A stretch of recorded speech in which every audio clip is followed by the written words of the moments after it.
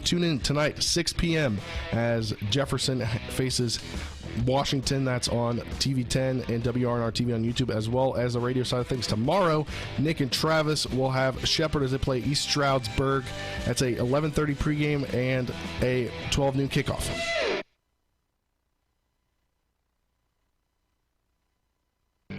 Proud to support our local community and bring you the latest local news, local weather, and local sports. Talk Radio, WRNR Martinsburg, Hedgesville, Bowling Waters.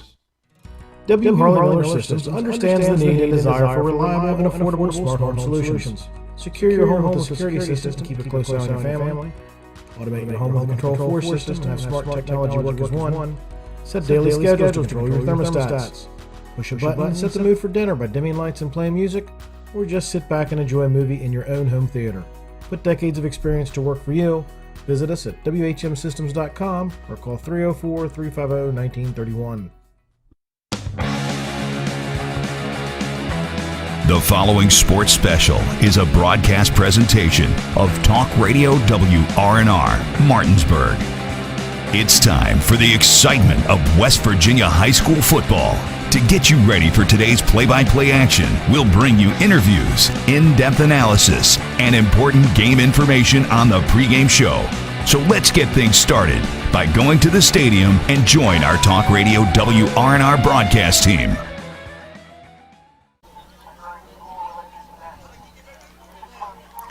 Good evening, everyone, and welcome to Terry L. Marcus Stadium. Hello, Colin McLaughlin here. Alongside me is Matt Miller. Our crew this evening is John Alderton and Harry Brown, as well as Nick Verzolini, Donna Schaffner, and back at the studio is Spencer Dupuis. Some high school football for you this Friday night as the 8-1 Jefferson Cougars come across the county to take on the rival 5-4 Washington Patriots.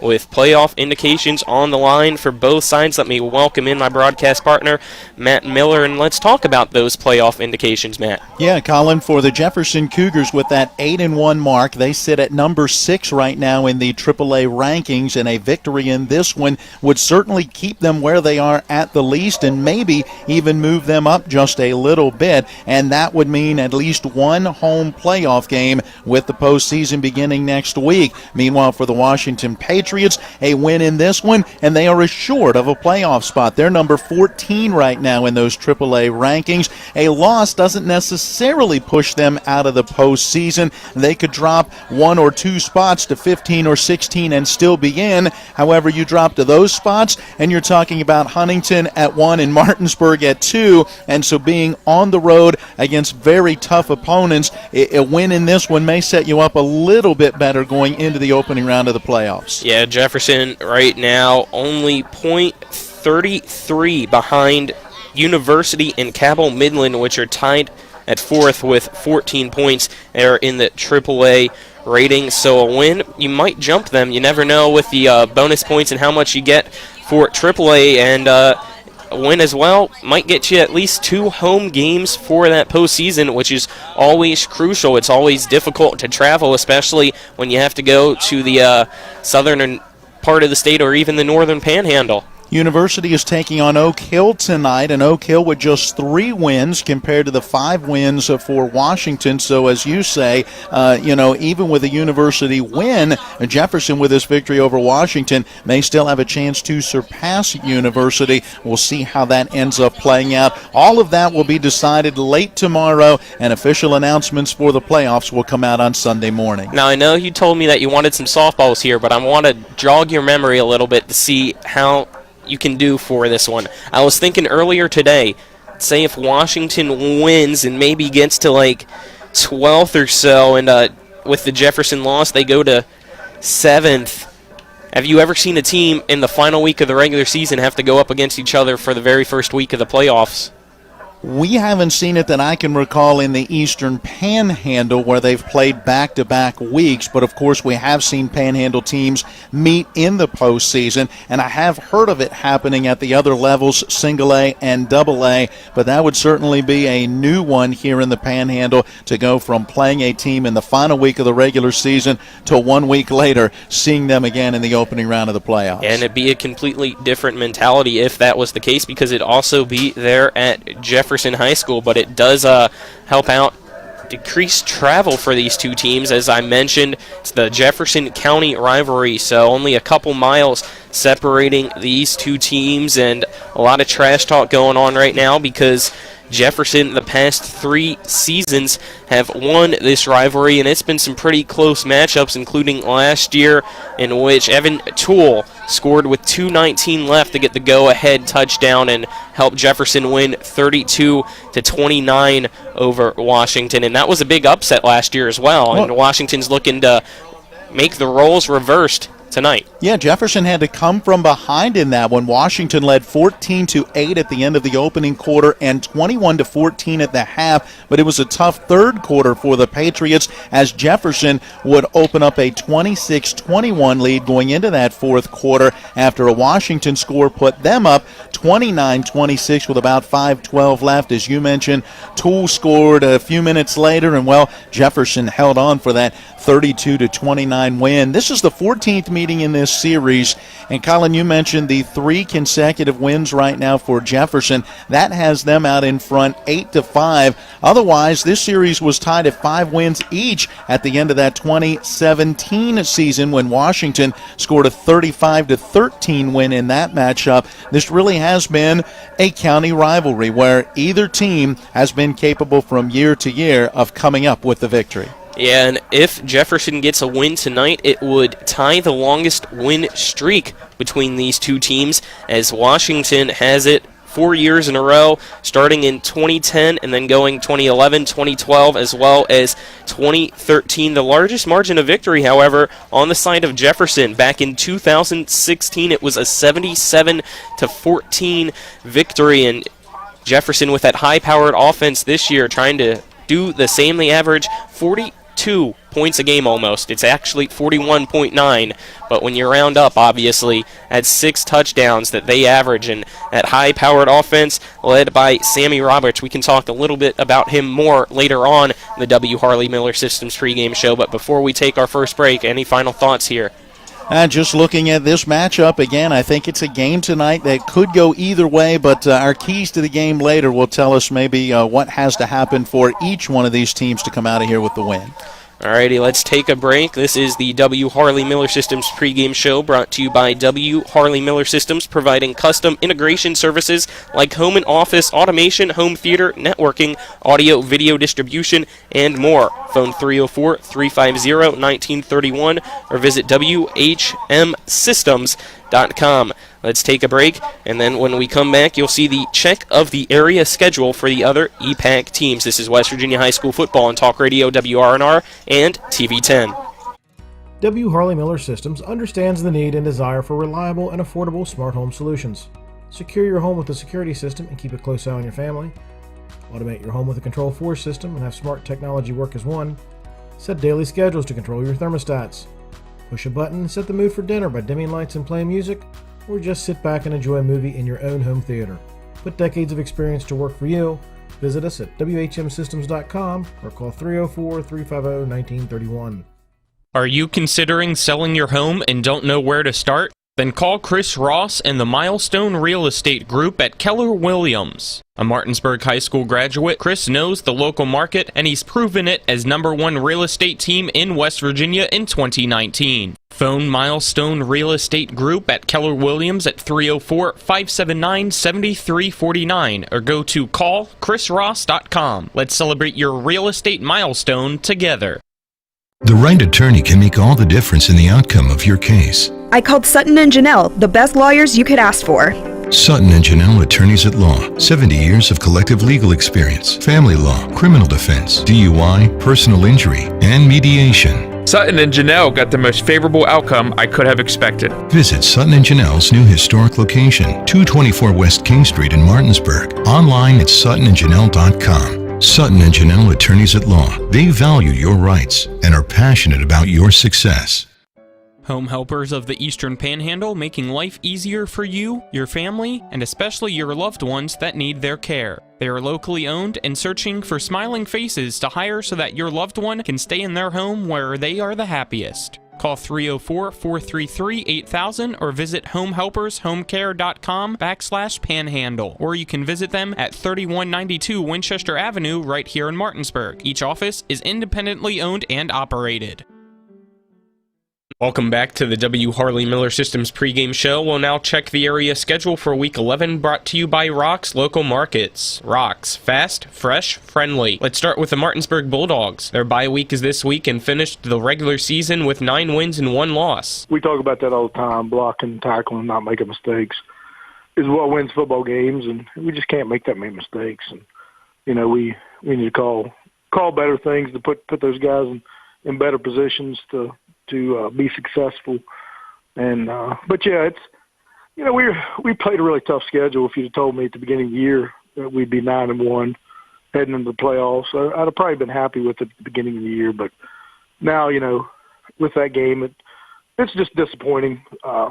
You know, being up 2 scores and then ended up pretty much losing by a score. And yeah, it's one of those things where we're going to have to, you know, get better and do a couple things differently and probably practice better is one of the major things we're going to have to do.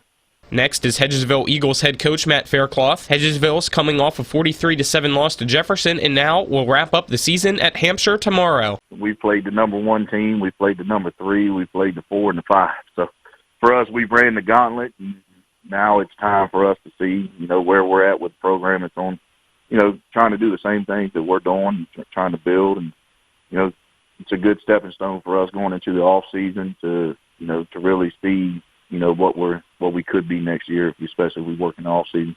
The next game has the Musselman-Appleman hosting the Parkersburg Big Reds. Here's Musselman head coach Brian Thomas on tonight's opponent. They have one of the best athletes in the state. You know, we actually we're a little bit familiar with them because we played them 2 years ago in the first round of the playoffs. And their starting quarterback, you know, their best player that they have this year, started on that team 2 years ago as a sophomore, and he was their best player then. So, you know, we're aware they have one of the best athletes in the state. They move them around a lot.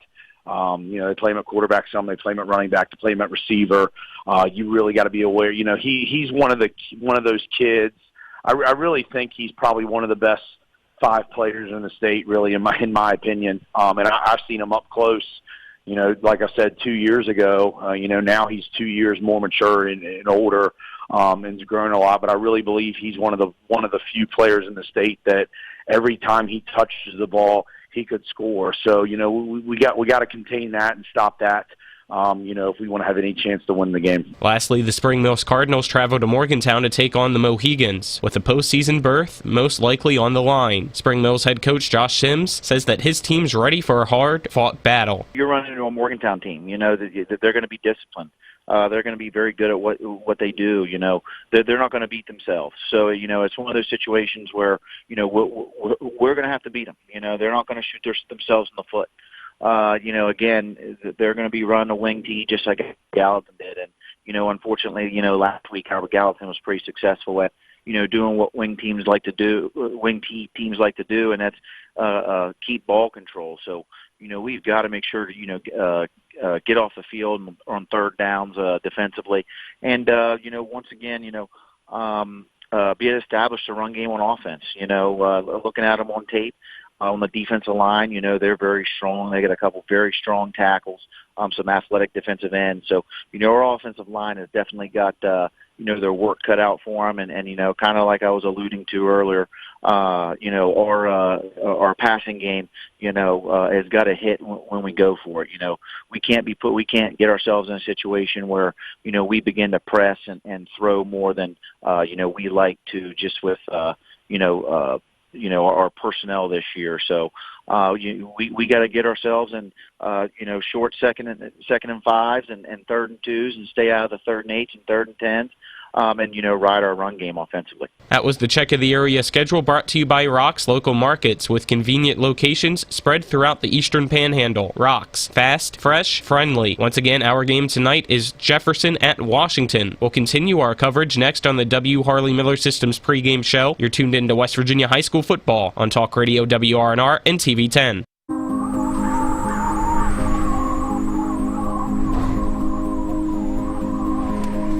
Don't hibernate this winter.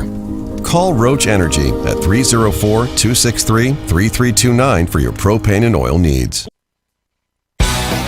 Ollie's VIP Northside is the best local spot to catch all of your favorite high school, college, and pro sports, or to hang out with friends.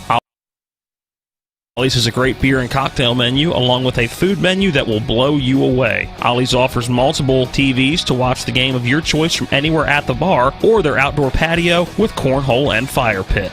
So stop by and see for yourself today at 36 Veronica Drive in Martinsburg. That's Ollie's VIP Northside. We'll see you for the game. This is Eric at Hagerstown Ford. Over the last decade, the way we buy things have evolved. Now, you get on your phone, click Want It, and it shows up at your front door. At Hagerstown Ford, it is that convenient. We've changed the car buying experience on the I-81 corridor forever. And with a return policy better than Walmart, there's absolutely no reason to buy a new or used car, truck, or SUV anywhere else. Just like Amazon, Hagerstown Ford will deliver the vehicle to you, where you are, and on your time. And if you don't want it, return it. No questions asked. Why waste your time at a car dealership playing the dumb back-and-forth games? Besides, we hate it more than you do. I assure you, no dealership from Winchester, Virginia to Washington, D.C. will beat our price. No dealership from Chambersburg, Pennsylvania to Baltimore, Maryland will beat our price. And no other dealership will allow you to return it if you don't want it. Hagerstown Ford absolutely provides the best experience at the best price. Visit HagerstownFord.com to schedule your VIP experience. Click on the vehicle you want and get your new ride delivered to you at no risk. See dealer for details.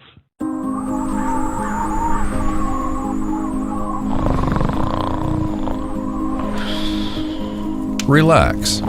Call Roach Energy at 304-263-3329 for your propane and oil needs. Welcome back to the W. Harley Miller Systems pregame show on Talk Radio WRNR and TV10. We're at Terry L. Marcus Stadium at Washington High School as the Patriots host the Jefferson Cougars. And now let's look at the Jefferson Cougars. They come in today 6th in AAA, 8-1 overall. That one loss to the Martinsburg Bulldogs. Yeah, and that loss a couple of weeks back in a game in which they just never found any kind of offensive rhythm as they suffered a 42-3 setback. Prior to that, the lowest scoring output they had was 33 points in a win against James Wood a couple of weeks before that loss to Martinsburg. So certainly not what Jefferson would have expected in that one, but they certainly bounced back well last week. They took on Hedgesville and defeated the Eagles 43-7. Able to establish a little bit of ground game in that one and continue to throw the football well with Sammy Roberts and continue to rack up those points, as you mentioned earlier, averaging 42 a game this year. Yeah, and on the opposite side, the defense stepping up when it needs to as well. The defense for Jefferson has the opponents only scoring 10.4 points per game, so that's a pretty large deficit when you look at the average on the offense and on the defensive side. And as you said, the last win against Hedgesville, 43-7, so they were right there at that average, and it's all because of Sammy Roberts, the quarterback this year, with a completion percentage of just over 54%. He's just over 1,500 yards as well, averaging 176.56 per game. His touchdown to interception ratio is 22-5, and the offensive line gives him all the time he needs. All season, he's only been sacked twice. So maybe a little hint there for the keys to the game for Washington. Got to get to Sammy Roberts. Well, and when you look at that Martinsburg game, while the Bulldogs may not have sacked him a whole bunch in that game, they put a lot of pressure on him. They forced Roberts to throw that football before he really wanted to. And with those deep balls, there were times where all he could do was throw it up and hope that his wide receiver, who's a good athlete, would have enough speed to be able to get to it. Whereas if he has a little more time to set up and allow that receiver to make their initial move and then lay it out there, he's got a much better chance of completing it. So as you said, pressure on the quarterback, even if you don't sack him, can be big tonight for Washington.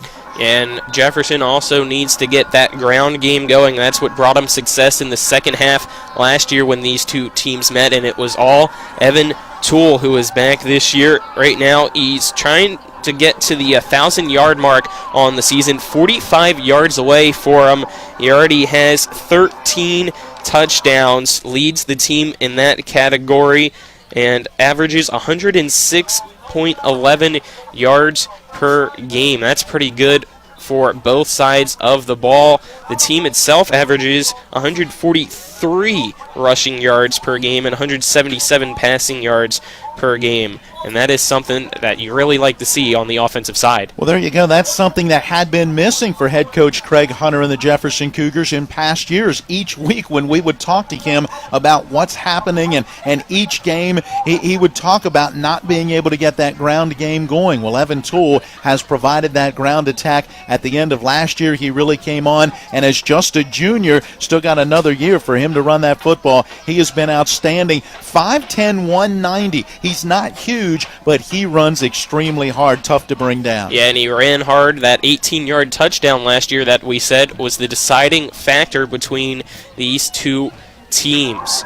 He also plays on the defensive side sometimes for Jefferson, and for them, they are really good at the defending the pass, but they struggle at defending the run, and that is something that they're really going to need to do tonight against that single-wing Washington Patriot offense. Defensively, they allow 142.89 rushing yards per game. Yeah, but the thing is, they're not giving up a ton of points. You mentioned earlier the points per game, and outside of the 42 points that they allowed to Martinsburg, the highest total was 23 points in the opener against Millbrook, and hey, they won that one 55-23. So even if they give up some rushing yards in this one, the key is not giving up points. And a little bit later when we talk about these Patriots, we'll talk about one of the things that they've struggled with at times this season, and that is putting the ball in the end zone. Jefferson also with a win today will have its best record in the regular season under Coach Hunter. Back in 2015, they finished 8-3, obviously 8-2 in the regular season, and then lost in the playoffs. So this would be the first time under Coach Craig Hunter's in his 9th season with the Cougars that they'd have 9 wins on the year, and that's something that you definitely want to build momentum on, as last year they went 2-6 overall in the COVID year, so it's been a complete 180 for this team. Yeah, this team certainly has played well this season. They've put it together. They've still got some young talent that could make them a tough team next year as well. And so we're looking forward to seeing how they can close out this regular season. We mentioned earlier, they got a lot to play for. A chance to be at home on that brand new turf in the opening round, and maybe even with an upset around them, 2 home playoff games. And we all know how big that home field advantage is here in the Eastern Panhandle when other teams have to make that long trip across the state. Yeah, and for Jefferson, the final point that I want to make, a lot of upperclassmen in the starting lineup, especially on that front offensive line, all seniors except for one sophomore in the right guard, and Jared Wilberger. So it's a veteran team, and that seems like why they have some success now. They've been playing with each other for a while. But Sammy Roberts' most targeted receiver is actually a sophomore in Keyshawn Robinson, so he'll still have a couple of years left, and right now he's already lighting up the stat book. Yeah, absolutely.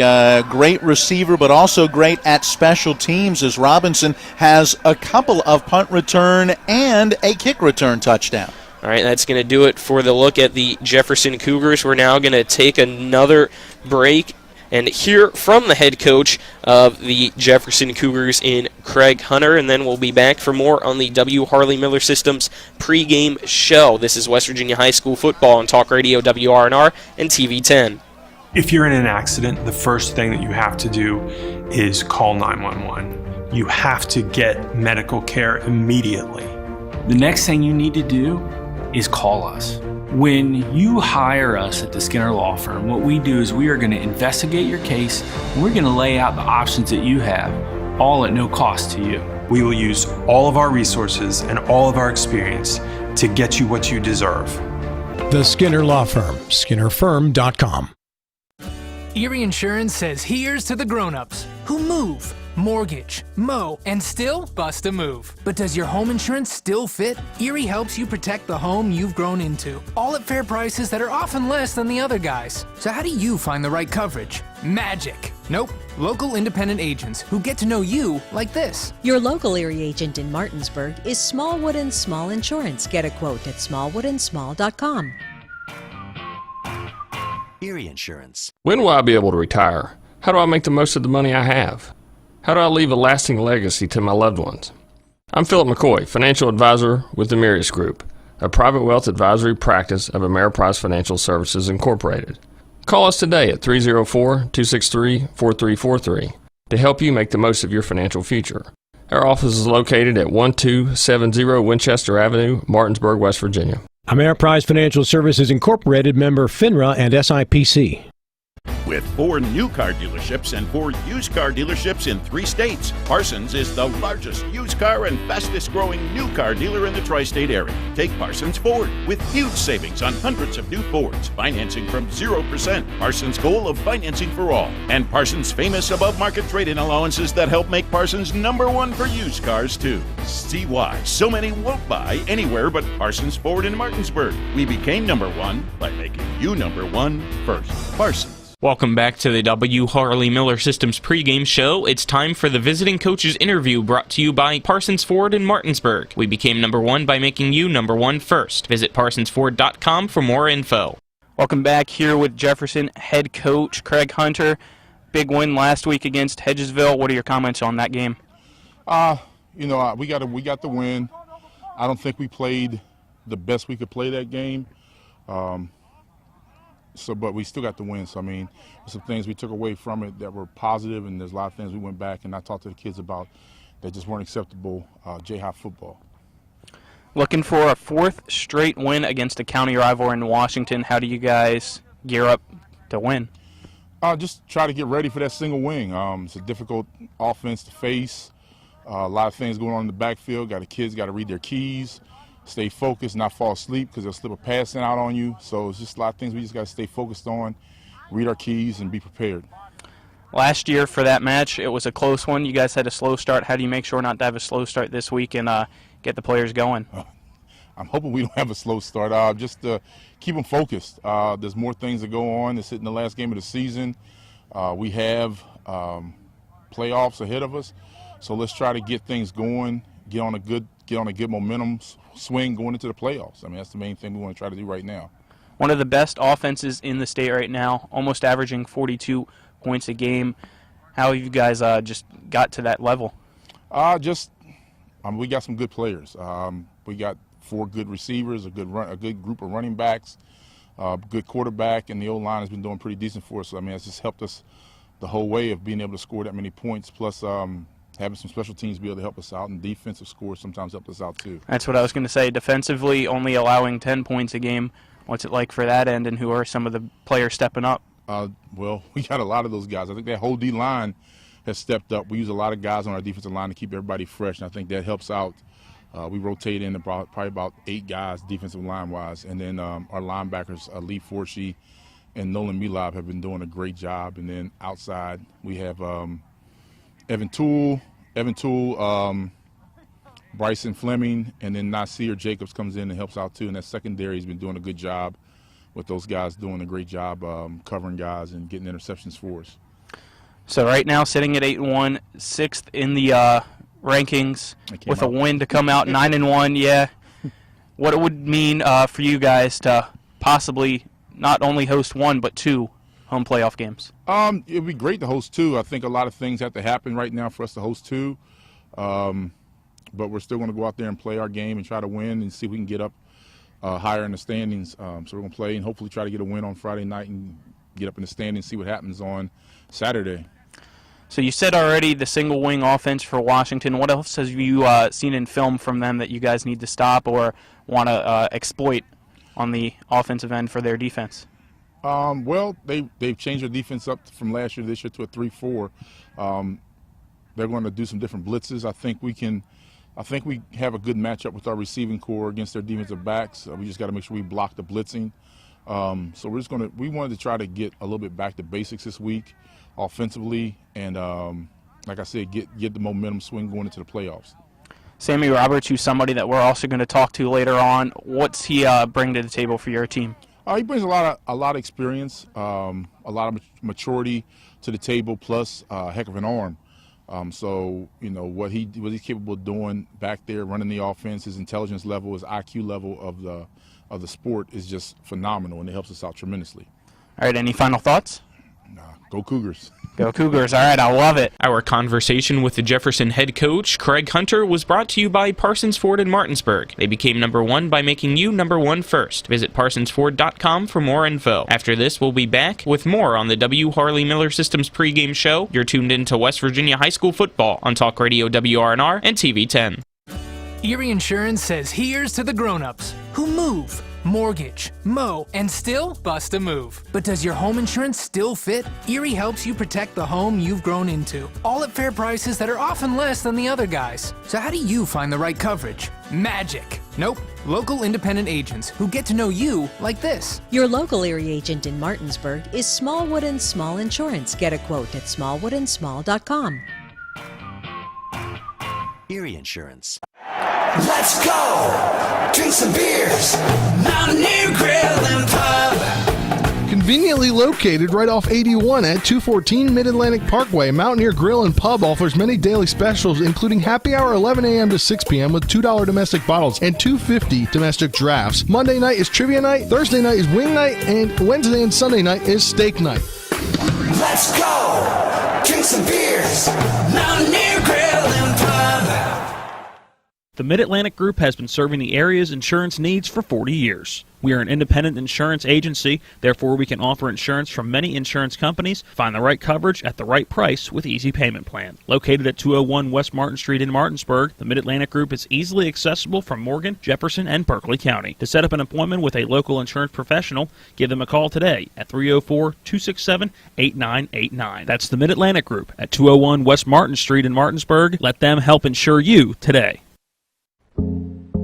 Conveniently located at 440 Williamsport Pike in Martinsburg, Sunset Car Wash's staff specializes in keeping your car clean. From our famous 3-minute cloth wash to our touchless automatic and 6 self-serve bays, we offer whatever preference you have for your car wash needs. If your vehicle could talk, it would say, "Take me to Sunset Car Wash." That's Sunset Car Wash at 440 Williamsport Pike in Martinsburg. Locally owned and operated.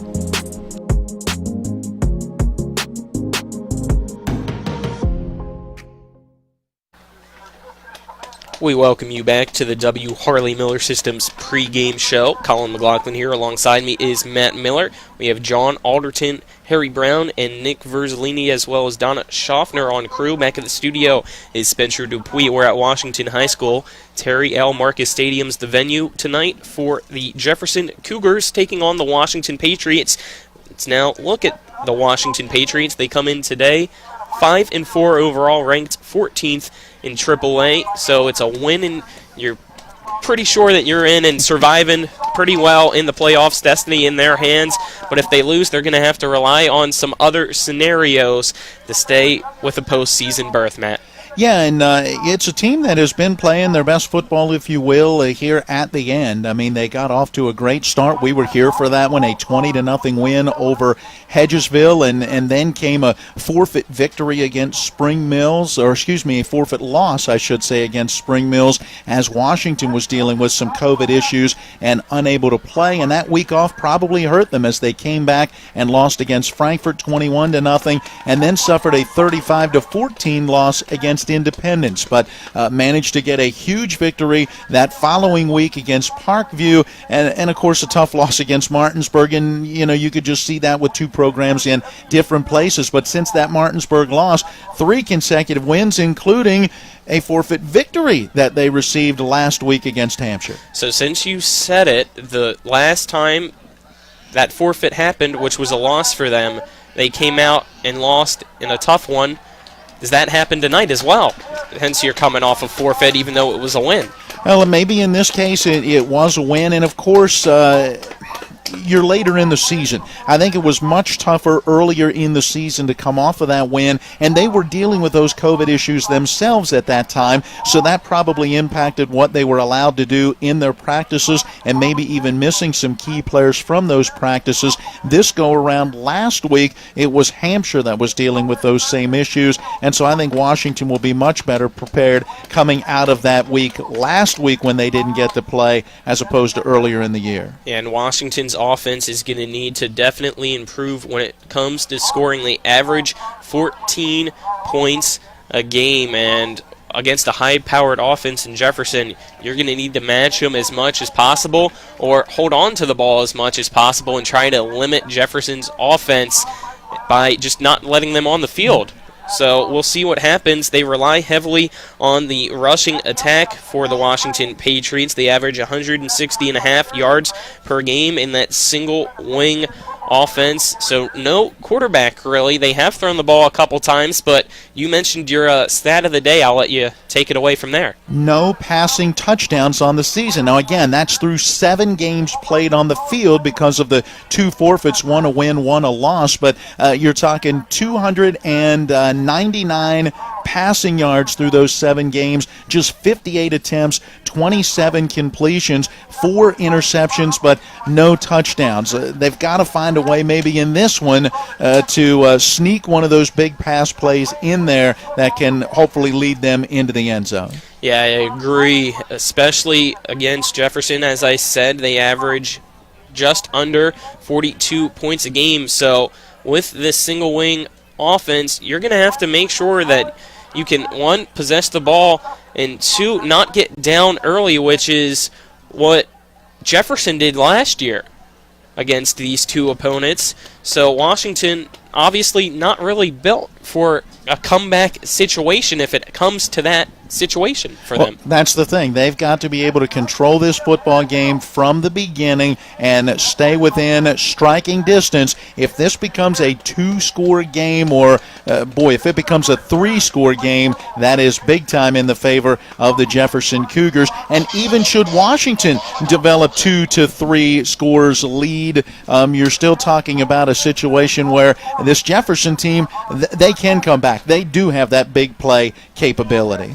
All right, let's take another break here, and we'll hear from the head coach of the Washington Patriots, and Glenn Simpson, as well as here are in the huddle player segments from both teams as well. This is the W. Harley Miller Systems pregame show, and you're listening and tuning into Talk Radio WRNR and TV 10. We'll be back in a little bit.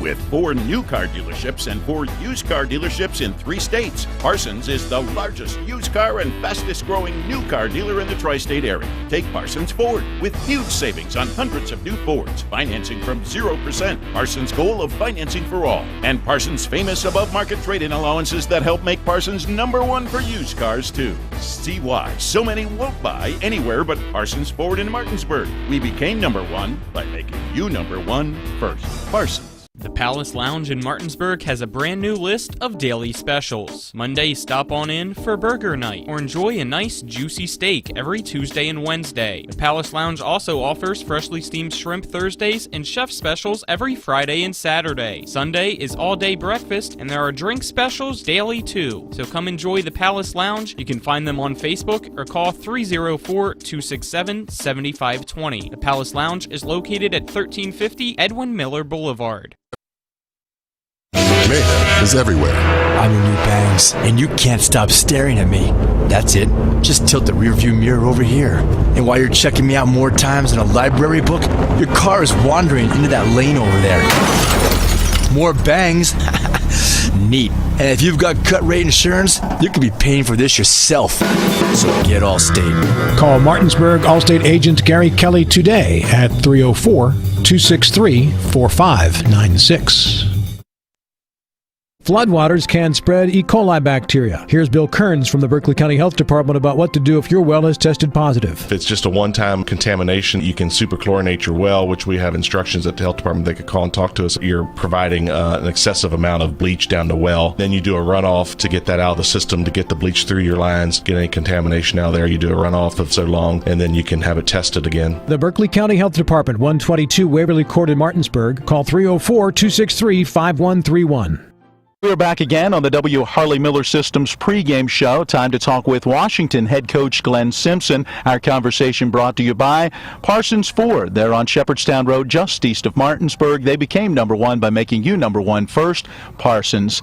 Coach, good to talk with you. The end of the season, 5 wins, 4 losses going into this final game of the regular season. How do you assess what your team has accomplished so far? Well, what our team has accomplished is we have put ourselves in a position to meet the goals that we set out the year with. And that's always a good thing to have everything that you've worked for still ahead of you. We got a play-in game this week for the playoffs and against our crosstown rivals, and just can't get any better than that. You have fought some adversity throughout the year, a game that you unfortunately had to take the forfeit loss early in the year and couldn't be on the field, and just a week ago scheduled to play Hampshire, and they end up taking that forfeit loss. How hard has it been kind of dealing with things like that? Well, the hardest part about dealing with that is knowing that my team doesn't get the full complement of games. It's not about forfeits and playoff points and all that other garbage. These young men come out and they love to play football and they love to be together on the field and on the sidelines. So not being able to do that for our full schedule was challenging. But having said that, these young men have been great. They have worked so hard. A bit of a slow start to the season. What was it, 2 wins, 4 losses through 6 games, but you have reeled off 3 straight wins to be able to reach this point. What does that show you and tell you about this group? They're resilient. They're gritty. We preach toughness all the time, and the excellent part about the games that we've played recently, even though they've been close, been very close games with Preston and Musselman, we've made plays to win games. Instead of finding ways to lose them, we have found ways to win, and that just speaks to the character of these young men. Yeah, tell us about this senior class and what they've gone through to help get this program to where you're at right now, to be able to win games like the ones you just spoke of. Well, they believe. They've bought in. They have been bought into this program from the time I went to visit them in the middle schools. I mean, they were just tuned in and ready to get to work to do something great. And they've played some tough football. They've had to play early as young men, play a great Eastern Panhandle schedule, which is no joke. Anybody in the state will tell you that. And so they've weathered those storms and making those football deposits, as I've been saying for years, and this year they've been able to take a few withdrawals. So, very proud of them. Very tough matchup against the Jefferson Cougars on Friday night. What do you see in that game? Well, I see a very explosive team. Jefferson has explosive players all across the field. They are a phenomenal team when it comes to making chunk plays. So we've got to do what we do. We've got to maintain the ball. We've got to control it. We've got to keep possession of it, and we have got to tackle in open space. If we can do that, we can have a good game. Couple of tight games with those Cougars over the last couple of years, and they've found a way to come out on top. How much does that kind of motivate you going into this one? Well, there's a lot about this series that motivates myself and this senior class in particular. So we don't need any extra motivation. This is very much a backyard brawl, if you will. Everybody around here is related. Everybody knows each other, and it's a long time till we get to play this game again. So we have to make the very best of it this week.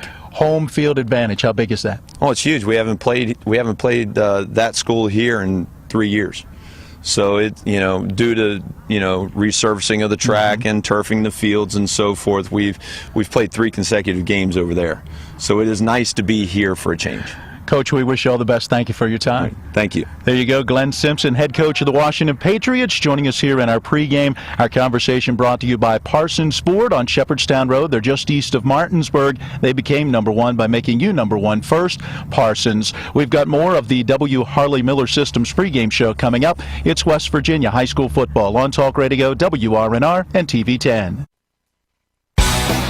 Ollie's VIP Northside is the best local spot to catch all of your favorite high school, college, and pro sports, or to hang out with friends. Ollie's has a great beer and cocktail menu, along with a food menu that will blow you away. Ollie's offers multiple TVs to watch the game of your choice from anywhere at the bar, or their outdoor patio with cornhole and fire pit.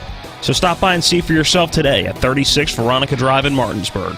That's Ollie's VIP Northside. We'll see you for the game.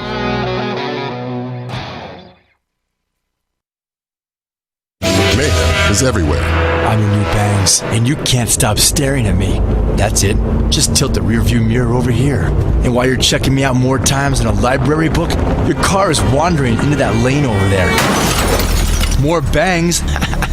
Neat. And if you've got cut rate insurance, you could be paying for this yourself. So get Allstate. Call Martinsburg Allstate agent Gary Kelly today at 304-263-4596. The right attorney can make all the difference in the outcome of your case. I called Sutton and Janelle, the best lawyers you could ask for. Sutton and Janelle Attorneys at Law. 70 years of collective legal experience, family law, criminal defense, DUI, personal injury, and mediation. Sutton and Janelle got the most favorable outcome I could have expected. Visit Sutton and Janelle's new historic location, 224 West King Street in Martinsburg. Online at suttonandjanelle.com. Sutton and Janelle Attorneys at Law. They value your rights and are passionate about your success. Whether you're heading to a high school, college, or professional football game, Johnny's has all your tailgating go-tos. Delicious wings, meatballs, shrimp, burgers, and dogs. Plus, Johnny's has everything you need to serve it all up. Party trays, utensils, plates, cups, and more. Stop by either of our two great locations, 1456 Winchester Avenue in Martinsburg and Route 11 South in Chambersburg. Welcome back to the W. Harley Miller Systems pregame show. It's now time to go in the huddle, brought to you by the Marius Group and Ameriprise Financial Advisors, John Everson and Phil McCoy. You can give them a call at 304-263-4343 or stop by their office at 1270 Winchester Avenue in Martinsburg. I'm here with the Jefferson Cougars quarterback in Sammy Roberts. Last week a win over Hedgesville, off to a pretty good season right now, 9-1 overall. What's it been like for you guys? Right now we're just really excited about where we are as a team at this point. Looking to get this win this week coming up, and then looking forward to the playoffs. A rivalry week right now up against Washington this Friday. Talk to me about how does it feel going up against a familiar opponent? I mean, we feel good about the game. Everybody's very excited being 10 minutes away from them, so it'll feel good just to play with everybody here in the hometown, so it'll be nice. Very explosive offense for you guys this year, almost averaging 42 points a game. Just tell me what it's like being the leader with the quarterback position for your team. It feels great. I mean, it's throughout the week we're really working just to get better every single time, and it's just working and being a great team. Growing up, have you always been a quarterback, or did you used to play some different positions? So I did not always. Well, I always been a quarterback since I played football, but I just started in middle school. So I never played youth league or anything, just from 6th grade up. I've just fell in love with the game and loved it ever since. Why did you choose to start there in middle school? So Coach Vines at Wildwood, he saw me throw the football and basically told me I was going to be a quarterback, and then I just loved it ever since. So. And I know you said that you also play baseball here at high school. Mm-hmm. Still deciding between baseball and football? No, as of right now, I'm pretty sure I'm going to go with football to play to the next level. So I just don't know where yet. So, I mean, right now we're just going to make that decision after the season. What's it like being a quarterback for you? Tell me, what do you do every week to tune up for the games on Friday? Just kind of get ready for offensive practice during the week, watch a lot of film, just look at the other team and what they do when they blitz, how they coverage, and how they play our receivers and everything like that. What have you seen film-wise for the Washington defense? I mean, I feel like we have really good athletes that are better than their athletes. So, I mean, we have a lot of talent, and I can't wait to play them. All right, last question, gearing up for the playoffs. What does your team need to do to make a deep run? I think we just need to work together as a team. Do not, if something goes bad or not our way, just not complain about it and just work together as a team and really build off that energy, and we'll have a really good run. All right, thank you, Sammy. Thank you. Now let's send it out to Washington High School with Matt Miller. Colin, thank you very much. We welcome you here to Washington High School. Our In the Huddle segment continues, brought to you by the Marius Group and Ameriprise Financial Advisors, John Everson and Phil McCoy. Give them a call at 304-263-4343. Talking with the Patriots, Tyler Meisenzaw.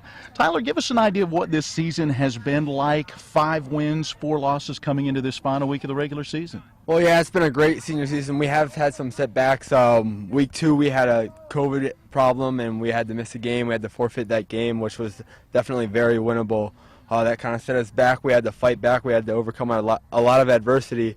So yeah, it's just been a great senior season to build a brotherhood and fight adversity together. At the same time, you got one of those games given back to you, if you will, just a week ago. There's got to be at least a little disappointment at not getting on the field for those 2 games. What's that been like? Well, yeah, of course, it's very disappointing. That's we've only had 8 regular season games this year, and as a senior, it sucks to not be able to play the regular 10-game schedule. At the same time, when you have had those opportunities, you guys have been able to get out there and get it done. A little bit of a slow start, but have come on late. What's been the difference?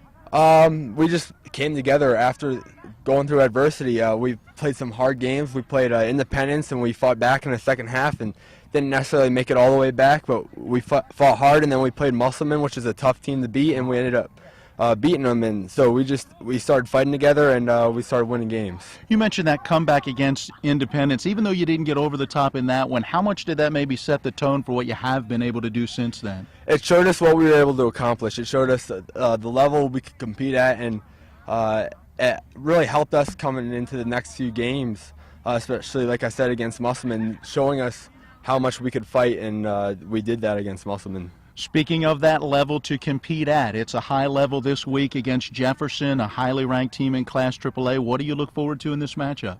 It's a rivalry game, so it's always fun, and it's a coin flip. Yeah. It's a rivalry game, and it's going to be fun. The last couple of ones have been very close. Does that kind of give you that much more of a desire to make sure you get this one? Yes, especially because the odds have gone against us. The coin flipped the other way.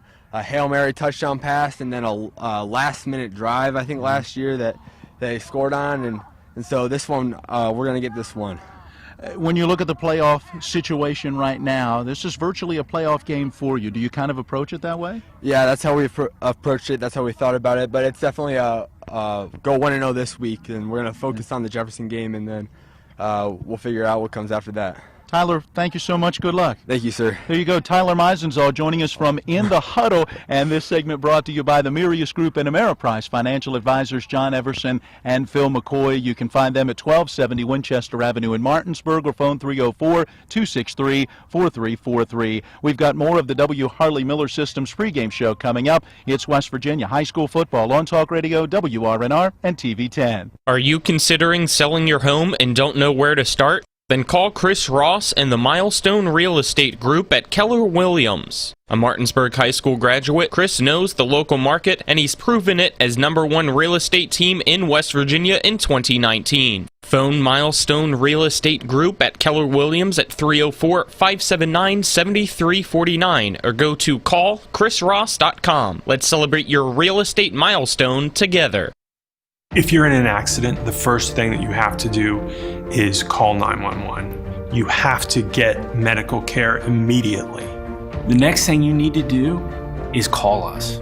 When you hire us at the Skinner Law Firm, what we do is we are going to investigate your case, and we're going to lay out the options that you have, all at no cost to you. We will use all of our resources and all of our experience to get you what you deserve. The Skinner Law Firm, SkinnerFirm.com. Mayhem is everywhere. I'm your new bangs, and you can't stop staring at me. That's it. Just tilt the rearview mirror over here. And while you're checking me out more times than a library book, your car is wandering into that lane over there. More bangs? Neat. And if you've got cut rate insurance, you could be paying for this yourself. So get Allstate. Call Martinsburg Allstate agent Gary Kelly today at 304-263-4596. This is Matt Miller, along with my wife, Dale. As homeowners, we've been through the mortgage process several times, and each time we went to Mark and Cheryl Savitt at the Mortgage Center. They treat you like family with personal one-on-one service, walking with you through the process from application to settlement. Plus, low interest rates and closing costs. The Mortgage Center is on Edwin Miller Boulevard in Martinsburg. Phone 304-267-9040. Or online at mortgagefinancing.com. NMLS number 237527, equal housing lender.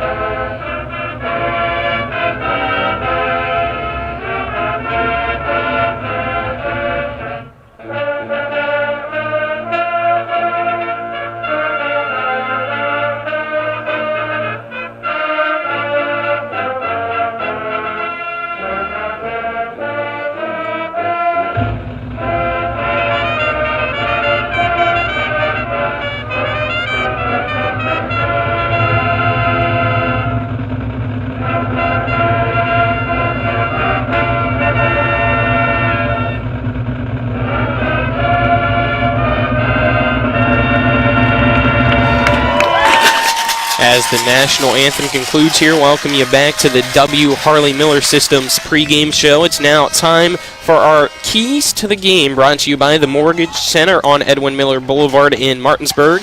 The key to buying the right home and securing the financing with low interest rates and closing costs. Call the Mortgage Center at 304-267-9040 or go to mortgagefinancing.com. All right, Matt Miller, what are your keys to the game? All right, let's start with the visitors. 3 for each. For the Jefferson Cougars, I've got to establish the ground game. I think they need to have a balanced attack in this effort against the Washington defense. Number 2, get the early lead. You mentioned it earlier. Washington is not built for comebacks, so if you can open up a lead, it's going to be difficult for the Patriots. Number 3, got to stay disciplined on defense. Play your assignment. Don't get caught in that single wing looking into the backfield, and certainly be aware while they don't throw a lot, they may put the ball in the air. For Washington, number 1, control the ball. Limit possessions for Jefferson, and you got to score. I mean, you can control the ball a lot in this game, but if you don't get in the end zone, you're not going to win. You're talking about a 30-point difference in what these two teams average. Number 2,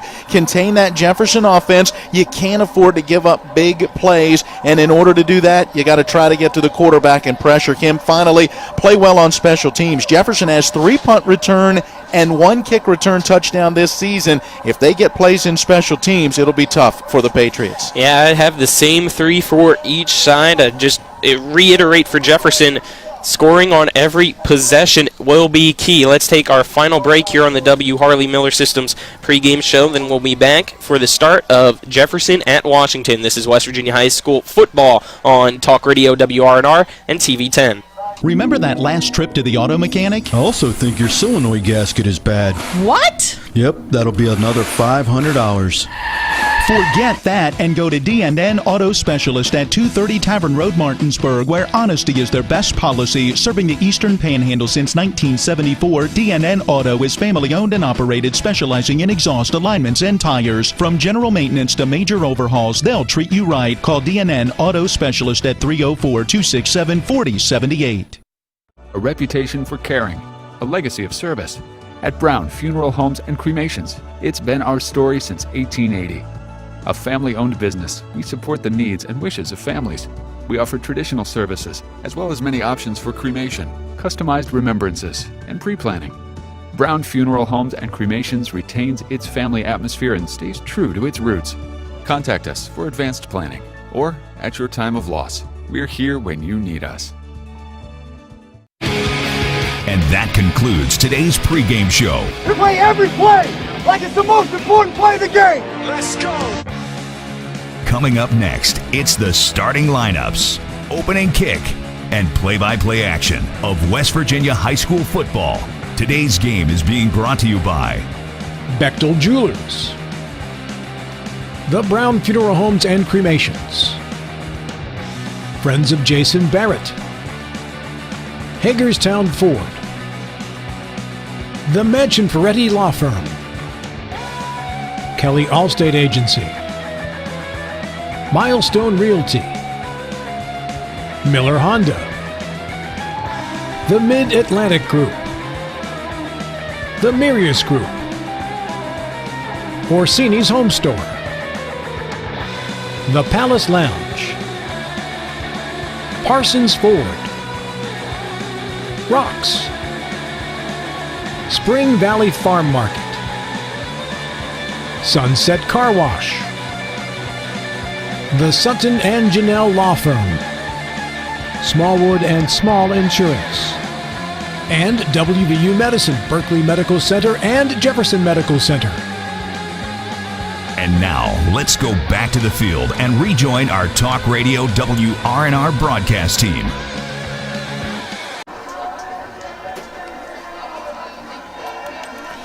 Welcome back to Terry L. Marcus Stadium. Let's now go over the DNN starting lineups brought to you by DNN Auto Specialists, where honesty is their best policy. Family owned and operated since 1974. Get your vehicle fixed right the first time at DNN Auto, 230 Tavern Road in Martinsburg. Phone 304-350-1931. Here's your offensive starting lineup for Jefferson, who will get the ball first this evening. Their quarterback is number 11, Sammy Roberts. Running back is Evan Toole. Your wide receivers for Jefferson are Kason Lanza, Keyshawn Robinson, Isaiah Fritz, and Spencer Powell. And their front line is Jill Sands, Jelani Hollis, Davis Cummings, Jared Wilberger, and Joey Slaughter. Let's now go over and here are referees for tonight. Game Matt? Officials, Brian Costello, our head referee. William Walker is our umpire. David Davis, the line judge. David Warner is the head linesman. Our back judge, Paul Reed, and the field judge is Jess Dusing. And that look at our officials brought to you by Brown Funeral Homes and Cremations, Robert Fields and Sons, a family-owned full-service funeral home proudly serving the area since 1880. Washington in the red tonight. McGinnis kicks it short, and we're underway. It's going to take a one hop and go in between the legs. Falling on it for Jefferson will be Bryson Fleming, and that's where they'll start 3 seconds into the first quarter as the Cougars offense takes the field.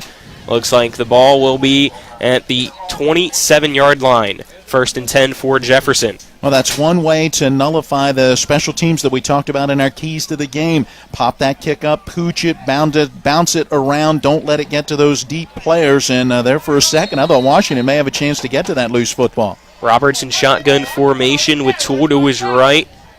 Claps a couple times to see if anybody would jump off sides from Washington.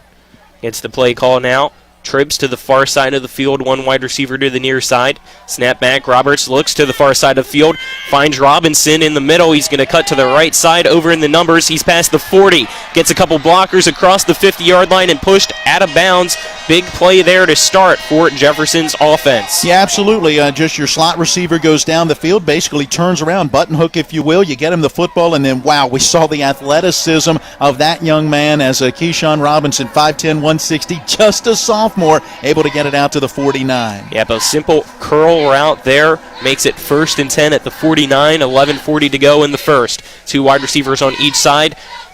Roberts sends a man in motion, hands it off to Toole, and Toole's going to get right back to the line of scrimmage, pushes his way forward before he's tackled. About a 2-yard gain, brings up 2nd and 8 for Jefferson. Now, you mentioned in the pregame, keep an eye on him as Evan Toole, 45 yards away from reaching 1,000 yards on the season. He has had a very good year. Shotgun formation again for Jefferson with Sammy Roberts at the quarterback spot. It is Toole lined up to the right at the 45-yard line. Looks over to Hunter for the play call. Two wide receivers to each side. Roberts gets the snap, drops back the pass, and it's going to be deep and caught on the left side of the hash marks, cuts inside and will be tackled by Ben Riston, and it's a Jefferson Cougars first down.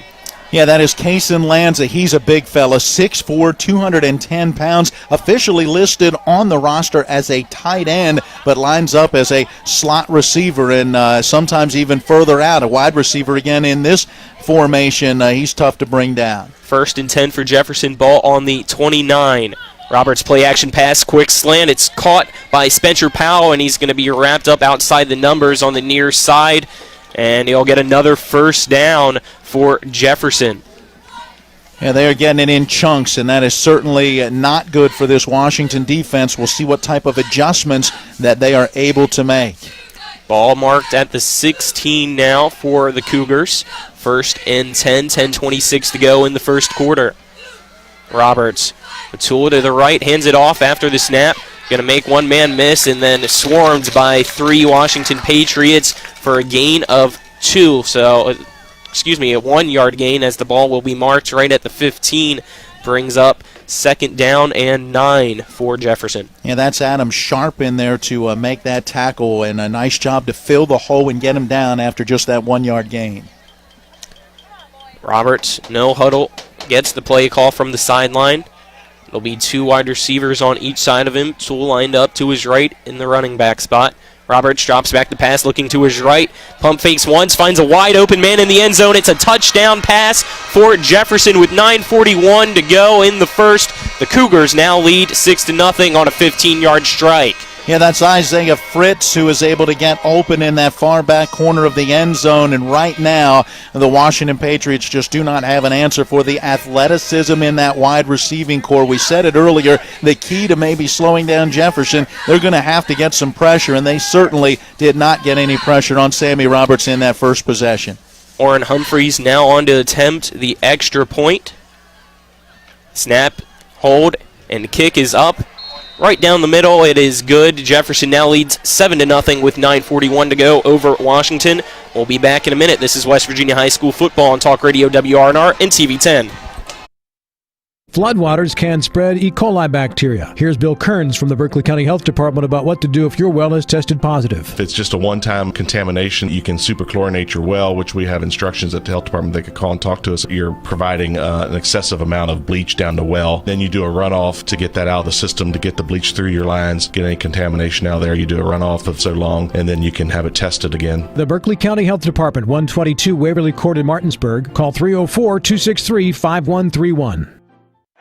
Let's go! Drink some beers! Mountaineer Grill and Pub! Mountaineer Grill and Pub offers many daily specials, including Trivia Night Monday, Karaoke Tuesday, Steak Night Wednesday and Sunday, Thursday night Boneless Wing Night, and on Friday and Saturday nights, there'll be a DJ and or karaoke. And remember, Monday through Friday, happy hour, 11 a.m. to 6 p.m., $2 domestic bottles and $2.50 domestic drafts. Let's go! Drink some beers! Mountaineer Grill and Pub! Welcome back to Washington High School. Jefferson up 7-0 early against the Patriots. It'll be Humphreys kicking off for the Cougars. Back to return is Washington. Trying to see who the lone return man is for the Patriots. I believe that's a 1-4, Joseph Vrobel. And the kick goes to Vrobel. He has to take a couple steps back. Catches it at the 5. He's going to run up the middle of the field, and swarm of Jefferson Cougars wraps him up just past the 20 as gets pushed back, but forward progress, it looks like, has him at the 23, and that's where the Washington Patriots will start. Well, that's a great job on special teams. I hope I get this name right. Nick Zitacararo. He is a 5'10", 180-pound junior. Let me spell that last name. Zitacuraro. Ding! Just like the Nationals broadcast. All right, everybody remember that. Quiz later on in the game. Hey, I'll give you the drive summary here in just a moment from that Jefferson opening drive of the game. The single wing offense set up. Ball snapped. Fake handoff rolls out to the near side. And it is Austin Sharp going to pick up a couple yards before he steps out of bounds. It'll be a second down with 9:25 to go in the first. Now let's see if he got back to the line of scrimmage, and there you go. Head coach Glenn Simpson in his 6th this season leading this program, deciding we don't throw the football much, right? So let's come out and try to throw them off on that very first play with a little play-action pass. It just didn't work, and there wasn't much that Austin Sharp could do, and ends up losing about 2 yards. 2nd and 12, ball on the 21-yard line now for Washington. Sharp spins around, has the handoff now, and he's going to break free past the line of scrimmage and gets up just shy of the 30-yard line to make it 3rd down. Taking the snap there this time was Tyler Meisensall. That's a good gain of 6 to set up what will be about a 3rd and we'll call it 6 or 7 to try to get that first down. Hey, by the way, the Jefferson Drive Summary, a service of 61st District Delegate Jason Barrett, Trusted Leadership Real Solutions. Just 2 minutes and 16 seconds and 6 plays to cover 73 yards with a 15-yard touchdown pass going from Roberts to Fritz. 3rd and 7, and it is a jet sweep for Washington to the far side. Justin Miller gets the handoff, and it looks like it's going to be all for nothing as he's wrapped up at the line of scrimmage. That'll be a 4th down now, so quick 3 and out for Washington. Yeah, a little misdirection there as they ran off to that left side, and just not much of a hole there for Justin Miller to try to get through. Miller on this season, just 4 carries, 19 yards coming in. and ended up picking up just one. It'll be Keyshawn Robinson back to field the punt for Jefferson. The punter at the 10-yard line for Washington. It's Stephen Pritt, it should be. No. I think that's Kojo Osafo-Mensah who's doing the punting. And it bounces at the 50 and takes a hop in the favor for Jefferson. And it'll go out of bounds, and it will be marked at the 45 of Washington, and that is where Jefferson will start with some pretty good field position as they lead 7-0 with 7:31 to go in the first quarter. Yeah, punt covers only about 17 yards, and sure enough, that was Osafo-Mensah on that punt. Your first quarter sponsors has Kelly Allstate, presented on TV 10 by Kelly Allstate Insurance, as well as Orsini's Home Store at 360 Hack Wilson Way in Martinsburg. Robertson, shotgun formation, drops back the pass, looking deep on the near sideline, wide open, and it's caught for a touchdown. In the end zone is Jefferson, making it 13-0 with 7:23 to go, and it is Spencer Powell with his 9th touchdown of the year.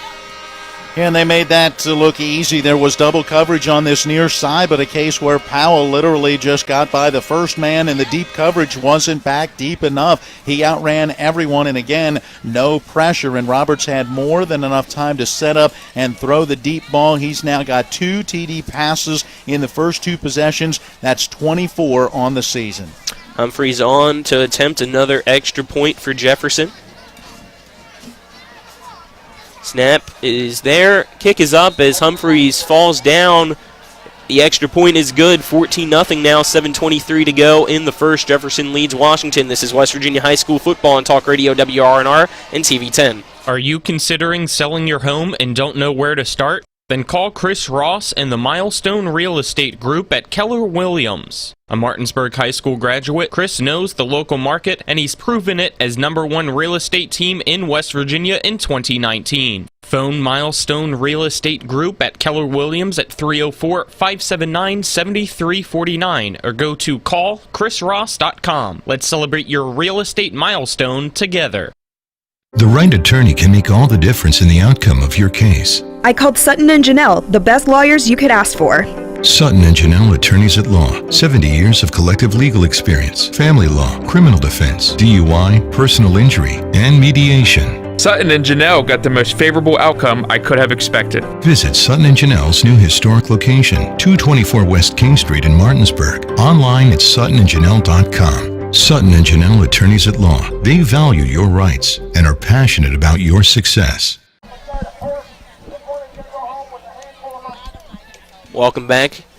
West Virginia High School football on Talk Radio WRNR and TV 10. 7:23 to go in the first quarter. Jefferson leads Washington 14-0. Orrin Humphreys for Jefferson kicks it away, and it's a squib kick that's going to take a couple hops and scooped up at the 5 for the return man of Washington.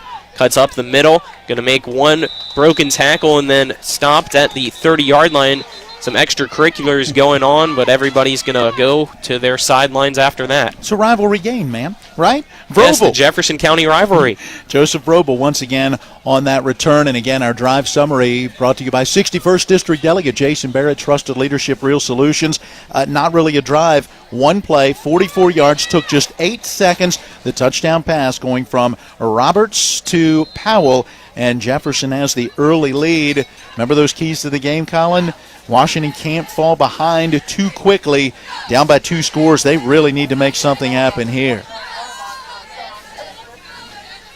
1st and 10 on the 29.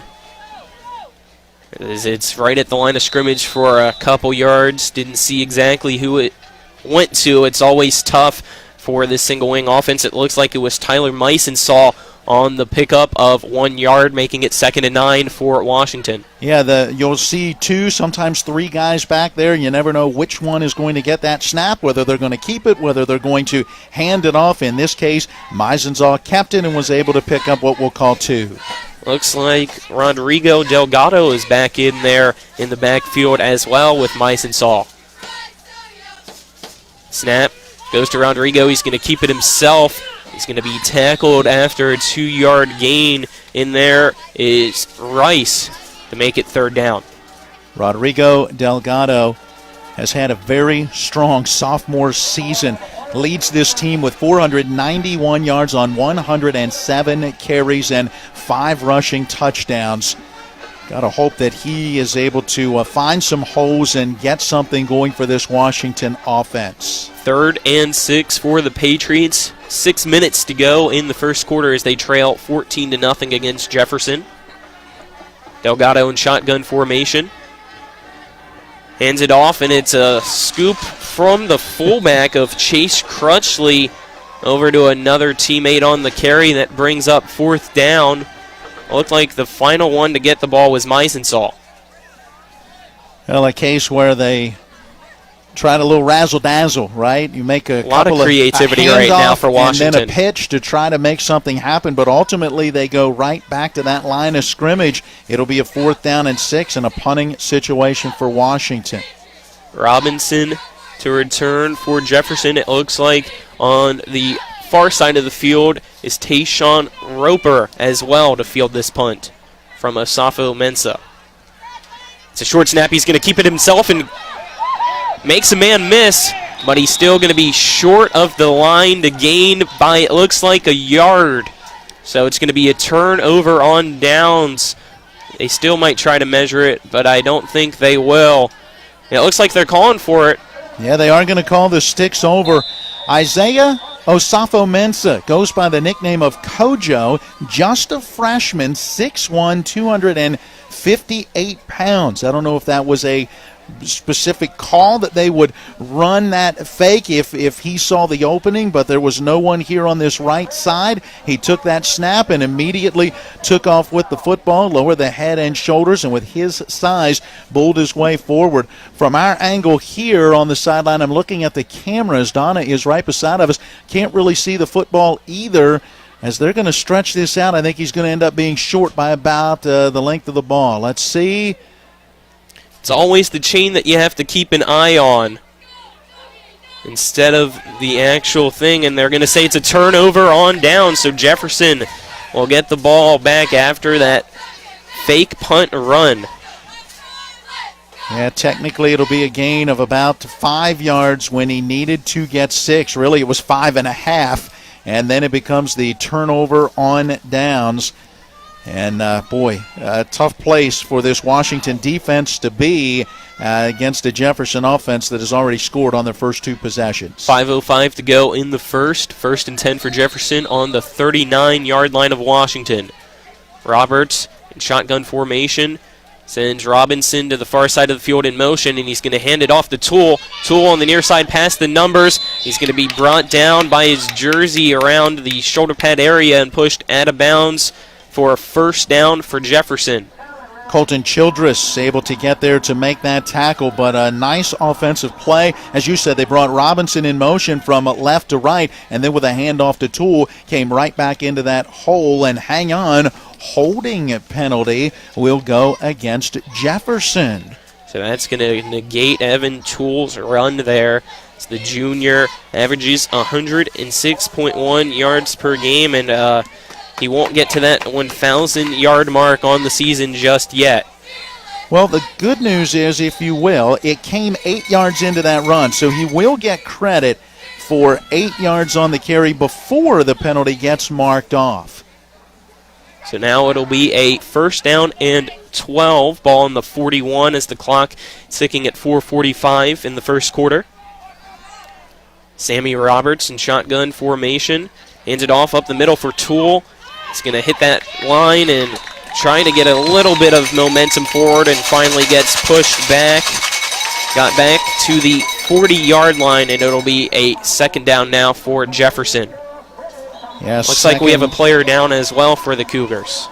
And that's Toole, who may have had a leg rolled up as he got driven backwards and then eventually taken down. The training crew going to come in. I believe that was Osafo Mensah helping to fill that hole. Looked like Adam Sharp in there as well. A nice job by Zach Wharton. So that defensive front doing the job.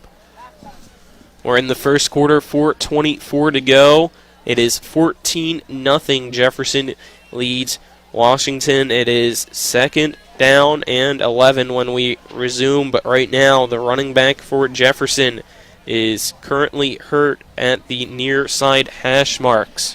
And Washington has done a good job of holding down that ground game. You look at the very first carry for Toole, it went for 2 yards. Next time went for just a yard. He did have the 8-yard carry earlier on in this drive, but part of that taken back by a holding penalty. This last carry for just 1, so you're talking 4 carries, 12 yards so far for Toole. The issue for Washington has been they haven't found a way to slow down that passing attack, as Sammy Roberts is 5 for 5 for 114 yards and 2 touchdowns. We still got 4:24 to play in the first. Evan Toole back up on his feet and walking over to the far sideline of Jefferson's on his own power. Going to get some high fives from his teammates. So hopefully he's okay and can come back in later on. And guess who checks into the lineup? It's Bryson Fleming, the 6', 185-pound senior. He'll be in there at running back, and by the way, he played here at Washington a year ago. Yep, a former Patriot, now on the opposite side of this Jefferson County rivalry. 2nd and 11, ball in the 41. Roberts, quarterback for Jefferson. Fleming to his right. 3 wide receivers at the far side, 1 in the near. Roberts rolls out to his right, and he's going to try to get it, but it is deflected around the sticks for the first down gain. Incomplete. It'll be 3rd and 11 now. Trying to see who made that stop. Looks like it was Tyler Meisenzahl, I believe, that got his fingertips on the football on that pass that was intended for Isaiah Fritz. Yep, I saw the linebacker Chase Crutchley also over there as well. Good job undercutting that route, able to get fingertips on that football. If that ball's a little bit lower with that undercut, may have been an opportunity to pick it off. 4 wide receivers in this shotgun formation, 2 on each side of Roberts.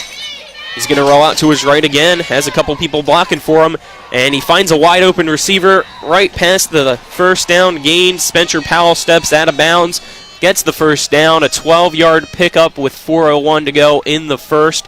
It'll be a 1st and 10 for the Jefferson Cougars. The ball's being spotted at the 27-yard line. And that's exactly what you want your wide receiver to do, right? He goes a little bit beyond the sticks, turns around, comes back for the football, able to get separation, make that catch, step out of bounds, and pick up the first down. Ball on that far side hash mark as Jefferson decides to flip around the play art out there. So it's 2 wide receivers now to the near side, 1 to the far side. Roberts hands it off to Fleming. He's going to cut once and stopped by a couple of Patriots. Looks like he just got back to the line of scrimmage, may have picked up a yard or so with 3:28 to go in the first quarter. It'll be a 2nd down for Jefferson. Look like Childress in there along with Smith and Wharton, all 3 combining to make that tackle on their former teammate Fleming. Roberts quickly back out. Tries to get somebody to jump off sides. Now looks over to the sideline. 2nd and 9, 3 minutes to go in the first quarter. Play clock at 10 seconds now as Roberts has a tight end go to the right side. He's going to hand it off again to Fleming, but it's a blitz for Washington, so it'll be a gain of 1 yard only as he swarmed there in the backfield. It looks like is number 54 for Washington, as well as number 10, those 2 being for them Dennis Smith as well as Meisenzahl. So Smith able to get in there. Not a 10. Yeah, get him right around the ankles. 3rd and 7.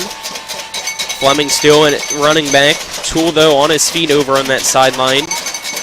Roberts gets the snap from Cummings, drops back the pass, has a man in the middle of the field, overthrows him. It's going to be a 4th down now with 2:12 to go.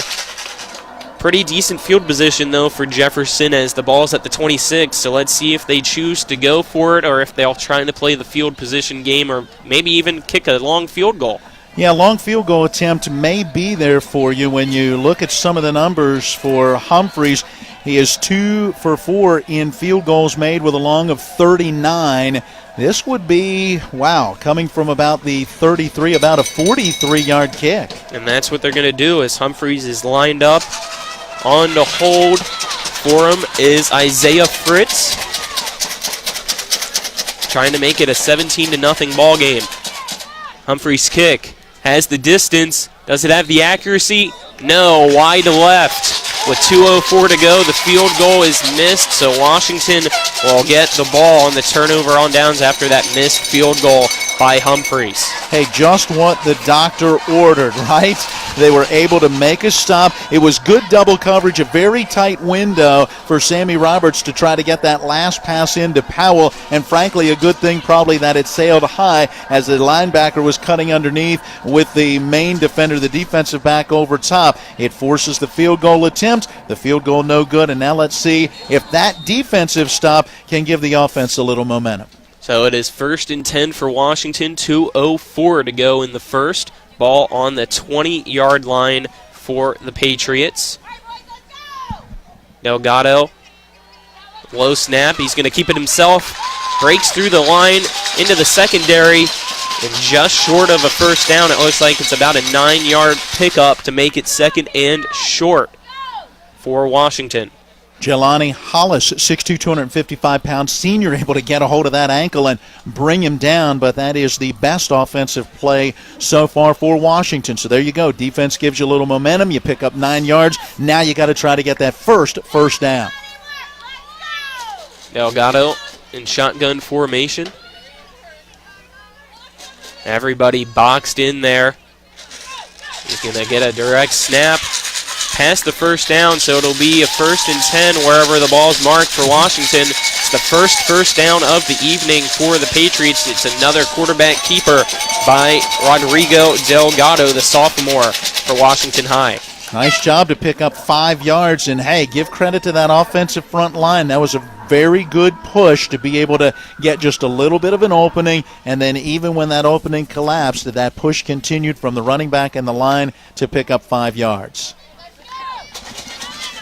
It is a 1st and 10. We're under a minute to go in the first quarter. Some noise coming here at the stadium. It sounds like somebody has a truck out there. Handoff to Meisensaul. He's past the 50, at the 40, down the right sideline. Makes a man miss. He's in the end zone.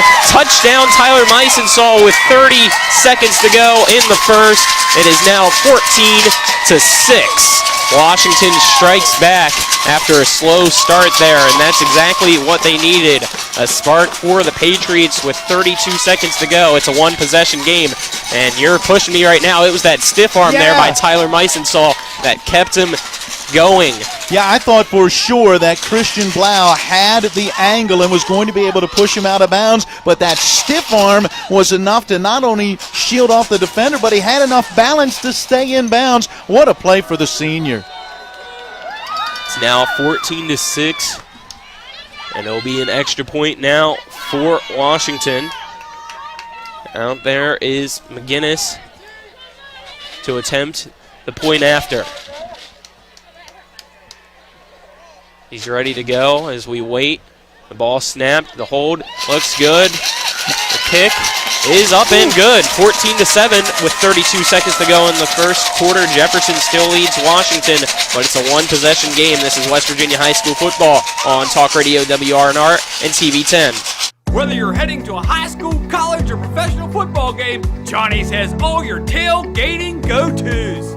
Delicious wings, meatballs, shrimp, burgers, and dogs. Plus, Johnny's has everything you need to serve it all up. Party trays, utensils, plates, cups, and more. Stop by either of our 2 great locations, 1456 Winchester Avenue in Martinsburg and Route 11 South in Chambersburg. If you're in an accident, the first thing that you have to do is call 911. You have to get medical care immediately. The next thing you need to do is call us. When you hire us at the Skinner Law Firm, what we do is we are going to investigate your case, and we're going to lay out the options that you have, all at no cost to you. We will use all of our resources and all of our experience to get you what you deserve. The Skinner Law Firm, SkinnerFirm.com. Welcome back here to Terry L. Marcus Stadium. Washington set to kick off to Jefferson now after that 66-yard touchdown run, and it's an onside kick. Going to be scooped up at the 40 on the near side. And everybody swarming them now from the Washington Patriots. A short gain of about 3 or 4 on the return, scooping it up, it looks like, was Nolan Mielub. Make it a 1st and 10 for Jefferson. I believe it's Mayleib, but just thank you. Yeah, to let you know. But, hey, let's give you the drive summary. 61st District Delegate Jason Barrett presenting it. Trusted leadership, real solutions. I say he's still a delegate, but get ready. He's running for Senate now. How about 3 plays, 80 yards a minute, 32 seconds, and a 66-yard touchdown run for Tyler Meisenzahl, his 5th rushing touchdown on the season.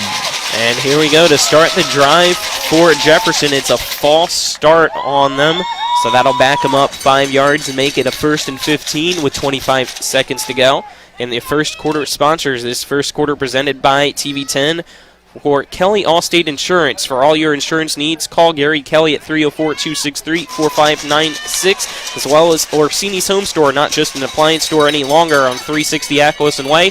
As the play goes to Robinson, he's going to be on the far side, and the gain's about a yard on the jet sweep for Jefferson to make it 2nd down, and it should be the final play of this first quarter. 5 seconds as it continues to wind down. So at the end of the first, it is 14-7. Jefferson leads Washington. Let's take a 1-minute break, then we'll be back for more action. This is West Virginia High School football on Talk Radio WRNR and TV10. The Mid-Atlantic Group has been serving the area's insurance needs for 40 years. We are an independent insurance agency, therefore we can offer insurance from many insurance companies. Find the right coverage at the right price with Easy Payment Plan. Located at 201 West Martin Street in Martinsburg, the Mid-Atlantic Group is easily accessible from Morgan, Jefferson, and Berkeley County. To set up an appointment with a local insurance professional, give them a call today at 304-267-8989. That's the Mid-Atlantic Group at 201 West Martin Street in Martinsburg. Let them help insure you today. Ollie's VIP Northside is the best local spot to catch all of your favorite high school, college, and pro sports, or to hang out with friends. Ollie's has a great beer and cocktail menu, along with a food menu that will blow you away. Ollie's offers multiple TVs to watch the game of your choice from anywhere at the bar, or their outdoor patio with cornhole and fire pit. So stop by and see for yourself today at 36 Veronica Drive in Martinsburg. That's Ollie's VIP Northside. We'll see you for the game. Back to Terry L. Marcus Stadium. Jefferson has the ball to start the second quarter, 2nd and 13 on the 42. Roberts with 3 wide receivers far, one in the near, gets the snap. It's going to be a quick stop and go route. It's caught in the inside. Cutting to the outside now is Fritz. He's past the first down, trying to cut back in. We'll have a flag thrown around the 45. He steps out around the 35. We'll wait and see what the call is. Right now it looks like it might be against Jefferson, so the first down is going to go right back. Well, the crazy part is if this penalty goes against Jefferson, that is just an undisciplined play because the ball carrier Fritz, after making that catch, had cut to the far side of the field. The penalty marker came well in behind the play. So if it goes against Jefferson, it is one that head coach Craig Hunter and his staff are not going to be pleased about. If it goes against Washington, I don't think Coach Simpson's going to be very happy with it either, but personal foul against Jefferson.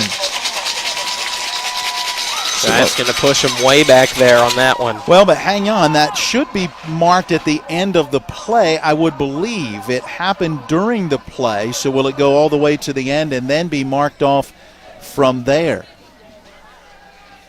We are waiting to see as they get ready to bring the football back. The penalty occurring at about the 46-yard line in Washington territory.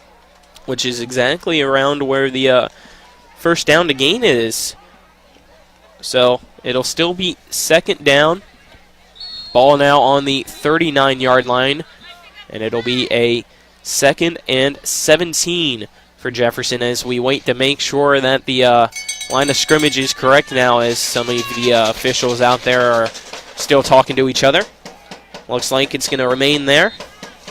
Roberts, shotgun formation, 1 wide receiver to the near side, 3 to the far side of the field. Toole next to him, sends a man in motion. It's going to be a high snap, hands it off to Toole, and he's going to get past the 40 and swallow it up for a couple yards to gain. But that'll be a 3rd and long situation now for the Cougars. In there for Washington, it looks like, is Zach Wharton on the tackle.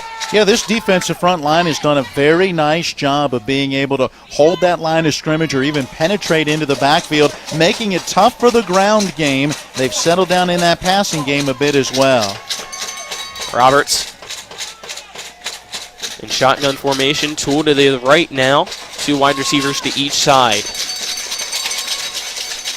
Cummings at the center, snaps the ball back. Roberts drops back to pass, looking deep. And just over the fingertips of the receiver as Isaiah Fritz had to stretch out as much as he could, but the 5'9" junior just missed it, so that brings up 4th down, and the punt unit comes out for Jefferson.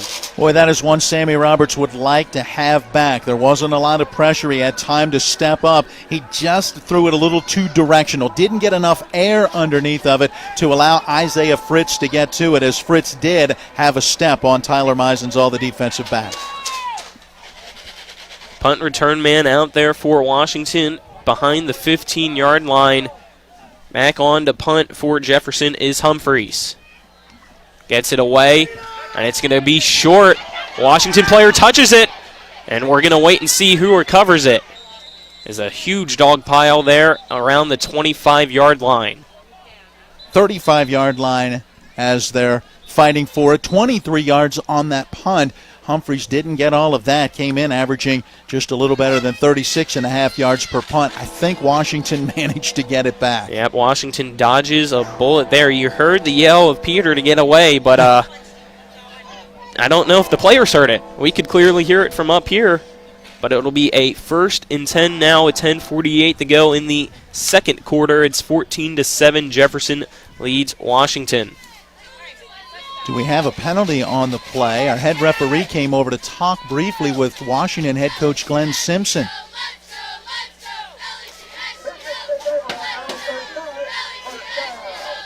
Looks like whatever the penalty was is declined. I think it's an illegal shift during that punting formation, and rather than have that ball kicked again, Coach Simpson says, that was enough of an adventure. We'll take it where it is. So it'll be a 1st and 10 now for Washington on its 35-yard line. Isn't it amazing how momentum adjusts and changes in the game of sports, right? In any game, whatever that sport may be.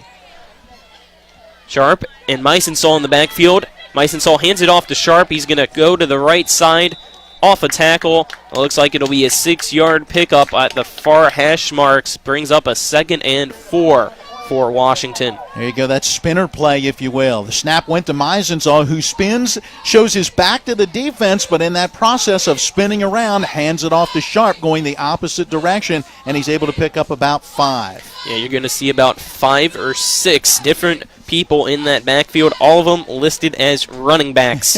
No quarterbacks for this Washington Patriot team. And both teams come out. It is 2nd and 5 with 10:03 to go. Direct snap to the up man, and he breaks through for a 1st down. It'll now be 1st and 10 Washington, trying to see who took that direct snap. That was Sharp who took it and followed Meisenzahl, who was right beside of him, but in this case, Meisenzahl becomes the lead blocker and led him through the hole for a 1st. So now Sharp out, as well as Meisenzahl. I saw Delgado go in for the backfield. Didn't see who went with him. So Delgado will be lined up as the main quarterback spot there, but we might see if he keeps it himself. He gets it, and it is going to be a direct snap to Delgado. He's going to quickly go to the right side, have 3 blockers in front of him there for the single wing, and it'll be a 2nd down as he's stopped directly on the 50-yard line. Jayon Reese, a 6'2", 215-pound sophomore defensive lineman, helping to make that stop and bring down Delgado. But as you mentioned, still a 3-yard gain. I was mentioning the momentum earlier. It was a 14-0 game for Jefferson very quickly in this one, and you went, does Washington have an answer for the passing game? Well, they have come up with a couple of big defensive plays, a 66-yard touchdown run from the offense in Meisenzahl, and they're right back in it. 2nd down, Delgado hands it off, and then stopped in the backfield for a loss. Trying to see who made the tackle. Looks like it was Lee Forshee for Jefferson. Make it 3rd down and 11. for Washington. Some substitutes coming in and out on each side. It is 14-7, 8:33 to go in the second quarter. Washington now with a 3rd and long, and for the Patriots, that's something you never want to see because they are a run-heavy team, rarely pass the ball. 3rd down and 11. For some teams, not that much to overcome. For this Washington team, not a spot they want to be in. Play action pass for Sharp. He's going to throw it. A man wide open off the fingertips of the tight end, Dylan Painter. He would have had plenty of space to go if he caught it, but it's a 4th down after that incompletion on the 46. And the punt team comes out now for Washington after that missed opportunity. Yeah, right idea, just didn't quite have the execution. I'm not sure if that ball slipped out of the hands of Sharp or what happened, but clearly a wobbler as it came out of his hands. Billy Kilmer would have been pleased with the way it looked, but had a little too much air underneath of it, incomplete. Safa-Mensah to punt on for Washington. 2 returners back for Jefferson. And Robinson as well as Roper. The snap comes in, a false start will be called on Washington, so that's going to back up the punt 5 yards deeper into Patriot territory and scoots everybody else up on the Jefferson side. Now that's the first penalty on Washington, just 1 penalty now for 5 yards, 3 penalties, 30 yards for Jefferson in this pretty quick moving first half. 4th and 16 for the punt, ball on the 46-yard line. Safa-Mensah gets it this time, and it's going to be high and short. Goes out of bounds. Looks like it'll be marked at the 36-yard line of Jefferson, and that's where the offense will start for the Cougars as they lead 14-7 with 7:54 to go in the second quarter. 23 yards with no return, kind of a floating knuckling kick off the foot of the big freshman, Safa-Mensah. Now let's see if that Washington defense can make another play. A little momentum starting to go back towards Jefferson with that defensive stop. Now can the offense make something happen, or will this Washington defense rise to the occasion again? 1st and 10, Roberts in shotgun formation. 3 wide receivers to his left, 1 to the right. And he has Toole now from his left to the right side of him in the shotgun formation as well. Cummings snaps it to Roberts. It's going to be a quick screen pass caught by Fritz on that far side. He's going to get pushed, breaks a tackle. He's now past a couple people, finally stumbles down around the 40-yard line. Might have got a little bit of momentum pushing him around.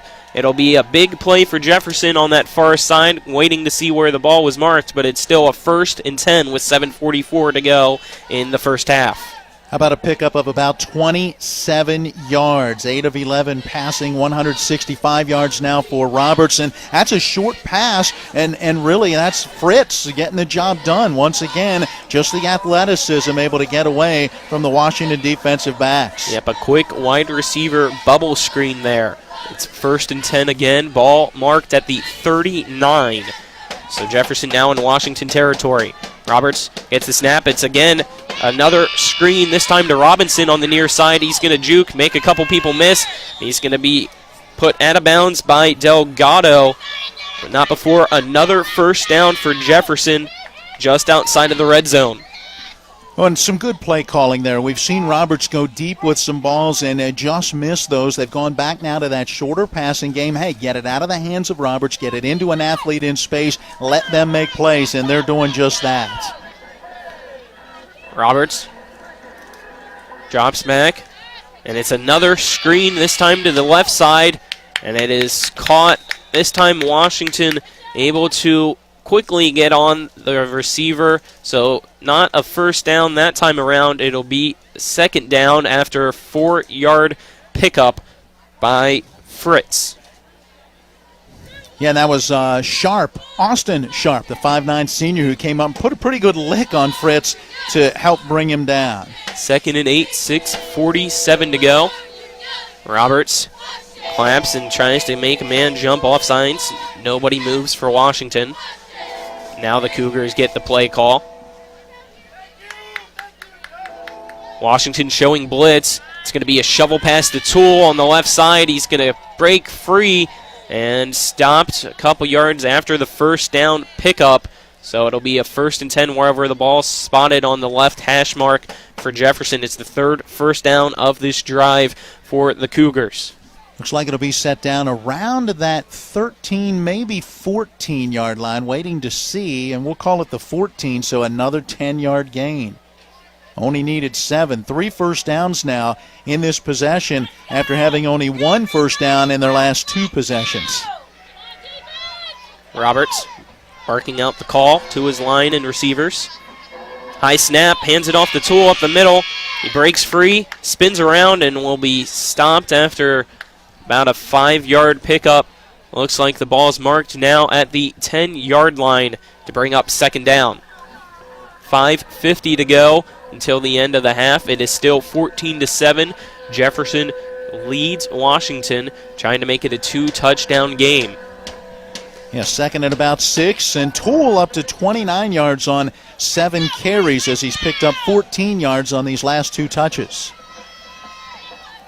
Roberts, shotgun formation, Toole to his right, slightly behind him, wide receiver on each side. It's going to be another handoff right up the middle to Evan Toole, trying to get some people behind him to push him forward, just shy of the first down marker. So it'll be a 3rd down. Looks like he picked up about 2 or 3 yards with 5:10 to go now in the first half. Remember, there was a day and age when a lineman was not supposed to be able to push a running back, right? That was supposed to be a penalty. Nowadays, it seems like, hey, let's make a rugby scrum and just everybody push and see whether they can push him forward on offense or push him back on defense. I like it better that way. Roberts sends a man in motion in front of him. Hands it off again to Toole. He's going to try to power through the line. He lost the football. And he lost the football. Looks like Washington are trying to say they have it. Let's see if they say if he was down before he lost it or if Jefferson has possession. And a flag will be thrown now after the play as well. A lot of extracurriculars going on out there. It is 4:41 to go in the second, waiting to see what the officials call here.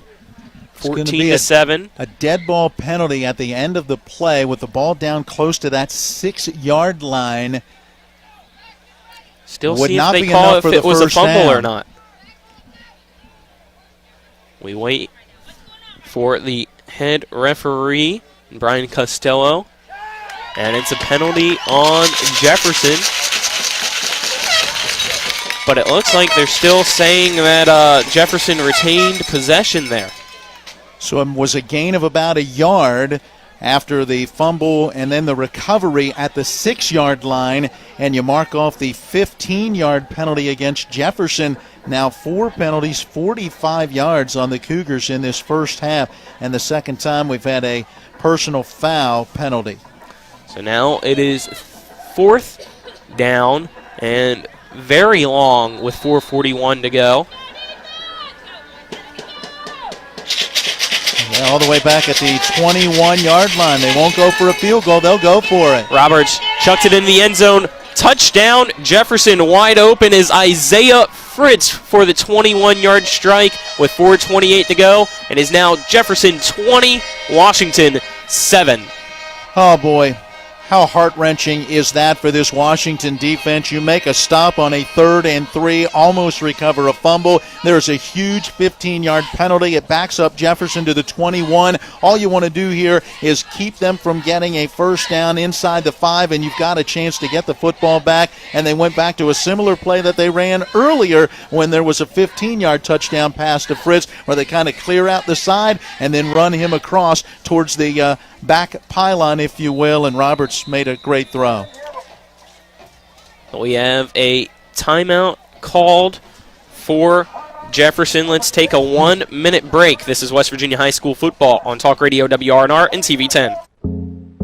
Conveniently located at 440 Williamsport Pike in Martinsburg, Sunset Car Wash's staff specializes in keeping your car clean. From our famous 3-minute cloth wash to our touchless automatic and 6 self-serve bays, we offer whatever preference you have for your car wash needs. If your vehicle could talk, it would say, "Take me to Sunset Car Wash." At Sunset Car Wash at 440 Williamsport Pike in Martinsburg, locally owned and operated.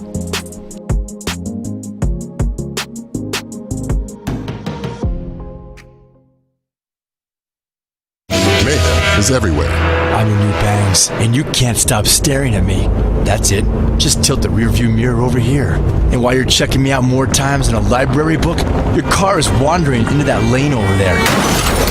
More bangs? Neat. And if you've got cut rate insurance, you could be paying for this yourself. So get Allstate. Call Martinsburg Allstate agent Gary Kelly today at 304-263-4596. Welcome back as the extra point is no good from Orrin Humphrey, so the score will remain 20-7 with 4:28 to go in the second quarter. We'll keep it here as we already had our 1-minute break. Jefferson now only up by 13 against Washington. The Jefferson County rivalry. Colin McLaughlin here. Alongside me is Matt Miller. And this second quarter presented on TV 10 by Smallwood and Small Insurance in Martinsburg. Your total insurance solution at 121 Administrative Drive in Martinsburg. Phone 304-263-3361. It's also presented on TV 10 by the Skinner Law Firm, Injury and Consumer Right Lawyers. Phone 304-245-6613 or visit skinnerfirm.com. Those are your second quarter sponsors for today's game. Been a tough evening for the junior kicker Orrin Humphreys, wide left on a 43-yarder at the end of the first quarter, and then missing this PAT wide to the left as well. Who's having a good night? Well, how about Sammy Roberts, the 6'1 senior quarterback, 11 of 14, 199 yards and 3 touchdowns in this first half, lifting him to 25 on the season. And Fritz has had a big first half as well, including 2 of those touchdown receptions. Yeah, nominate that one for the catch. Good hands catch of the game for Kelly Allstate Insurance. For all of your insurance needs, call Gary Kelly at 304-263-4596 as Humphrey's kick is under and caught around the 5-yard line for Washington. It's going to be a turn up the middle and past the 25-yard line, brought down around the 26. So Washington's offense will have 4:17 to go in the first half to try to get back on the scoreboard. Once again, Joseph Vrobel on that return. By the way, drive summary, a service of 61st District Delegate and now senatorial candidate Jason Barrett, Trusted Leadership Real Solutions. For Jefferson, 8 plays, 64 yards, 3 minutes and 26 seconds. 21 yards on the touchdown pass from Roberts to Fritz. Extra point wide left. 27, though, is that lead for Jefferson. 1st and 10 for the Washington Patriots now. Ball on the 28-yard line to start for Washington as Delgado in the backfield. Sharp lined up with him as well. Both of them ready for the snap. And it's going to be a direct snap to Delgado. And he's going to get a block from Meisensaul up and tackled at the near side hash mark. Let's see if they give him the first down or not. No, it's going to be second and short, but the chains are moving and realizing they need to go back. Yeah, that gains for about 8 yards. You still got to get 2 more to get that first down. Everybody bunched up now. Including the chains on the far side. Yep. No, they did stretch them back out. Delgado again, a direct snap. He's going to follow his blockers. And let's see if he got past. He's marked at the 40, so it's a first down Washington with 3:39 to go in the second quarter. 2-score game. Jefferson leads 20-7. Yeah, and a big possession for Washington. They need to be in a little bit of a hurry here. They're not a hurry-up style of offense, but if they could punch this in, they get the football to start that second half. That goes a long way when you're down by 2 scores. Delgado and Fleming in the backfield. Sends a man in motion. Fleming hands it off to Delgado. He's going to go to the right side, through the middle, and the last man in defense for Jefferson wraps him up, and a touchdown-saving tackle there by Christian Blau. But a big pickup. Washington now in Jefferson territory. First down, ball marked at the 47-yard line with 3:05 to go in the second. 13 yards on that carry. 7 carries, 44 yards for Rodrigo Delgado. 5'9", 165-pound sophomore has really been a spark to this Washington offense. 1st and 10. Delgado still out there alongside Meisensaul. Ball snap to Delgado. He hands it off this time to Myson Saul, and he breaks free of a tackle. He's down the near sideline, past the 25, pushed out around the 20-yard line.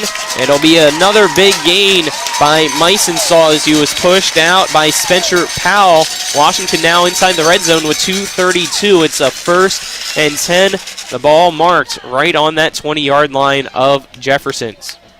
27 yards on that carry. 4 carries, 95 yards now for Meisenzahl, including that 66-yard touchdown run right at the end of the first half. We talked to the senior yesterday. He is showing out. He's balling here today. Delgado in shotgun formation. Meisenzahl to his right. Delgado keeps it himself. Going to follow Meisenzahl and picks up about 3 yards and a cloud of turf instead of a cloud of dust here at Terry L. Marcus Stadium. Maybe it's a cloud of pellets. Pellets, turf, yeah. Both work in this situation. Yeah, you got to clean those out of your shoes after every time you walk on the surface at pretty much all of our fields in the area now, right? Yeah, all but 2, and rumor has it that those 2 might be getting turf here soon as well, I think I've heard. Musselman and Hedgesville you're talking about. I'm not sure how accurate those rumors are, but we'll see in the future. 2nd and 7.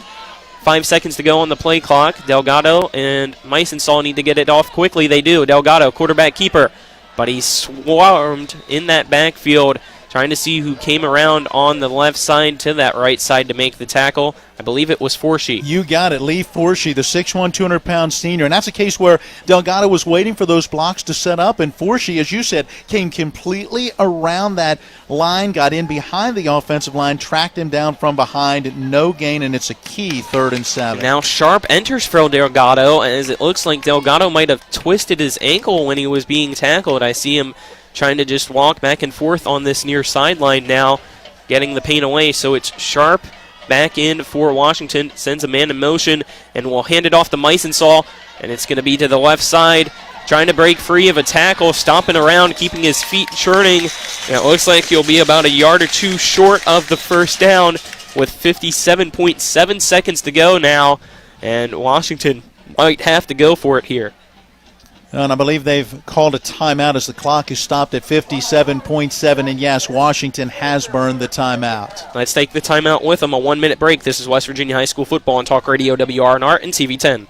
The Palace Lounge in Martinsburg has a brand new list of daily specials. Monday, stop on in for burger night or enjoy a nice juicy steak every Tuesday and Wednesday. The Palace Lounge also offers freshly steamed shrimp Thursdays and chef specials every Friday and Saturday. Sunday is all-day breakfast, and there are drink specials daily too. So come enjoy the Palace Lounge. You can find them on Facebook or call 304-267-7520. The Palace Lounge is located at 1350 Edwin Miller Boulevard. The right attorney can make all the difference in the outcome of your case. I called Sutton and Janelle, the best lawyers you could ask for. Sutton and Janelle Attorneys at Law. 70 years of collective legal experience. Family law, criminal defense, DUI, personal injury, and mediation. Sutton and Janelle got the most favorable outcome I could have expected. Visit Sutton and Janelle's new historic location, 224 West King Street in Martinsburg. Online at suttonandjanelle.com. Sutton and Janelle Attorneys at Law. They value your rights and are passionate about your success. Snap to Sharp. He's going to cut to the right side, breaks free, picks up the first down as the clock will stop with 51.9 seconds to go in the second quarter. So they have to move the chains, and that clock will start once the ball is ready, as well as the new line of scrimmage.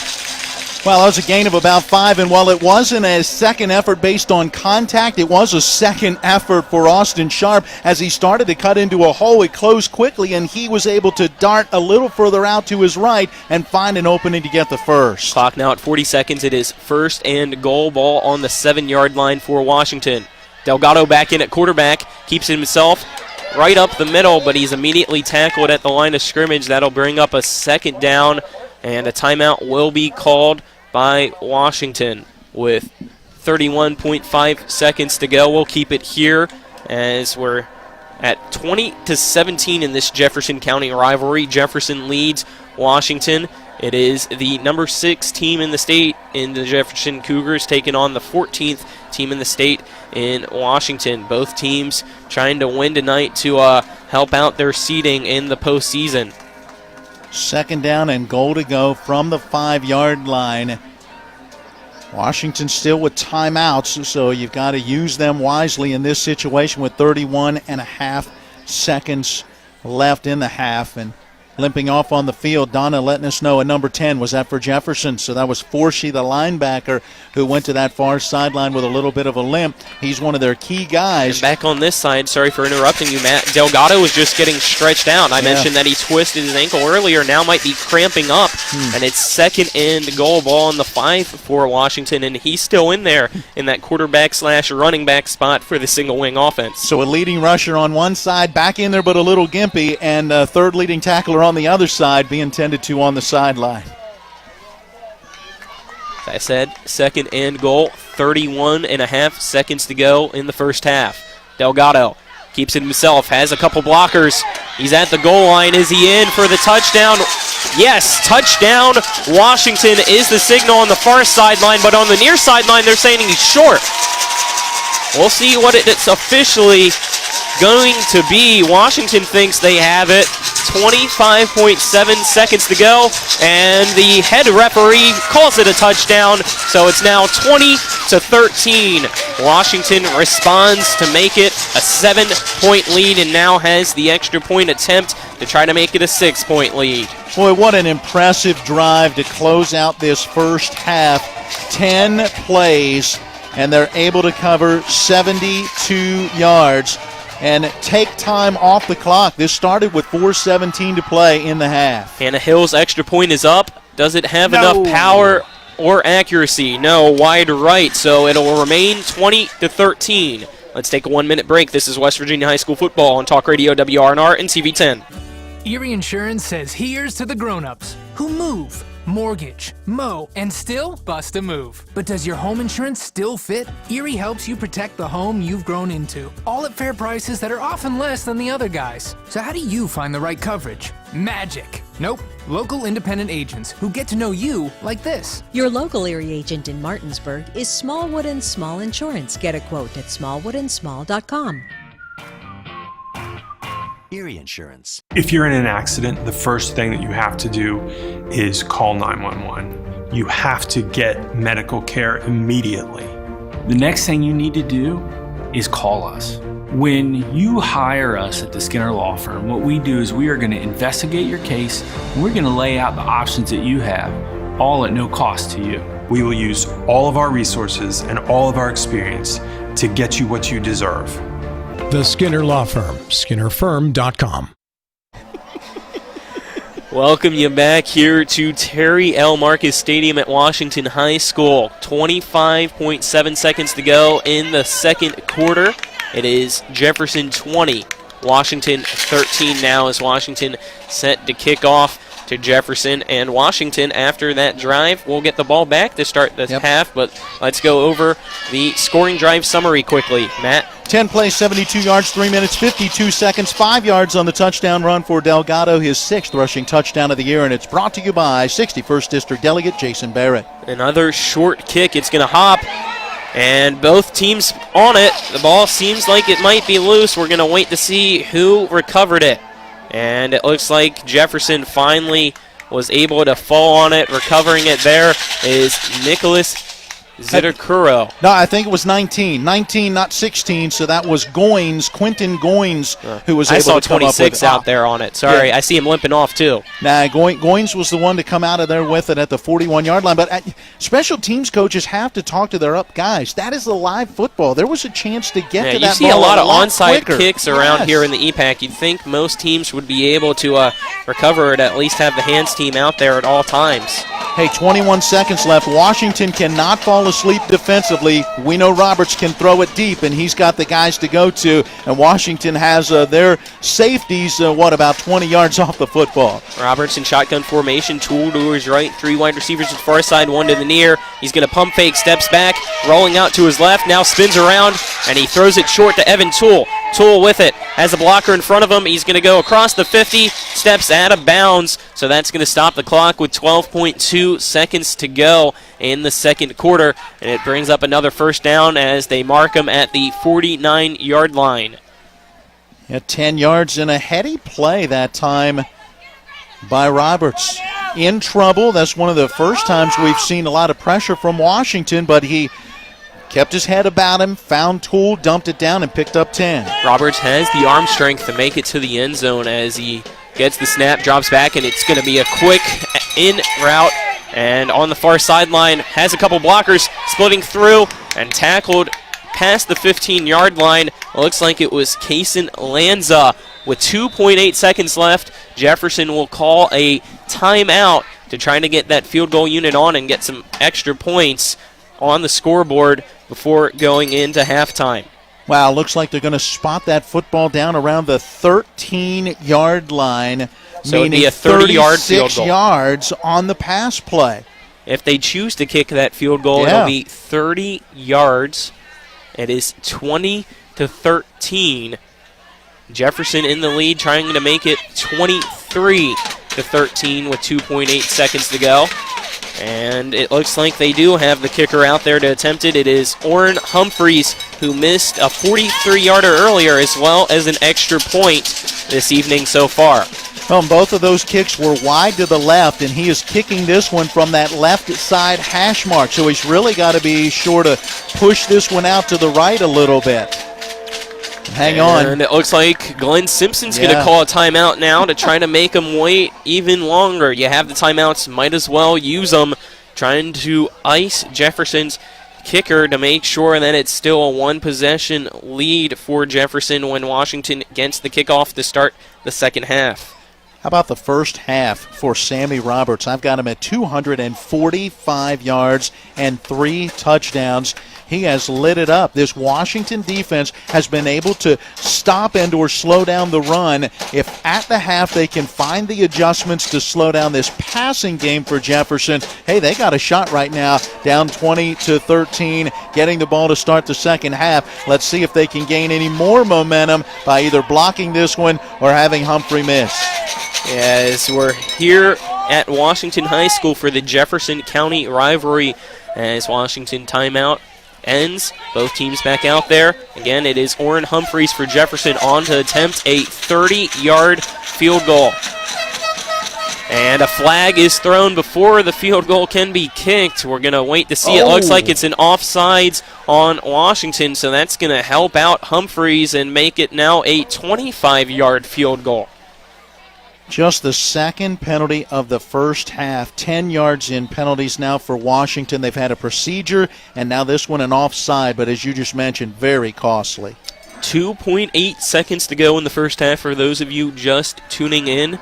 20-13, Jefferson leads Washington, trying to make it 23-13. And it is Humphreys on to attempt an extra point from the left hash marks. A 25-yarder. So the holder is on the 15. The kick is up by Humphreys. It's an absolute rocket, and it's good. At the end of the half, the field goal makes it 23-13. Jefferson will go up by 10 to end the first half. Let's take a 2-minute break, and then we'll be back for the halftime show. This is West Virginia High School Football on Talk Radio WRNR. Excuse me, hold on. Let's wait. Hold on. Thank you for reminding me, as we will get Nick Verzolini down there to talk with Glenn Simpson, the Washington head coach, and it looks like Nick does have him, so we'll send it down to Nick. Take it away. Thank you, Colin, down here with head coach of the Washington Patriots. And you cut out there, Nick, if you can try to get closer. I like the resilience. We let some balls get over our head there on defense, but we hung with it. We were able to hit some big plays on the offensive side of the ball. We got a heck of a ball game going on here. Great high school football game in the Eastern Panhandle. And they've had some passes get and try to slow them down in the second half. Obviously, they got a pretty good second half for you guys. The main thing, sure that they don't beat us in the run game.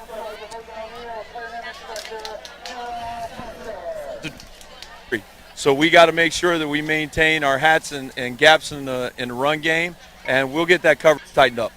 All right, Coach, thank you. Good luck. All right, thank you. All right, thank you, Nick. Sorry that it was cutting in and out there. A lot of band members down in between them. So now let's take it to a 2-minute break. Then we'll be back for the halftime show brought to you by Joe Ferretti's Law Firm. Again, a 2-minute break. This is West Virginia High School football on Talk Radio WRNR and TV 10. This is Ben Copenhaver, your local alarm professional at Dynamark Atlantic Security. Did you know that home break-ins are 6% more likely during the day? That's right. The bad guys know when you're away, and they are smarter than you think. Dynamark Atlantic Security has the security solutions for you. Don't commit the error when the game is on the line. Phone me today at 304-671-2158 to learn how to play good defense against the bad guys. Dynamark Atlantic Security. Call today at 304-671-2158. Are you considering selling your home and don't know where to start? Then call Chris Ross and the Milestone Real Estate Group at Keller Williams. A Martinsburg High School graduate, Chris knows the local market, and he's proven it as #1 real estate team in West Virginia in 2019. Phone Milestone Real Estate Group at Keller Williams at 304-579-7349 or go to callchrisross.com. Let's celebrate your real estate milestone together. Let's go! Drink some beers! Mountaineer Grill and Pub! Conveniently located right off 81 at 214 Mid-Atlantic Parkway, Mountaineer Grill and Pub offers many daily specials, including happy hour 11 a.m. to 6 p.m. with $2 domestic bottles and $2.50 domestic drafts. Monday night is trivia night, Thursday night is wing night, and Wednesday and Sunday night is steak night. Let's go! Drink some beers! Mountaineer Grill and Pub! Ever try to collect on an insurance claim? Perhaps a homeowner's claim, auto accident, or fire. Insurance companies collect money from you for protection should something bad happen. And when it does, they don't want to pay, or they offer too little. At Mansion Ferretti, we have an attorney who worked defending insurance companies and knows all the dirty tricks they play to deny or lowball your claim. Call us today for help in getting what you really deserve. Mansion Ferretti, when you need justice. Back to the Mansion Ferretti halftime show, brought to you by the Mansion Ferretti Law Firm in Martinsburg, where it's about seeking justice for you. Go to wvjusticelawyers.com. Colin McLaughlin here. Alongside me is Matt Miller. Our cameramen for tonight are John Alderton and Harry Brown, as well as Nick Verzolini on the sideline. Our producer is Donna Schaffner. Back at the studio is Spencer Dupuy. At the half, it is Jefferson leading Washington 23-13 after that last-second 25-yard field goal by Orrin Humphreys to make it a 10-point lead for Jefferson. While you calculate the stats over there, Matt, do you have anything official yet, or should I keep talking and let you figure some more numbers out for us? We'll come back to the stats a little later on in our halftime, but let's go ahead and recap that scoring. Jefferson got off to the fast start. Very opening possession, 6 plays, 73 yards. It was a 15-yard touchdown pass. That one going from Sammy Roberts to Isaiah Fritz, and it was quickly 7-0. Washington 3 and out, gave it right back to Jefferson in good field position, and the Cougars ran just one play to cover 44 yards as Roberts this time connected with Spencer Powell. The extra point up and good. It was 14-0, and I said during the break, wow, this one could get ugly early. It didn't, because Washington found a way to battle back. A turnover on downs on their next possession, but the defense was able to hold a missed 43-yard field goal, and that gave Washington the football back, and they had a 3-play, 80-yard drive with a 66-yard touchdown run for Tyler Meisenzahl. Extra point made it 14-7. That was our score going into quarter number 2. It would become a 20-7 Jefferson lead with an 8-play, 64-yard drive, 21 yards on the touchdown pass, as once again Roberts and Fritz connected. Tough part was that was on a 4th down and 17. The extra point no good, but still a 13-point lead for Jefferson. But, hey, Washington battled back, and with 25 seconds left in the half, capped a 10-play, 72-yard drive, a 5-yard touchdown run for Rodrigo Delgado. Extra point was wide right. 20-13 was the score, but Jefferson had 21 seconds. And for this Cougar offense, that was just enough time. Starting at their own 41, a 10-yard pass, a 36-yard pass, then a 5-yard offside penalty, and a 25-yard field goal up and good for Orrin Humphreys 23-13 where we are at the intermission. Yeah, it was almost a 30-yard field goal there for him, but the offsides helped him a couple yards. It didn't seem like it was going to matter anyway. He definitely has had the power. It was just the accuracy that was the issue. It's been an issue for both sides, as both teams already have missed extra points as well. But again, at the half, it is 23-13. Jefferson leads Washington. Washington will get the ball to start the second half. So let's take a break, and after this, we'll hear from Spencer Dupuis back at the studio with your out-of-town scoreboard show. This is West Virginia High School football on Talk Radio WRNR and TV 10. Ollie's VIP Northside is the best local spot to catch all of your favorite high school, college, and pro sports, or to hang out with friends. Ollie's has a great beer and cocktail menu, along with a food menu that will blow you away. Ollie's offers multiple TVs to watch the game of your choice from anywhere at the bar, or their outdoor patio with cornhole and fire pit. So stop by and see for yourself today at 36 Veronica Drive in Martinsburg. That's Ollie's VIP Northside. We'll see you for the game. The right attorney can make all the difference in the outcome of your case. I called Sutton and Janelle, the best lawyers you could ask for. Sutton and Janelle Attorneys at Law. 70 years of collective legal experience, family law, criminal defense, DUI, personal injury, and mediation. Sutton and Janelle got the most favorable outcome I could have expected. Visit Sutton and Janelle's new historic location, 224 West King Street in Martinsburg. Online at suttonandjanelle.com. Sutton and Janelle Attorneys at Law. They value your rights and are passionate about your success.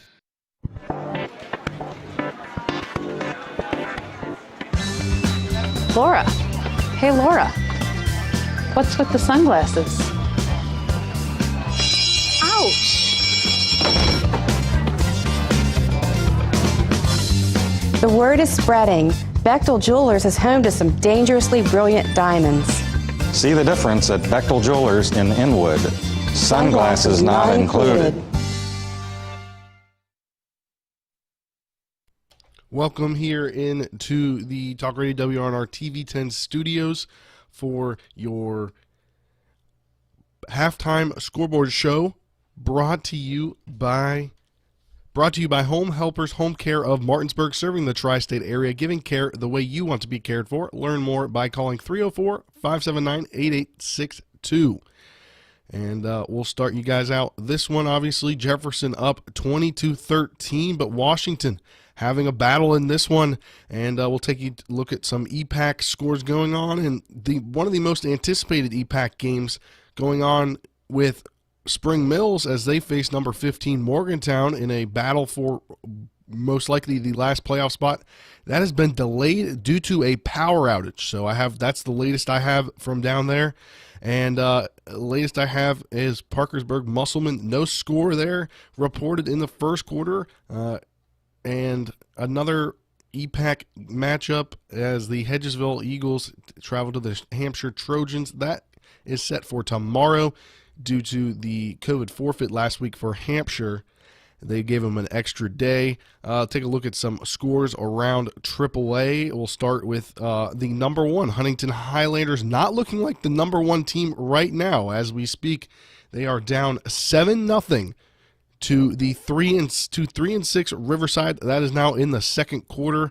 No score reported for Cabell Midland, 8-1, taking on St. Albans, 3-6. Number 4 University looking to go 10-0 on the season as they are cruising up 19-7 over Oak Hill in the second quarter.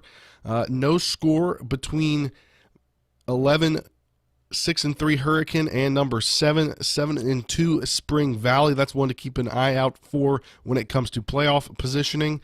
Number 8 Greenbrier East has a 7-2 on the season against Lincoln County. 4-5 on the year.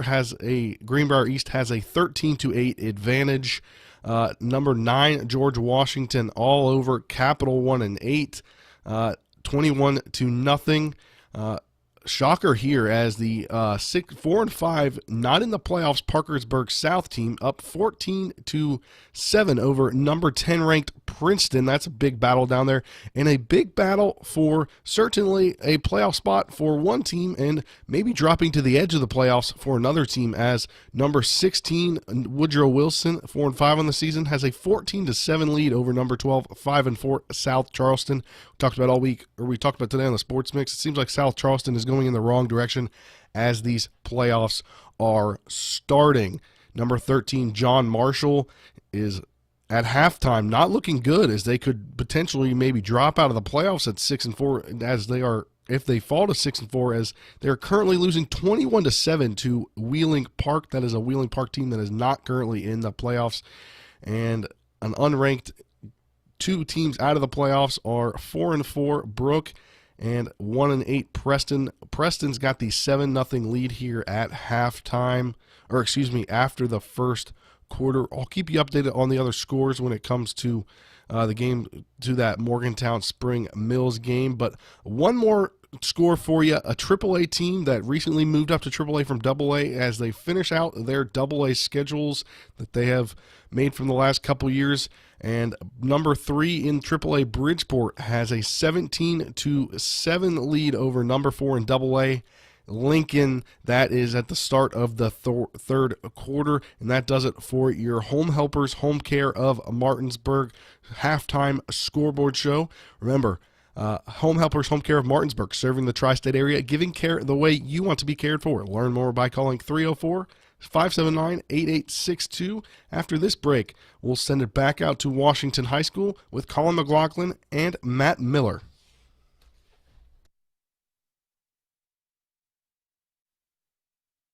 Erie Insurance says here's to the grown-ups who move, mortgage, mow, and still bust a move. But does your home insurance still fit? Erie helps you protect the home you've grown into, all at fair prices that are often less than the other guys. So how do you find the right coverage? Magic. Nope. Local independent agents who get to know you like this. Your local Erie agent in Martinsburg is Smallwood & Small Insurance. Get a quote at smallwoodandsmall.com.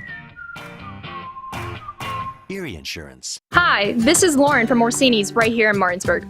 Grilling is not just for the boys. We are a Platinum Traeger dealer carrying the Pro Series all the way up to the Timberline Series. We have every flavor of wood pellets along with accessories, rubs, sauces. Not just Traeger, we carry Utz, Meat Church, Lanes, and Dizzy Pig. We also carry a full line of Yeti products. Orsini's has everything to complete your backyard. Visit us at 360 Hack Wilson Way or at Orsinis.com. You need to keep your vehicle in good working order, but car and truck repairs can be very costly. Bears Repair in Martinsburg performs all kinds of auto repairs at prices most often well below their competition. Bears Repair offers tune-ups, oil change and lubrication, small and large engine and transmission repair, wheel balancing, front-end alignment, exhaust system replacement, air conditioning checks, auto inspections, and new tires. Stop by for a free estimate at Bears Repair, 904 Winchester Avenue in Martinsburg. Phone 262-0208. Bears Repair. See that Honda badge? It reveals more than the Ridgeline's maker. It's a testament to endurance and Honda ingenuity. So when the terrain ahead is full of challenges, brace yourself. The Honda Ridgeline is about to amaze you. Rise to the challenge with the rugged performance of the Honda Ridgeline. CMA's Honda of Winchester, 3985 Valley Pike. CMA, moving lives forward. To pour, yeah. Welcome back to Terry L. Marcus Stadium at Washington High School. Colin McLaughlin here. Alongside me is Matt Miller, the Hot Chocolate's Maid, trying to warm up here, Matt, as it's time for the Dobson and Associates first half stats. Dobson and Associates PLLC, providing all your back office needs, including accounting, payroll, and human resources. They want to be your back office. Call 304-264-0437 or stop by 217 West Bjork Street in Martinsburg. Donna over there in charge. Make sure you don't spill anything, Donna. And let's go over those first half stats that you have, Matt. Yeah, let's start with the visiting Jefferson Cougars. We've got them running 30 plays for 282 yards, 245 of those through the air with just 37 rushing yards. They were penalized 4 times for 45 yards, 11 first downs and no turnovers, 1 of 4 on third down conversions and 1 of 1 on fourth down conversions. They scored on 3 possessions, missed a field goal, punted once, and then got a field goal on their last possession of the first half. Let's look at individual numbers. Sammy Roberts, 13 of 16 for 245 yards and those 3 touchdowns.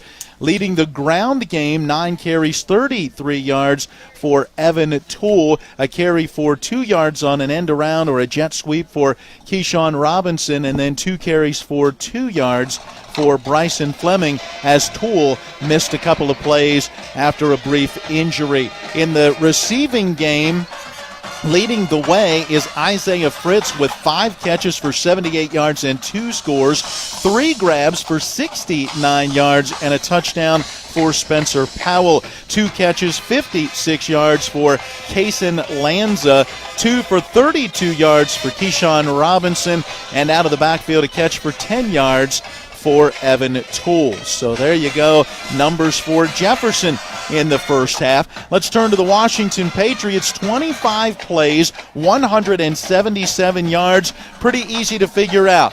All rushing, no passing, as they threw just once in the first half. Washington penalized 2 times for 10 yards. They've got 8 first downs. They did not turn the football over in the first half. 0 of 4 on third down conversions, but 1 of 2 on fourth down conversions.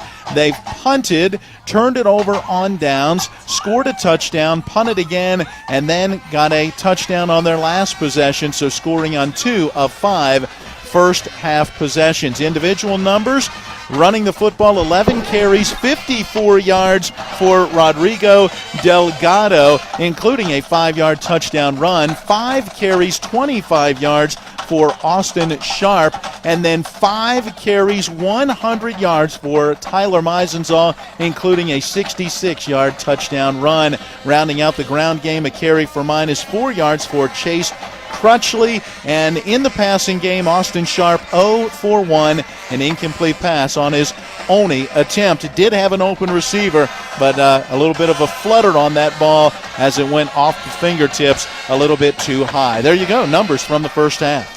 Again, those are your first half stats brought to you by Dobson and Associates PLLC, providing all your back office needs, including accounting, payroll, and human resources. They want to be your back office. Call 304-264-0437 or stop by 217 West Bjork Street in Martinsburg.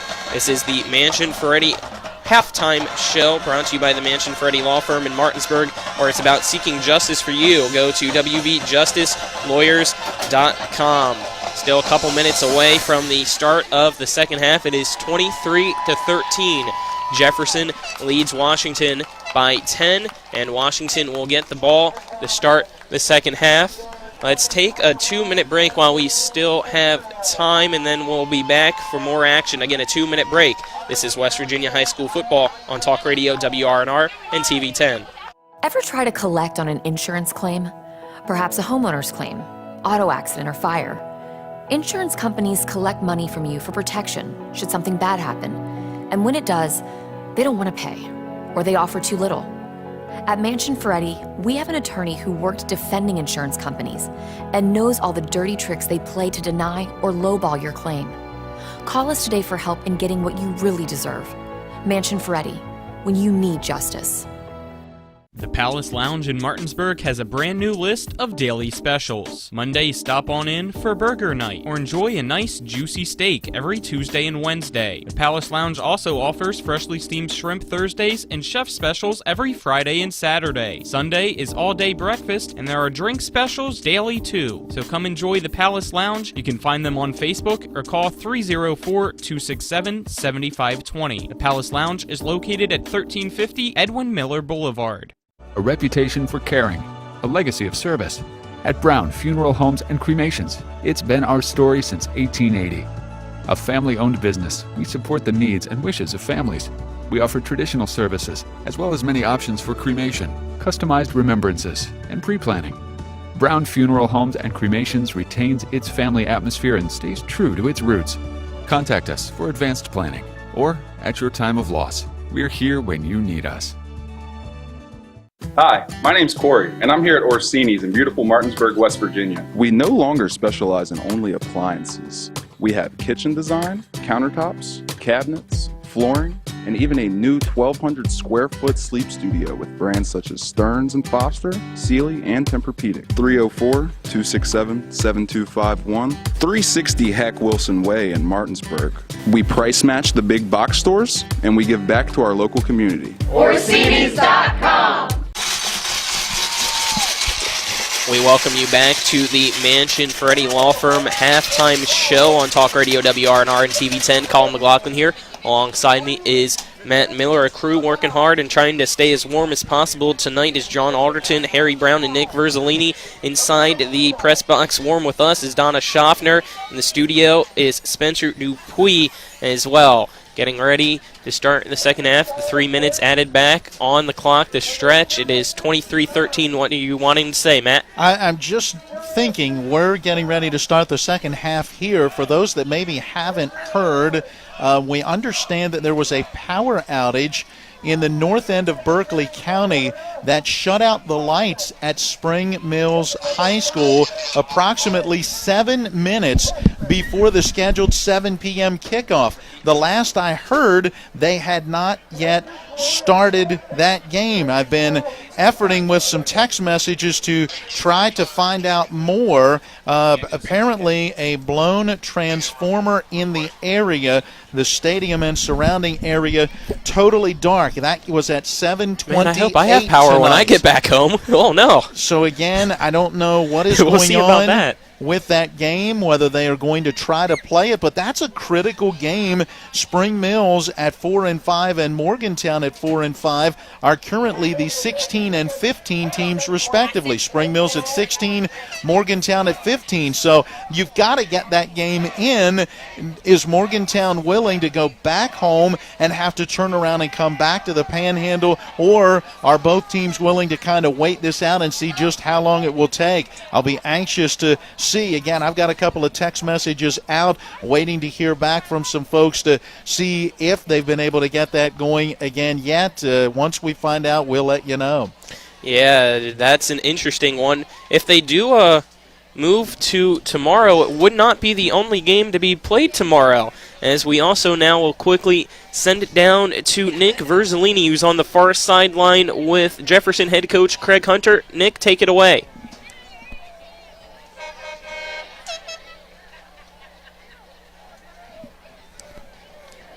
Nick, if you are there, see if you can get any closer. We cannot hear you on the far sideline with Coach Hunter right now, interview-wise.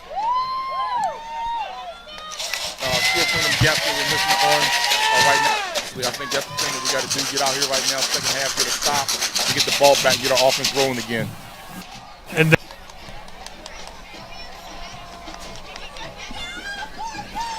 trying to keep that as that one big run. What do you think's been kind of the key to that success? Tackle better. We're not doing very well tackle. Make sure we clean up some of the penalties we got in the first half to stop killing our drives and giving them some boost on drives. So, I mean, that's just pretty much what we got to do, is definitely be stout and stronger in the middle against this. Go better. And that's going to wrap it up, unfortunately. Not a strong enough signal there on the far sideline. Thank you, Nick. Trying to do the best that you can, as well as Harry down there trying to put him on camera with Coach Craig Hunter for Jefferson. Apologize, but close one tonight. Hopefully during the postgame we can hear from the victorious head coach. And we'll see as we get ready to start the second half. It'll be Washington to return the kick of Jefferson, and it looks like we might have an update. Yeah, lights for are Spring Mills back on according to WV Prep FB. That's Prep Football, and Spencer Dupuis sending us the text message. Lights are back on at Spring Mills, and the game will kick off in just about 28 minutes at 9 p.m. So a late night for both of those teams, but a crucial game that we said. It's number 15 versus number 16 in the AAA rankings. Both teams getting ready to start the second half here, and it'll be Orrin Humphreys to kick off for Jefferson. Well, in that first possession of the second half, usually a key one, right? Can Washington come back out and reestablish the ground game as they had in that first half, or can Jefferson get the immediate shutdown and get their offense back on the field and pick up where they left off with some big plays and a field goal to end the first half? This second half kickoff brought to you by Bears Repair at 904 Winchester Avenue in Martinsburg, as the kick is deep, recovered right outside the end zone, and he stepped in the end zone before we finally had possession, so the whistle will blow as Joseph Robo does not get to return it. It'll be a touchback. Yeah, Vrobo looking at the official like, wait a minute, I want to run that back, but his momentum catching the football carried him into the end zone. That's an automatic touchback. Finish off the read here. For all your automotive repair needs, call the certified mechanics at Bears Repair at 304-262-0208. That was for the second half kickoff as we are in the third quarter now. Washington 1st and 10, ball on the 20-yard line. 23-13. And it looks like Delgado is out there trying to see who's alongside with him. I think it is Tyler Meisensaw to his right. Good eyes, young man. Delgado with a quarterback direct snap, goes to the right, tries to follow his blockers, gains a yard on that far side, so it'll be a 2nd and 9. Nolan Maleb, their leading tackler. 80 tackles on the season for Jefferson. The first one to grab a hold of him and wrestle him to the ground. So it'll be a 2nd down, 11:35 to go. They said it's a 2-yard gain for Delgado on that quarterback sweep. He goes to the sideline, gets the play call, and will head back into the Patriot huddle. Bright red uniforms for Washington. Hard to see the numbers, tiny white ones on the front and tiny back. little numbers. And from the side, it's even more difficult. Delgado looked like he wanted to hand it off, decides to keep it himself. Comes to the left side of the line, gains a couple yards, so it'll be about 3rd and medium now as he went across the 25-yard line.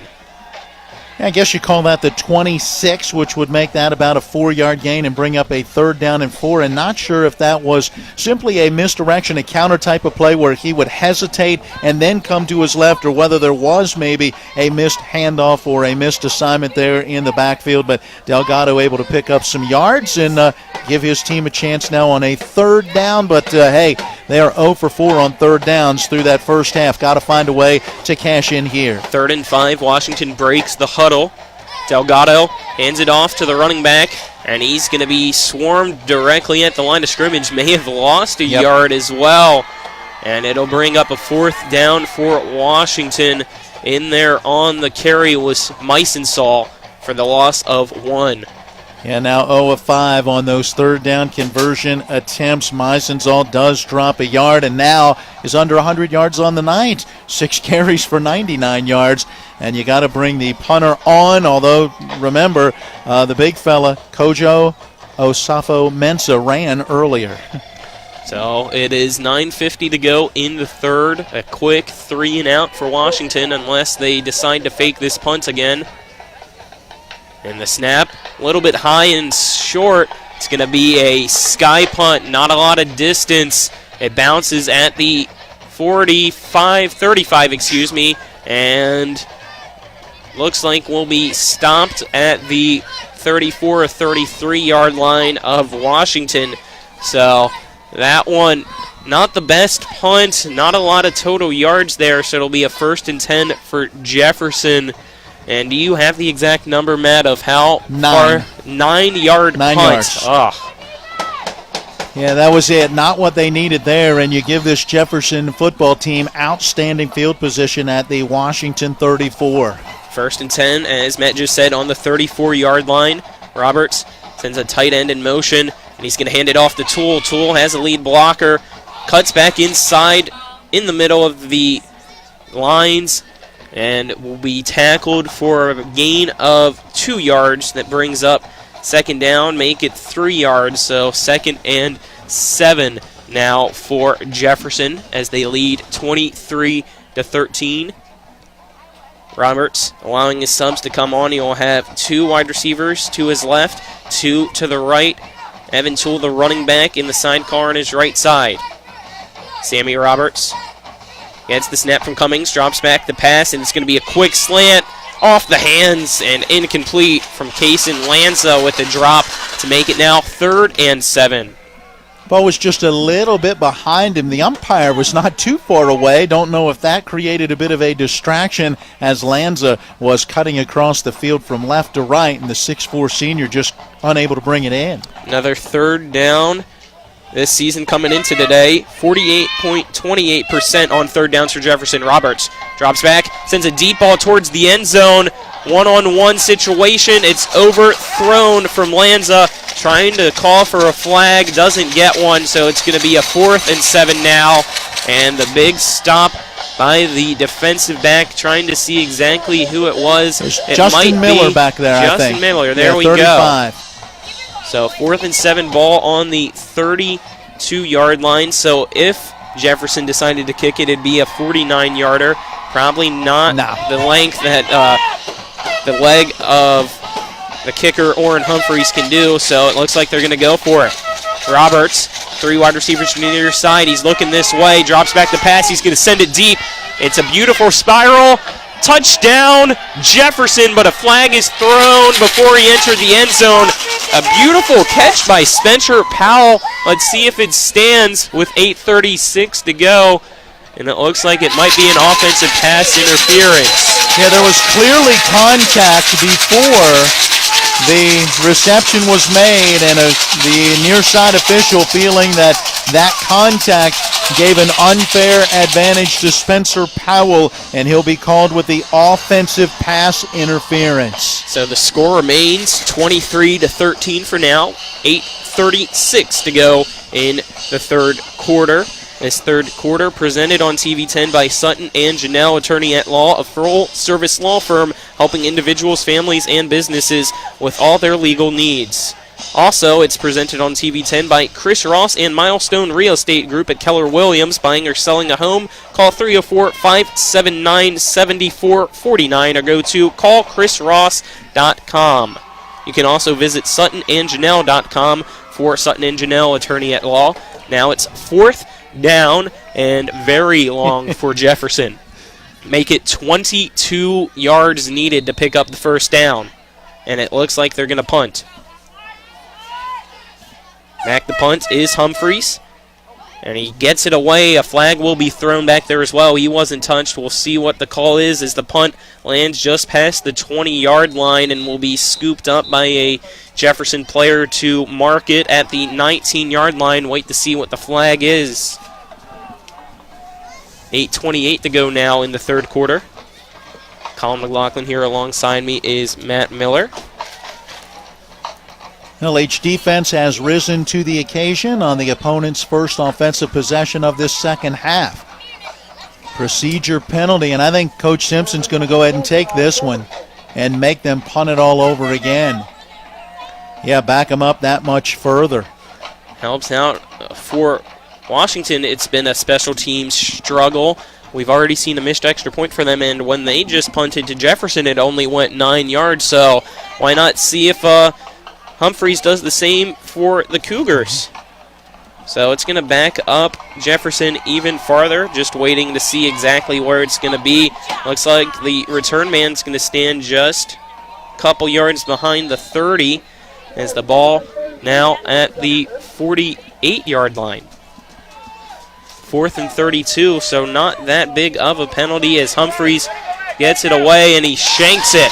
So the acceptance of the penalty pays off for Washington. The offense now gets to go out, waiting to see where the ball is marked there on the far sideline. Looks like the 41 or the 39-yard line, so that punt is going to cover only about 15 yards. The prior punt was a 28-yarder, so you certainly gained in that situation. Looks like Austin Sharp will be the one leading Washington's offense. lined up in shotgun formation with a running back to his right. Everybody else basically on the line. Sends a man in motion. Meisensaw keeps it himself off the direct snap. He was the one next to Sharp there on his right. Runs forward past a couple people, but will be tackled for a 3-yard gain, bringing up 2nd and 7, 8:06 to go in the third. It's still 23-13 Jefferson over Washington. Yeah, good hard push that time by the offensive line, but Jefferson able to fill those holes and really make it tough for Meisensaw, who gets back over 100 yards. We've got him 7 carries, 102 yards now. Austin Sharp gets the call from head coach Glenn Simpson and will jog back out there into the huddle to give it to his teammates. Washington breaks the huddle and goes back into that single wing formation. Sharp sends Meisensaw in motion. Meisensaw was the one at quarterback and tried to hand it off to Miller, but we'll get a penalty called on Washington before that. Yeah, delay a game penalty. I thought maybe they had gotten that one off just in time, but did not. So 3 penalties now for 15 yards on the evening for Washington. That one hurts. Takes it to a 2nd and 12. Yep, 2nd and 12. The ball marked on the 37-yard line now. Meisensaw, lone one in the backfield. Sends a man in motion in the same play as last time before the delay of game as it's handed off to Justin Miller. He's going to cut to the left side and maybe just got back to the line of scrimmage. Might have picked up half a yard or so. So it'll be 3rd down, and it looks like it's going to be that line of scrimmage at the 37. So no gain on the play. Make it 3rd and 12. Illinois 5 on 3rd down conversions. Washington faces an uphill climb here. Trying to get around the corner on this very quick Jefferson team may not be the way to go. Washington has had more success when they've been able to run kind of between the tackles, or at least those quick hitters. So Sharp now in the quarterback position. He's the one that's thrown it the most so far, and we'll have a timeout called with 3 seconds left on the play clock. Let's take a 1-minute break. This is West Virginia High School football on Talk Radio WRNR and TV10. Conveniently located at 440 Williamsport Pike in Martinsburg, Sunset Car Wash's staff specializes in keeping your car clean. From our famous 3-minute cloth wash to our touchless automatic and 6 self-serve bays, we offer whatever preference you have for your car wash needs. If your vehicle could talk, it would say, "Take me to Sunset Car Wash." At Sunset Car Wash at 440 Williamsport Pike in Martinsburg. Locally owned and operated.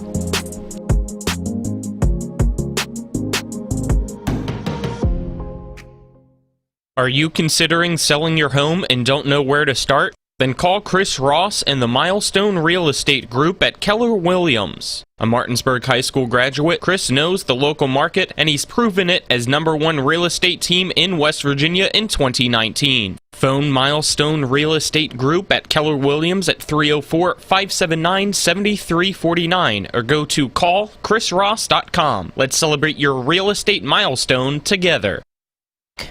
It is 3rd down for Washington. Sharp dropping back the pass. Chucks it deep, wide open man at the 40. It's caught on the far sideline. He's at the 30. Getting caught back is Robinson. Pushes the receiver out of bounds inside the 10-yard line. What a play for Washington on a 3rd and 12. Picking up a huge chunk of yards, trying to see who it was that caught it on that far sideline. Joseph Vrobel, the kick return extraordinaire on offense, catching that one. And I tell you what, looking back through some of their numbers, he's been a guy that they've been able to hit. 6 catches, 43 yards on the season. The longest of the season was a 36-yard pass. Wait to see officially what this one was. 50 yards now.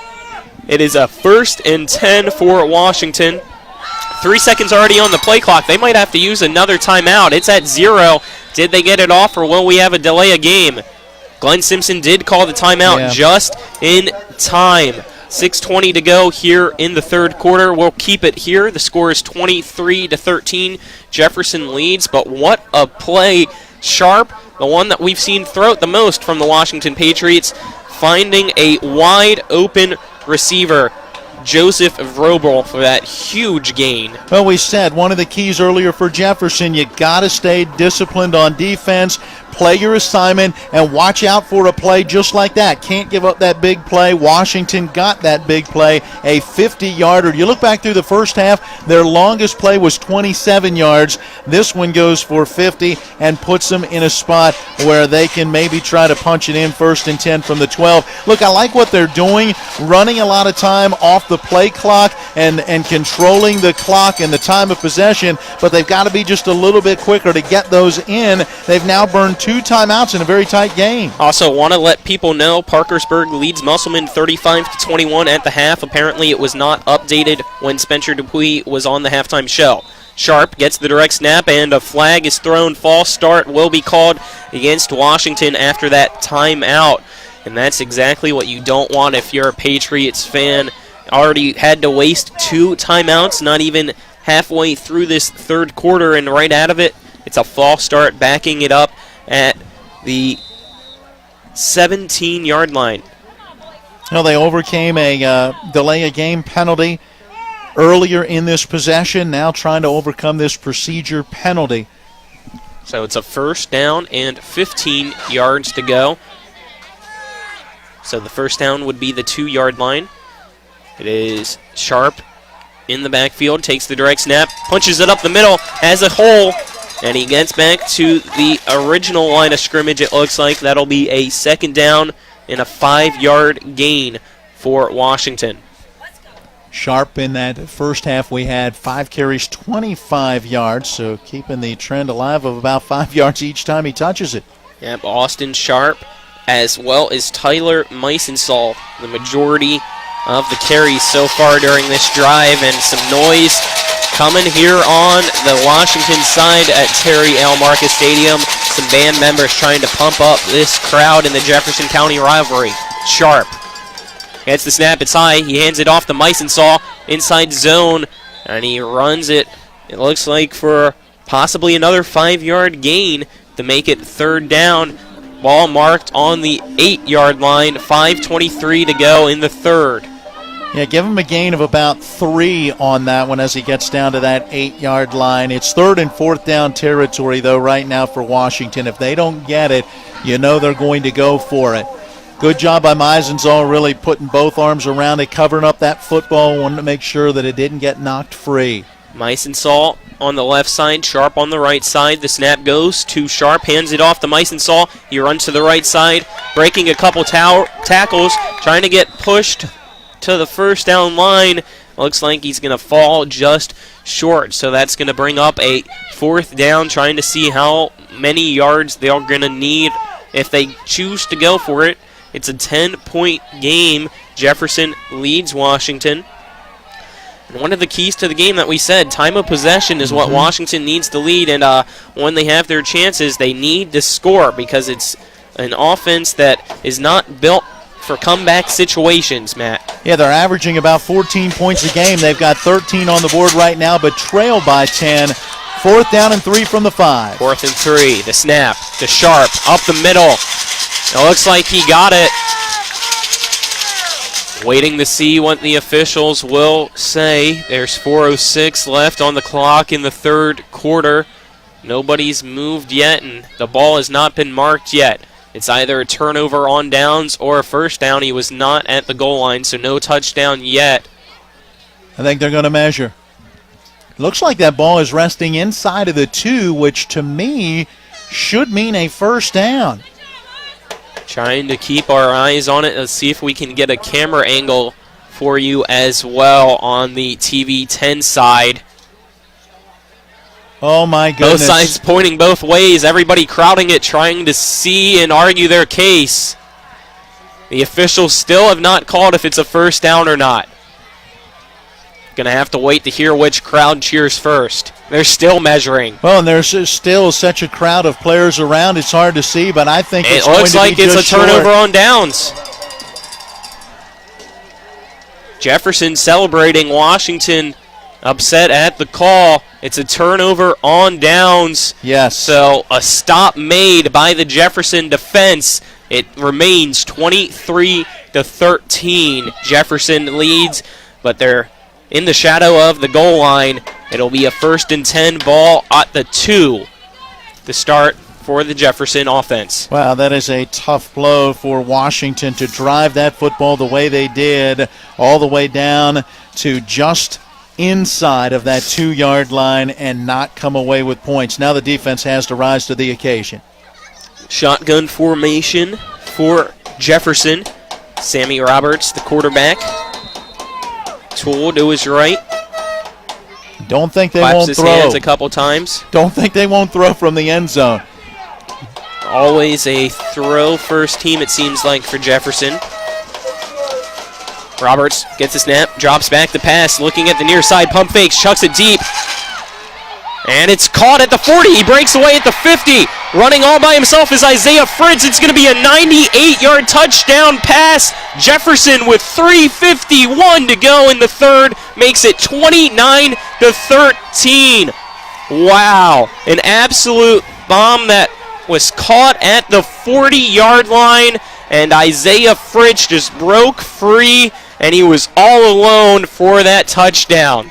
Yeah, the defender got turned around just a little bit, trying to then jump up and knock that pass away, and it was just a great job by Isaiah Fritz, the 5'9" junior. He's not extremely tall, but was able to go up and get it, and then break away and run down the sideline for the score. I'm making that a nomination for the Orsini's Home Store electrifying play of the game. Most likely he's going to be that electrifying play of the game, as Humphrey's extra point is up and good. Make it 30-13 now with 3:50 to go in the grown-ups who move, mortgage, mow, and still bust a move. But does your home insurance still fit? Erie helps you protect the home you've grown into, all at fair prices that are often less than the other guys. So how do you find the right coverage? Magic. Nope. Local independent agents who get to know you like this. Your local Erie agent in Martinsburg is Smallwood & Small Insurance. Get a quote at smallwoodandsmall.com. Erie Insurance. We welcome you back to Washington High School. Jefferson leads Washington 30-13 after a huge defensive stop and one play, 98-yard touchdown pass. The connection from Sammy Roberts to Mr. Isaiah Fritz. It is his third receiving touchdown. That doubles his total of the year. What a game for Isaiah Fritz, as Humphrey's kick looks like will be caught at the 5-yard line for Washington, and the return man in Joseph Roble tries to cut to the outside, will be stopped just shy of the 20-yard line. So Washington with a 1st and 10 at the 19 now. 3:42 to go, and it seemed like Washington might have had some momentum there on that drive, but then got stopped, and that one play has completely shifted momentum, made Terry L. Marcus Stadium deathly quiet on this side of the field. Yeah, certainly a tough spot to come back from, but hey, Washington has a chance, right? 3:42 to play in the third. There's still time. They got to get another good offensive drive going, but find a way to punch it in. By the way, kudos to the freshman, Tyshawn Roper, on that special teams tackle. Down by 17. It'll be Austin Sharp in the quarterback spot, and he's going to fake pass, quickly scoop it, and run it himself up the middle, but he's going to be stopped around the, looks like, 21-yard line. So it'll be a 1.5-yard gain to make it 2nd and 8 for Washington. I was going to say, Colin, give him 2, man. Got to earn it. He did. I think he did. As it was Hollis, one of the players in there on the tackle for Jefferson, as well as Hageman. Well, I figure we'll see Sharp handling it a lot more now. He's 20 of 46 passing for 213 yards. He has thrown far more than anyone else, and down the way they are now, that may be more a part of the game. 3 wide receivers to the far side. Sharp drops back the pass, rolls out to his right, and he's sacked. Yeah. Huge loss on the play, and it looks like in there on the sack is Devin Hershey. No, excuse me, it was Nolan Malib. Yep. Malib with that sack, and that's going to be... I'll figure it out. That was a big hit. That's my candidate for the Cody's Body Shop collision of the game. He came flying in there almost out of nowhere to be able to make that big hit and bring down the quarterback. And it's back at the 15-yard line, so a loss of 6. Yeah, makes it 3rd and 14 now for Washington. Looks like another pass situation for the Patriots. Sharp takes the snap, drops back the pass. He's just going to chuck up a prayer, and it's in the hands and right out of him. Dylan Painter had it and dropped it right at the last second, so it's going to be a 4th down and 14 now. That would have been a first down and then some if he would have had it. That's the second time we've seen it go off his hands and out. Yeah, a little bit of a wobbly pass again, slightly underthrown. He was backing up on it as Evan Toole was right behind him and just slightly off balance, leaning backwards. Painter just couldn't bring it in. So close. 2:07 left on the clock in the 3rd quarter. And it is Washington set the punt as it's Osafo Mensah right on the goal line to do so. Kicks it high. And another short punt. It's going to bounce at the 35, and some extracurriculars going on around the 25-yard line. Players needing to be separated. Some frustration on Bryson Fleming on Jefferson, a former Washington Patriot player. So some of his former teammates, it seems like, trying to get under his skin there, Matt. And you will see that in these rivalry type of matchups, but now the question is, does it go against Jefferson or Washington? And it's both. Yeah, offsetting penalties, but it occurs at the end of the play, which was just a 21-yard punt, and once again, this Jefferson offense is going to have outstanding field position. They started their first drive of this 3rd quarter at the 35 in Washington territory. The Patriots did their job and held them out of the end zone, but it's a tall task to try to do it again now from the 36. 1:57 to go in the 3rd. Jefferson leads Washington 30-13. Jefferson's offense back on the field. It is a 1st and 10 for the Cougars. Looks like the ball is on the 36 or 37-yard line. Roberts, the quarterback, shotgun formation. Running back to his right, 3 wide receivers to his right as well. One to the far side, sends Robinson in motion. It's going to be a screen pass to Spencer Powell. He catches it, jukes into the near side, and will be tackled around the hash marks just across the 30, right in between the 30 and the 25-yard line. That'll bring up a 2nd down and very short. Looks like might be a 2nd and 2 with 1:37 to go.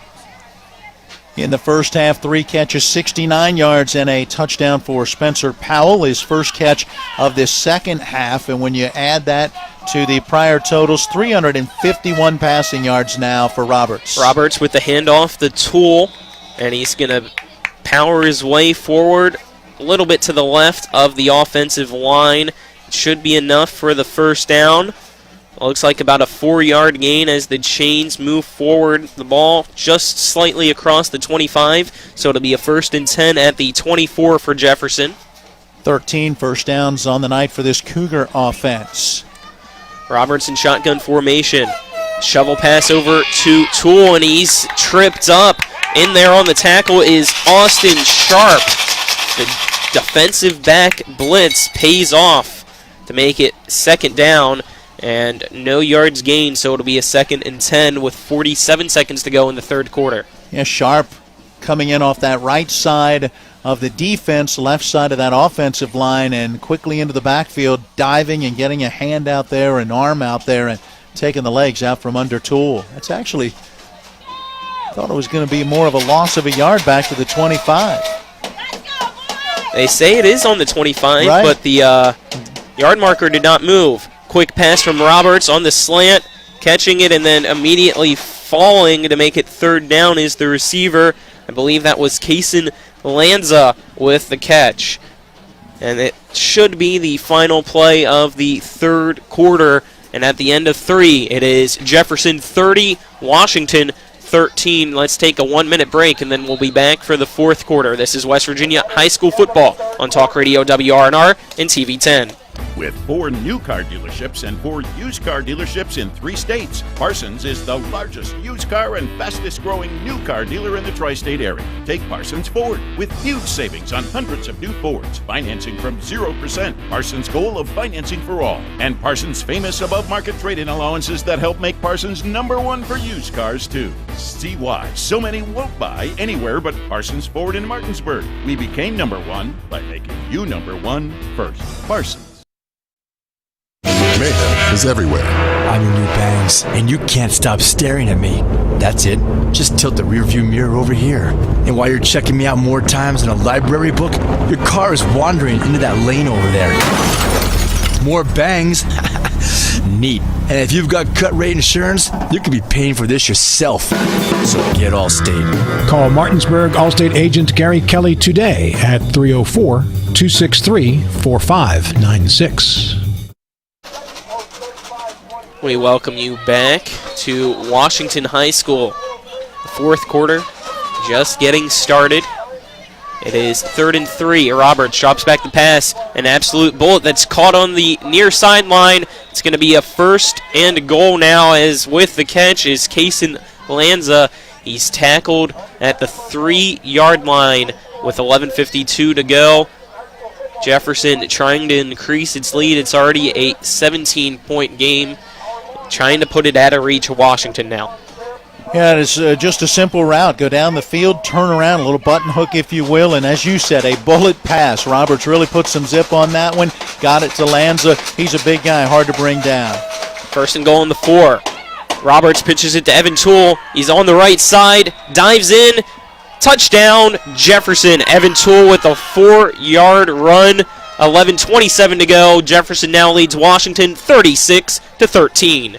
There you go, just that quick toss, get him to turn the corner on that right side, your offensive line blocking down, and then a wide out on that far side helping to kick out, gives him just enough of a cutback lane to get there, dive, and get into the end zone. It'll be Orrin Humphreys on to attempt the extra point for Jefferson. Has to wait for another teammate to come out and help block Washington from getting to him. The hold, it's a fake. Running out to the right side and throwing it. Is it caught? Yes, the 2-point conversion is good. Isaiah Fritz threw it, trying to see who exactly caught it. Mayleeb, the linebacker. Mayleeb makes it a 2-point conversion, so let's take another 1-minute break. This is West Virginia High School football on Talk Radio WRNR and TV10. If you're in an accident, the first thing that you have to do is call 911. You have to get medical care immediately. The next thing you need to do is call us. When you hire us at the Skinner Law Firm, what we do is we are going to investigate your case, and we're going to lay out the options that you have, all at no cost to you. We will use all of our resources and all of our experience to get you what you deserve. The Skinner Law Firm, SkinnerFirm.com. Let's go! Drink some beers! Mountaineer Grill and Pub! Conveniently located right off 81 at 214 Mid-Atlantic Parkway, Mountaineer Grill and Pub offers many daily specials, including happy hour 11 a.m. to 6 p.m. with $2 domestic bottles and $2.50 domestic drafts. Monday night is trivia night, Thursday night is wing night, and Wednesday and Sunday night is steak night. Let's go! Drink some beers! Mountaineer Grill and Pub! Welcome back. Colin McLaughlin here. Alongside me is Matt Miller. It is 38-13 Jefferson on top of Washington here in the Jefferson County rivalry. We're at Terry L. Marcus Stadium at Washington High School. And it is a kickoff now. Orrin Humphreys set to kick off for Jefferson. Back to return is Joseph Vroberl. It's a squib kick that's going to be tipped by Rodrigo Delgado. He's going to scoop it up at the 15, stumble his way across the 20-yard line, and knock down. Washington has a flag thrown. Don't know who it was against, but a lot of chirping still going on. A rivalry game, frustration kicking in. Might be a bit of a late hit right at the end of that play as a Jefferson player was coming down the field. We'll wait and see and give you that drive summary for the Cougars. 6 plays, 36 yards in 2 minutes and 30 seconds. It was a 4-yard touchdown run for Evan Toole. His first of the night, his 14th of the season. 2-point conversion, and it's, as you said, 38-13. That's brought to you by 61st District Delegate Jason Barrett, Trusted Leadership, Real Solutions. 11 minutes, 19 seconds to go in regulation. It is a 1st and 10 for Washington, and the penalty looks like is on Jefferson. So that'll help the field position to start the drive for the Patriots. The ball marked on the 37-yard line, and that's where the Patriots will start. 6 penalties for 75 yards now whistled against Jefferson. See if Washington can take advantage of the field position. And right now you just go back to your game plan, try to march this ball down the field and get into the end zone. It looks like Delgado hands it off to Meisensaul, and he's going to be tackled by Reese. Yeah, Jayon Reese able to wrap him up and bring him down right at the line of scrimmage. Virtually no gain on that play. And give this Washington defense credit. They have made some adjustments, and they have done a better job of slowing down the ground game here in this second half. Might have lost half a yard or so. Since it's only a half, it won't fully matter. It's going to remain 2nd and 10. Come on, Colin. Half yards matter, too. Delgado in the backfield. Takes the snap. He's going to roll out. Set the pass, and it's intercepted. With the interception and running to the far side now is Spencer Powell. He has blockers in front of him and a flag in the backfield. Powell going at the 5 into the end zone. It might be a pick 6. The second flag's thrown. Going to wait to see what those 2 penalties will be. Probably on Jefferson, but it's still after the interception, so it'll be Cougar ball no matter what with 10:20 to go in the 4th. Would have been about a 54-yard interception return for touchdown. Good job by that secondary not to bite on the potential running play as Delgado came towards the near side, slowed down, stepped back, and then let that pass go. But a pair of defenders were back there with Powell being the one to make the INT, and then the long return, but it looks like it's coming back. Yeah, Powell and Fritz, the other Jefferson Cougar, were fighting each other for the ball instead of trying to fight a receiver, it seemed like.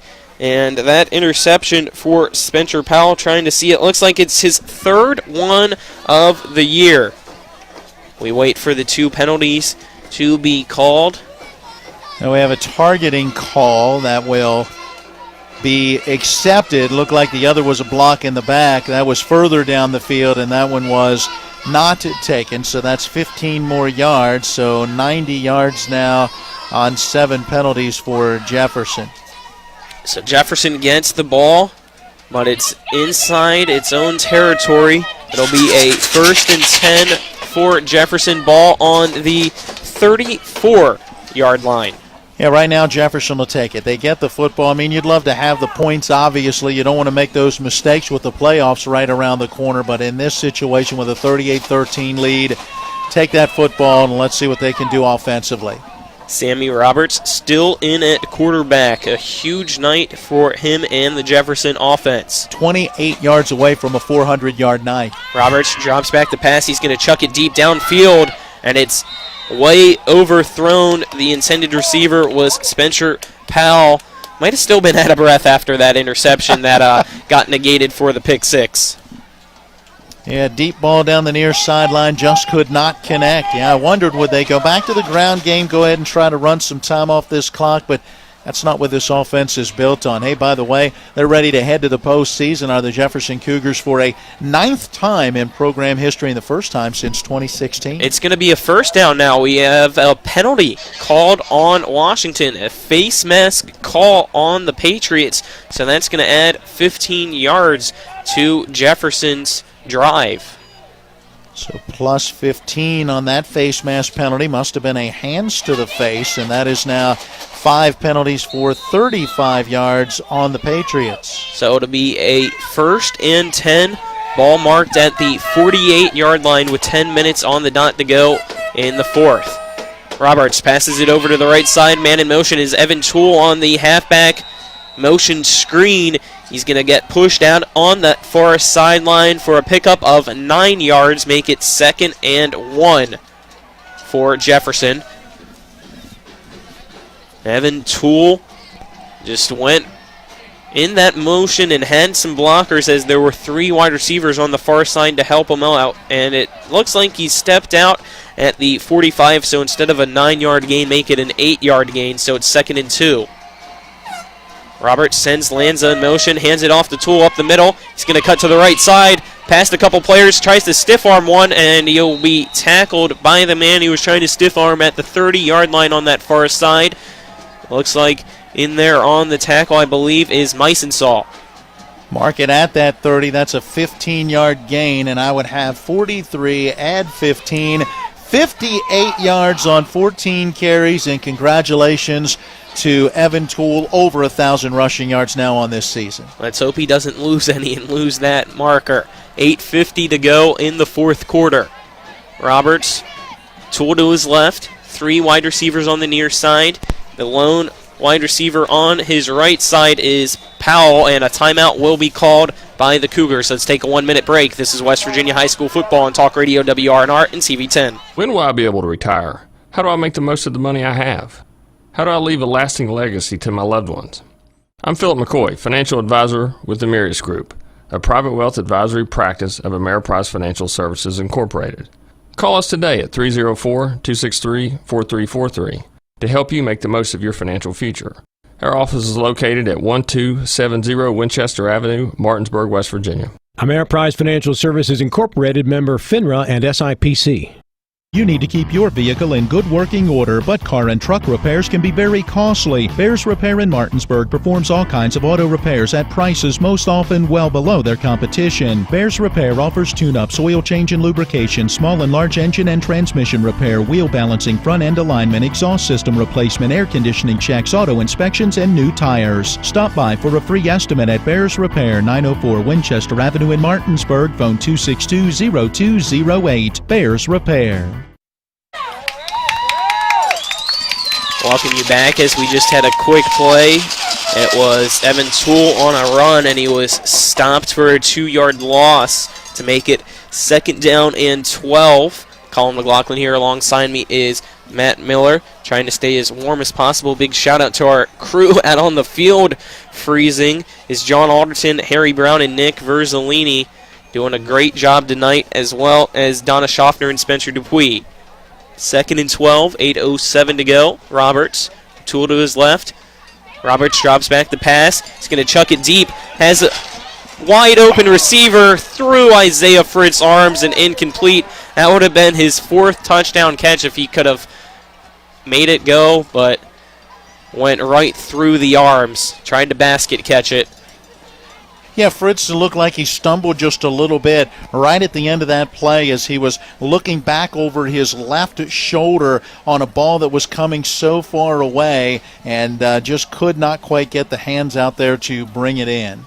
7:56 to go in the 4th. It is 38-13. Jefferson leads Washington. 3rd and 10 for the Cougars. 3 wide receivers on Roberts' left, 1 on the right. Roberts drops back the pass, 5-yard drop. It's a screen to Toole, and he's going to be hit. Spins around one, makes a man miss on a juke. He's cutting to the far side of the field, still running. He's at the 10-yard line. It's a 1st down for Jefferson. Evan Toole with a halfback screen gets pushed out. It'll be 1st and goal. Waiting to see where that ball is marked for Jefferson. Looks like it will be about the 7 or 8 yard line. 7:39 to go in the 4th. 24 yards on that pass completion. Add that to 380, and I now have 19 completions, 26 attempts, 404 yards for Sammy Roberts. Wow, he has had himself a night. That's the 18th first down unofficially for Jefferson.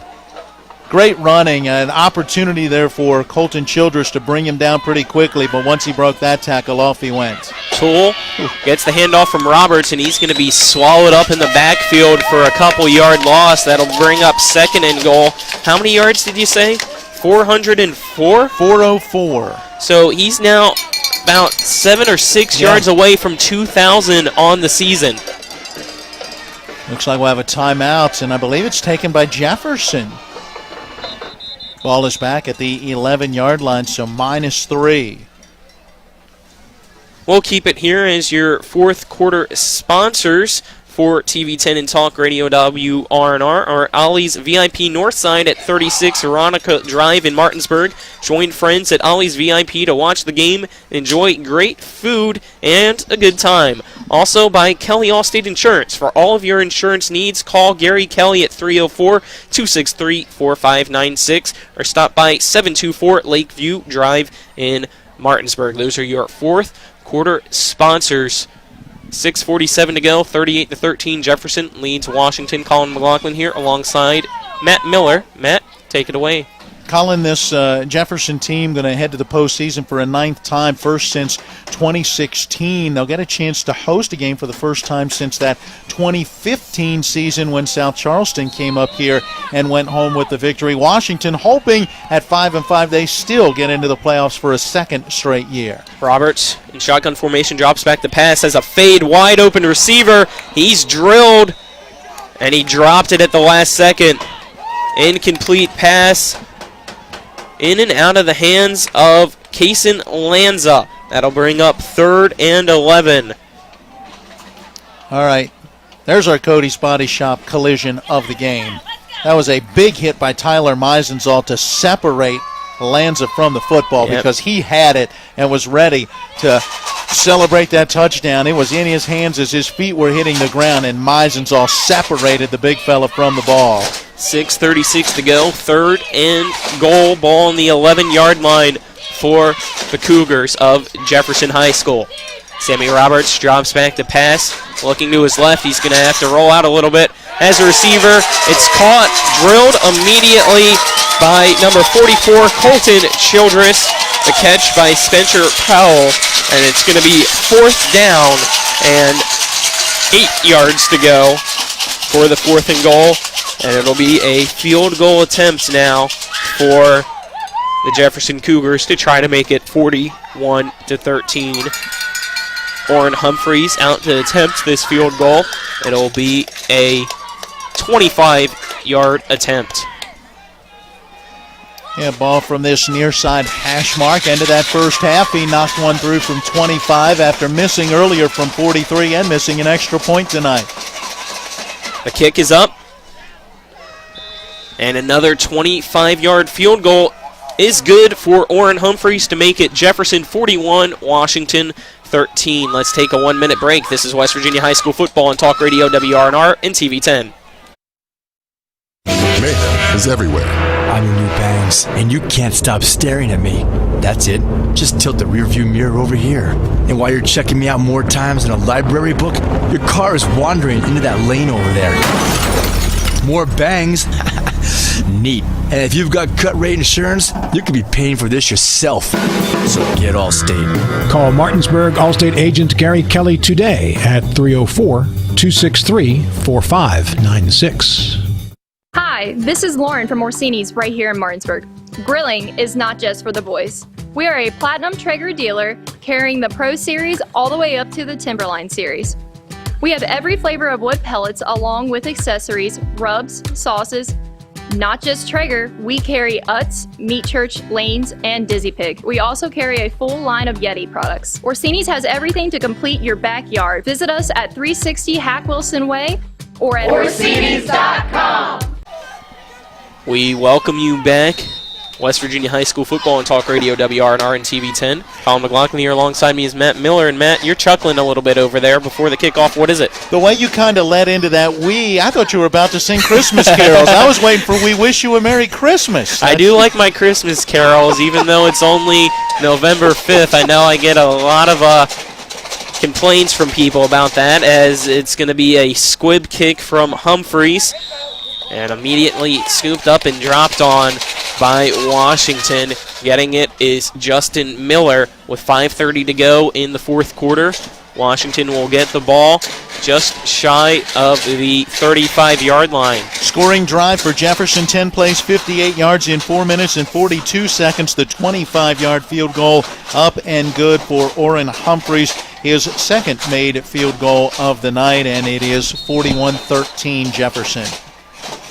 Austin Sharp in the backfield for Washington. Drops back and throws it deep, and nobody in the area. Meisensaw cut inside. Some miscommunication there makes it 2nd and 10 for Washington. Yeah, case where Meisensaw cut to the inside, and the pass from Sharp went back more towards the outside or that far sideline where Jefferson is located, and as you said, nobody was there. Again, this is a part of the game that is not a key part of what this Washington football team does. They want to ground and pound, and when you get in a situation where you're down the way that they are with 5:23 left, you kind of get forced sometimes into doing things that you don't normally do. Sharp, again, the lone man in the backfield. Going to drop back the pass again, and he's going to be swallowed up and sacked by Jelani Hollis to make it 3rd and very long for Washington. Yeah. Washington needs to be careful right now. You don't want to allow any more points because it might have to be a tiebreaker situation for these playoff rankings. If the team that you're tied with, you haven't played head-to-head, they later look at that and look at some win differential. Whoever has more bonus points, if that's tied, they keep going on. Points allowed and points against are definitely something you want to limit. A loss of 6 yards on that sack. 3rd and 16. Sharp in the middle, in and out of the hands of Tyler Meisensaw. It'll be a 3 and out unless they go for it, and they might have to. Looks like an injured player for Washington as well. Trying to see exactly who that is. Logan Comer coming off to the near side. Might have a stinger in his arm as it is 4th and 16, 4:31 to go in quarter number 4. Jefferson all over Washington right now, 41-13. The Cougars right now look like they're going to improve to 9-1 overall, and Washington most likely will fall to 5-5 and have to rely on some help to get into the postseason. The Patriots are going to punt. Safo Mensah, a very high snap, and he's going to have to just run it. And he's going to be tackled. Turnover on downs. Jefferson's going to get the ball at the 19-yard line. A lot of special teams errors tonight, and it's something that you keyed in on for the Patriots and what not to do, and it's exactly what they have done. I mean, this is a very talented Jefferson team, and they can take advantage of those opportunities in the kicking game. And in this case, Washington just having a hard time being able to get off decent punts. And in this case, a situation with a bit of a high snap where Safo Mensah runs with a football and is tackled for a loss of 8. You can see he's frustrated too. He's typically a starter on the defense. Took a seat on the bench. Roberts, screen pass. Caught by Robinson. He has a whole bunch of blockers in front of him trying to pound his way. Tackled just shy of the goal line. So it'll be 1st and goal for Jefferson. Robinson tackled at the 2-yard line. So again, the Cougars knocking on the door, trying to increase its lead. 4:04 to go in the 4th quarter. And just a simple screen, as you said, to that right side. Blockers That's been working this half, though. Yeah, absolutely. They've gone to a little more at times of the short game and then let those athletic wide receivers make big plays after the catch. And it looks like we might have a timeout called, and it looks like Washington's going to do so. That'll be their 3rd and final timeout on the night. 3:45 left, 41-13. Let's look at, for Jefferson, this victory, as you mentioned, going to put them at 9-1. We'll have to wait and see what University does ahead of them as they're trying to go 10-0, taking on Oak Hill tonight. Again, I think with some bonus points and the win in this one, Jefferson may very well have a chance to pass University as they were very tight in those standings. Cabell Midland is at St. Albans, and so we'll have to keep an eye on that. You figure Cabell Midland rolls, but again, Cabell Midland right there as they were tied with University with 14 points. And so we'll see how those play out. Will Jefferson stay at number 6, or will they get a chance to move up? As for Washington, you got the Morgantown Spring Mills game to pay close attention to. Woodrow Wilson at South Charleston as well. I still think Washington has a chance to stay in the playoff picture. And a quick snap. Handoff from the quarterback, Sammy Roberts, to Evan Toole. And he's going to be short of the end zone. Might not have even picked up any yards, so it's going to be a 3rd and goal now for Jefferson as the clock continues to wind down. It's at 3:25 now in the 4th. It was a gain down to the 1, Colin, so 17 carries, 54 yards now for Evan Toole. Again, he goes over 1,000 rushing yards, and let me look at the totals. 1,589, add about 425 to that, and now over 2,000 passing yards we would have unofficially on the season for Sammy Roberts. Looks like it might be a quarterback change. Bryson Fleming with a direct snap, and the former Washington Patriot now on the Jefferson side gets it into the end zone. Touchdown Jefferson, 2:55 to go. It is the Cougars 47, Washington 13. Well, we knew this Jefferson team had a chance to put points on the board, right? Coming in, averaging 42 a contest. Their lowest point output outside of just the 3 points against Martinsburg was 33 against James Woods. So, I mean, it's a team that has been able to get that offense going throughout much of this season, and they certainly did here tonight. So Bryson Fleming gets the score against his former teammates, and it is Orrin Humphreys. Another fake as Fritz going to roll out, chuck it into the end zone off the hands of the kicker, Orrin Humphreys. That 2-point conversion is no good, so it's going to remain 47-13. A 1-minute break. This is West Virginia High School football on Talk Radio WRNR and TV 10. Remember when you were a little kid and saw your first deer? Oh, how cute. As an adult, maybe you've had a different experience. Where'd that come from? Bambi mess up your dream machine? Call Cody's Auto Body today at 304-901-4777 and get the work done right the first time. Cody's Auto Body, 851 Wilston Street in Martinsburg, has a team of auto body professionals with a lifetime of experience putting your ride back together again, regardless of how it got that way. Cody's Auto Body. WVU Medicine East Heart and Vascular Institute has expanded and is now accepting new patients with the recruitment of new board-certified cardiologists and interventional cardiologists, as well as the addition of 2 new offices. The WVU Medicine East Heart and Vascular Institute team can provide the best in heart care to our region. For more info on the cardiology services provided nearby in Martinsburg, Winchester, and now in Hagerstown and Shepherdstown, go to our website at mywvuheart.com.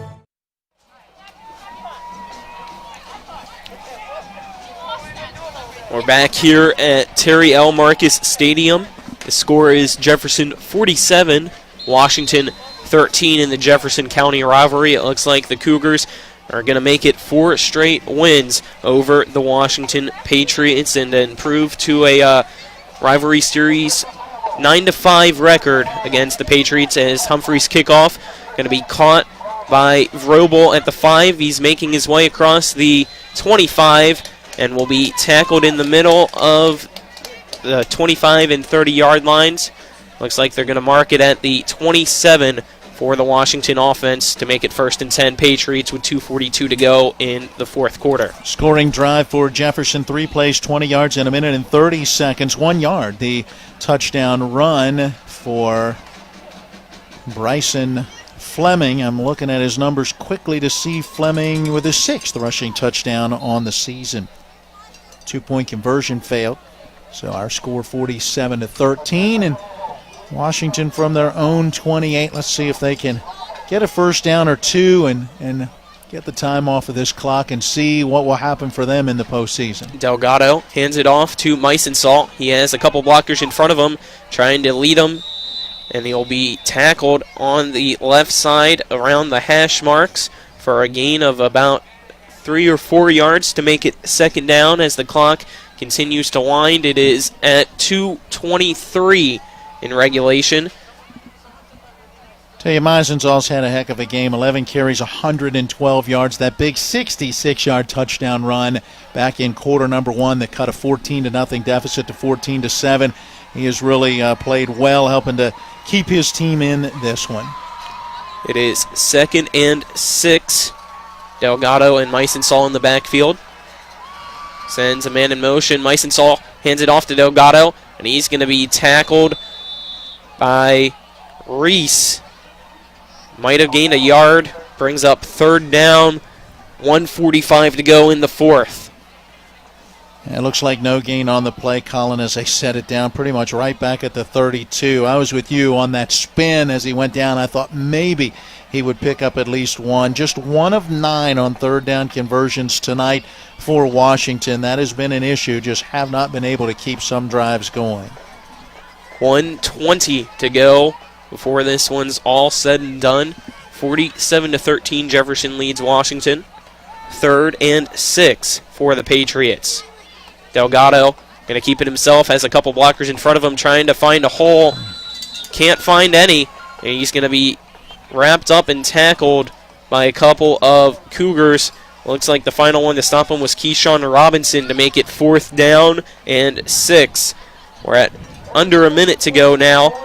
So this one's basically over, and it looks like it's going to be another punt for the Patriots. As Robinson as well as Roper go back to return it for Jefferson, and it'll be Osafo Mensah to punt it away. 5 seconds to go on the play clock, and they get it in time. Osafo Mensah kicks it high, and this one going to go past Robinson. Bounce at the 30, roll inside the 25, and still moving, and will be stopped inside the 25, just shy of the 20. 12.6 seconds to go in the 4th, and Jefferson most likely just going to come out in victory formation and make it a 47-13 victory for the Cougars. Got to mention it, 46 yards with the bounce at the end, a nice roll. So Osafo Mensah with a good punt. And now, as you said, Jefferson with a chance to just run this one out and improve to 9-1, as you were mentioning back in the pregame, first 9-win season under head coach Craig Hunter, right?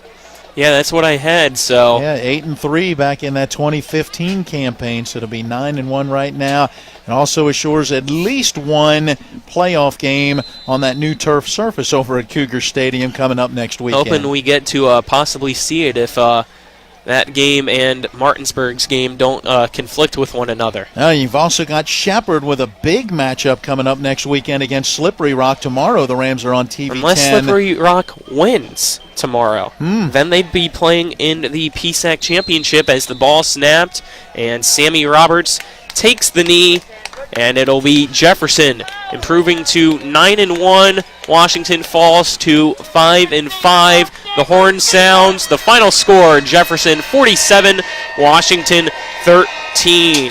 As we will have the teams now shake hands and wrap things up from the Jefferson County rivalry. Let's take a 2-minute break, and then we'll be back for the Palace Lounge post-game show.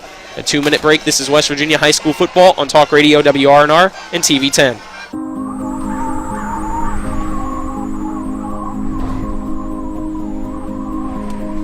Don't hibernate this winter. Call Roach Energy at 304-263-3329 for your propane and oil needs. When will I be able to retire? How do I make the most of the money I have? How do I leave a lasting legacy to my loved ones? I'm Philip McCoy, financial advisor with the Mirius Group, a private wealth advisory practice of Ameriprise Financial Services Incorporated. Call us today at 304-263-4343 to help you make the most of your financial future. Our office is located at 1270 Winchester Avenue, Martinsburg, West Virginia. Ameriprise Financial Services Incorporated, member FINRA and SIPC.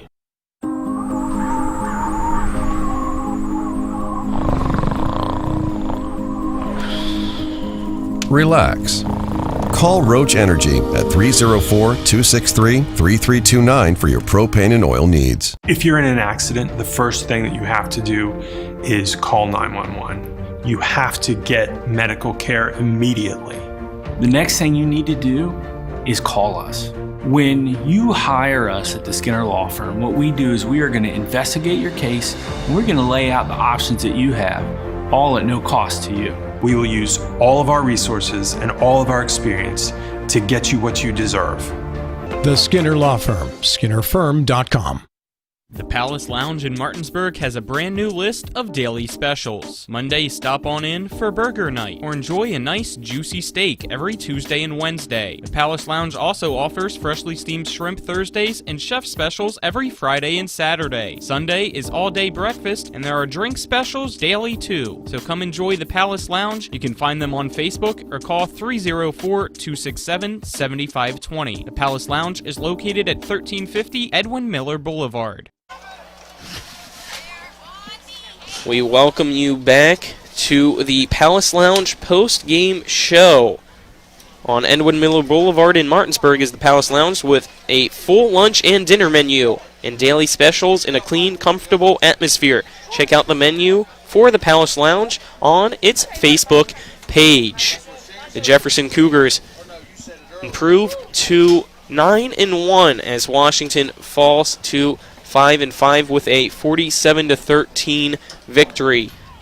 And it was a pretty good one tonight for Jefferson. Sammy Roberts with how many yards, Matt? Well, have you totaled it up yet? All the totals later, but I've got 425 passing for him. Let's recap the scoring here in this segment, and it was Jefferson taking the early 14-0 lead in quarter number one on a 15-yard scoring pass, Sammy Roberts to Isaiah Fritz, and then a 44-yard pass as Roberts connected with Spencer Powell, but Washington would rally. They would get a big touchdown, 66 yards on the run from Tyler Meisenzahl. It was 14-7 at the end of one. Jefferson made it 20-7 with a 21-yard touchdown pass as once again Roberts and Fritz connected. Then it was a touchdown of 5 yards for Rodrigo Delgado for Washington, pulling them back to within 7 at 20-13, but a 25-yard field goal right at the end of the first half up and good for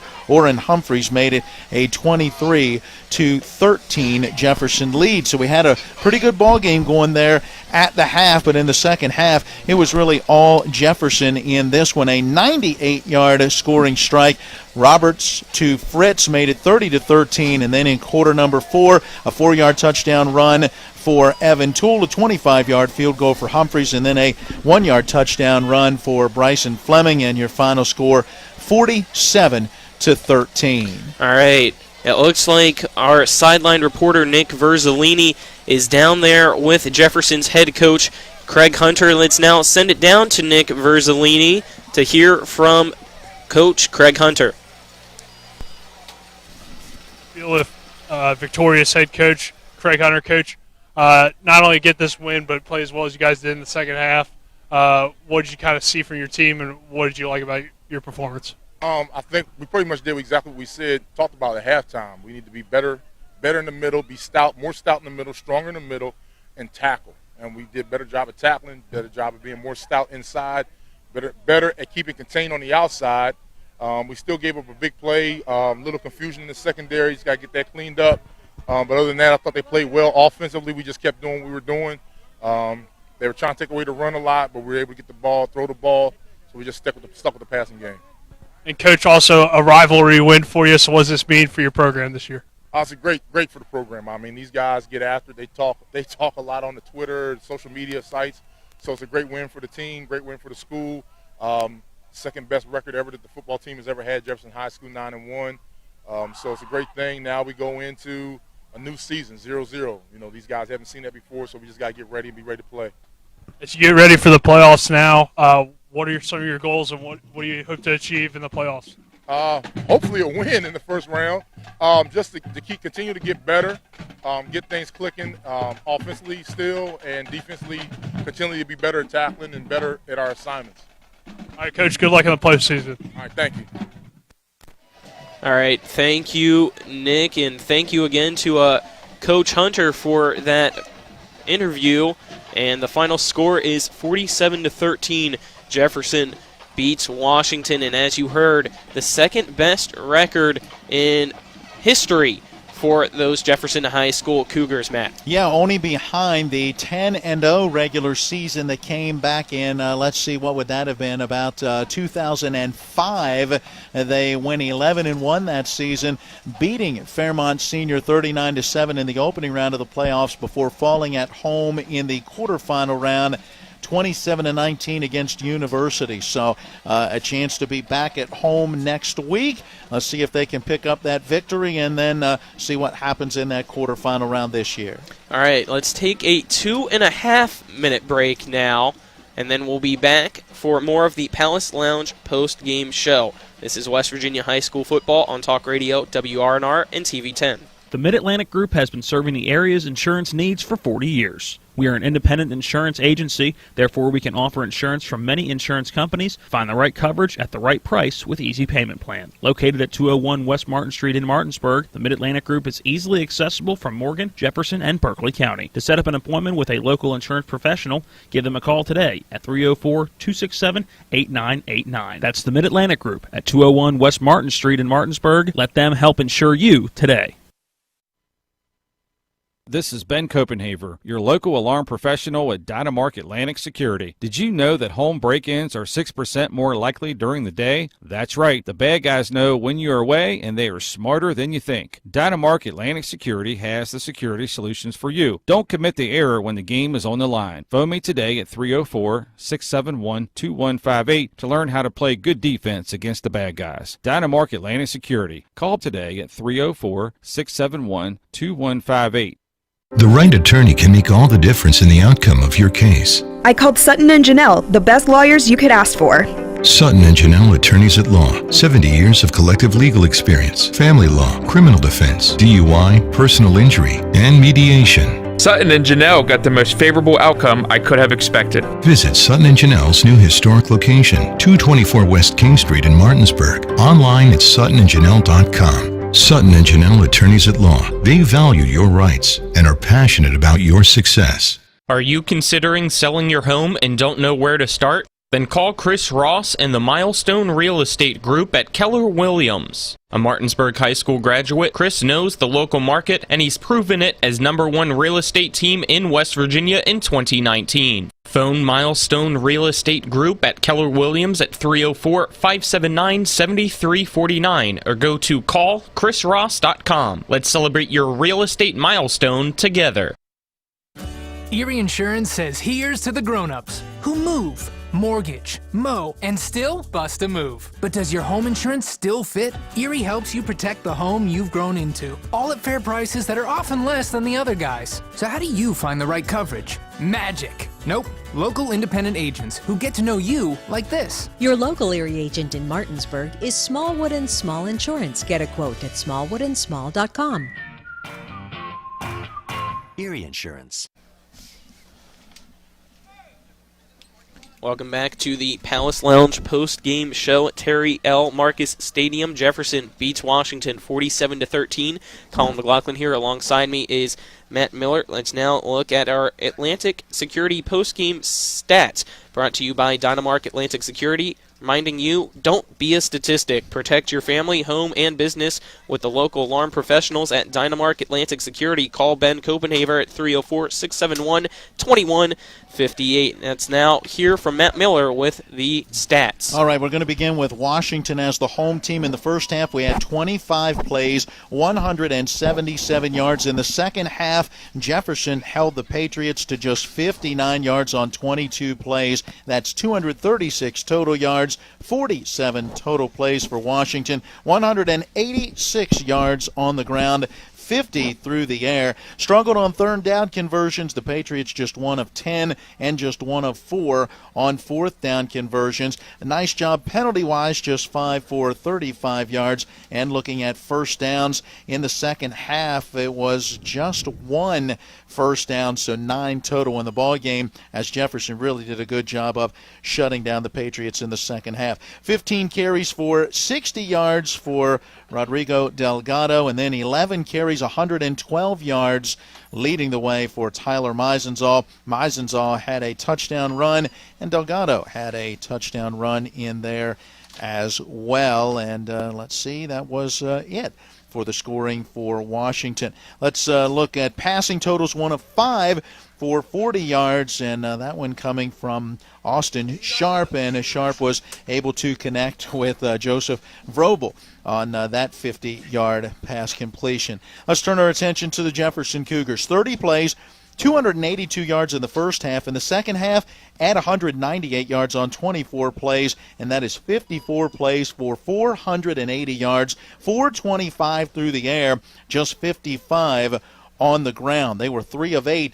on third down conversions, and in the first half, they tried 1 fourth down and actually converted that one. That was a 21-yard touchdown pass, so 1 for 1 on fourth down conversions. Struggled a bit in penalties. Did the Cougars 7 for 90 yards. They did have a turnover as they picked off a pass from Washington, so the Patriots with a turnover. The INT was pulled in by Spencer Powell for Jefferson. For the Cougars, let's look at 19 first downs for them in this ball game, and they did not turn the football over as an offense or on special teams. For Jefferson, what a day for Sammy Roberts. 21 of 29, 425 yards, and you are looking at 1, 2, 3, 4 touchdown passes for him, and just had an outstanding evening. Again, no picks. I mean, he was on his game tonight. Oh, yeah, definitely, and maybe he might have to be our player of the game. We'll see. But first, let's take a 2-minute break. Hang on. Don't go there yet, okay. because Isaiah Fritz may have a little something to do with that player of the game. That's he true. Caught 6 of those passes for 176 yards and 3 touchdowns. So during this break, how about we rock, paper, scissors and see who gets it? All right, I was thinking arm wrestle, but that's all right. I don't know. I do want to add in for Evan Toole, 17 carries, 54 yards and a touchdown. So Toole goes over 1,000 yards on the season, and Roberts goes over 2,000 passing yards on the season here tonight. There you go. All right, we'll continue the Palace Lounge postgame show after a 2-minute break, and we'll hand out our awards for this evening. Again, a 2-minute break. This is West Virginia High School Football and Talk Radio, WRNR and TV 10. WVU Medicine continues to expand to meet the needs of our growing community. We're excited to offer high-quality healthcare in the Shepherdstown area at our new medical office facility located on Route 45 West at 60 McLean Way. Services available at the new WVU Medicine Shepherdstown location include primary care, behavioral health and psychiatry, and specialty care. Plus, 2 departments of Berkeley Medical Center are on-site, lab services, and x-ray services available weekdays 7 a.m. to 3:30 p.m. Make an appointment today at WVUmedicine.org. WVU Medicine continues to expand.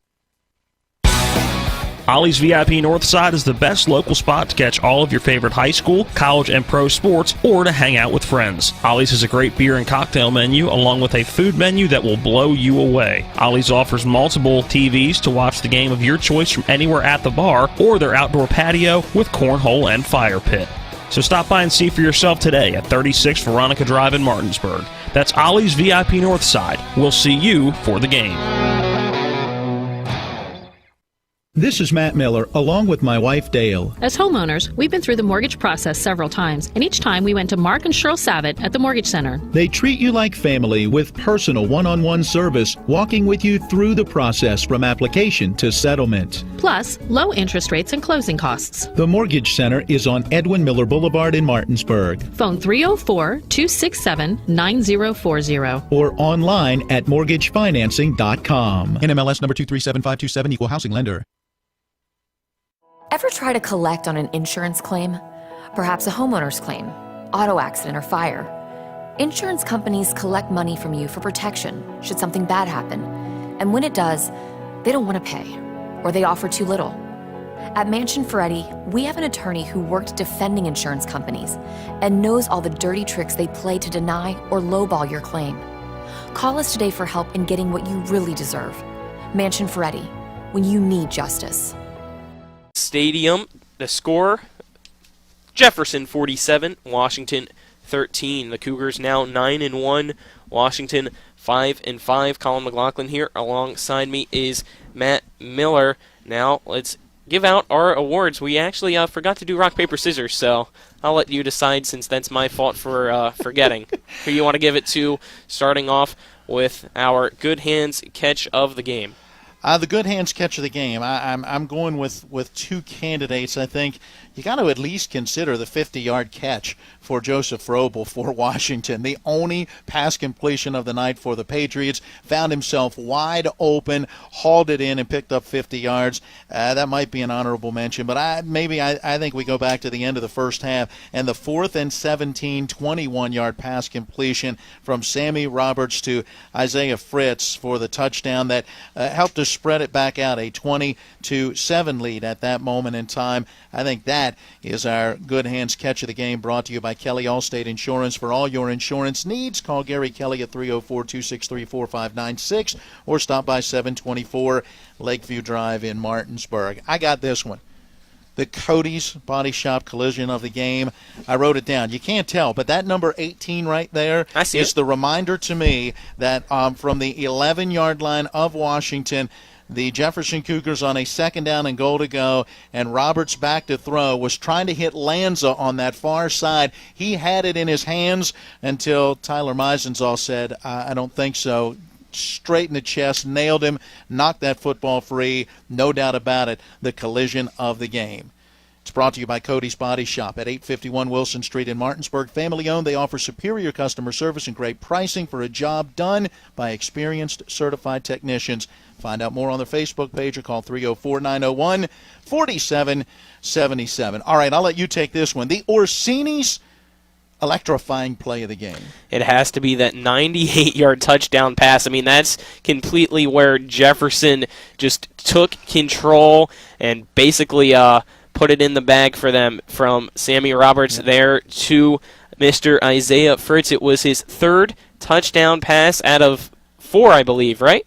3. It was just 3. I thought for some reason he had another one there, Sammy but Roberts no. threw 4. But there we Spencer go. That's Powell why I thought it one, was. so. But there you go. That's your electrifying play of the game, and it was a beauty. I mean, right here in front of us at that 40-yard line, he made a man miss and then just took it all the way to the house. You don't get 98-yard touchdown passes often.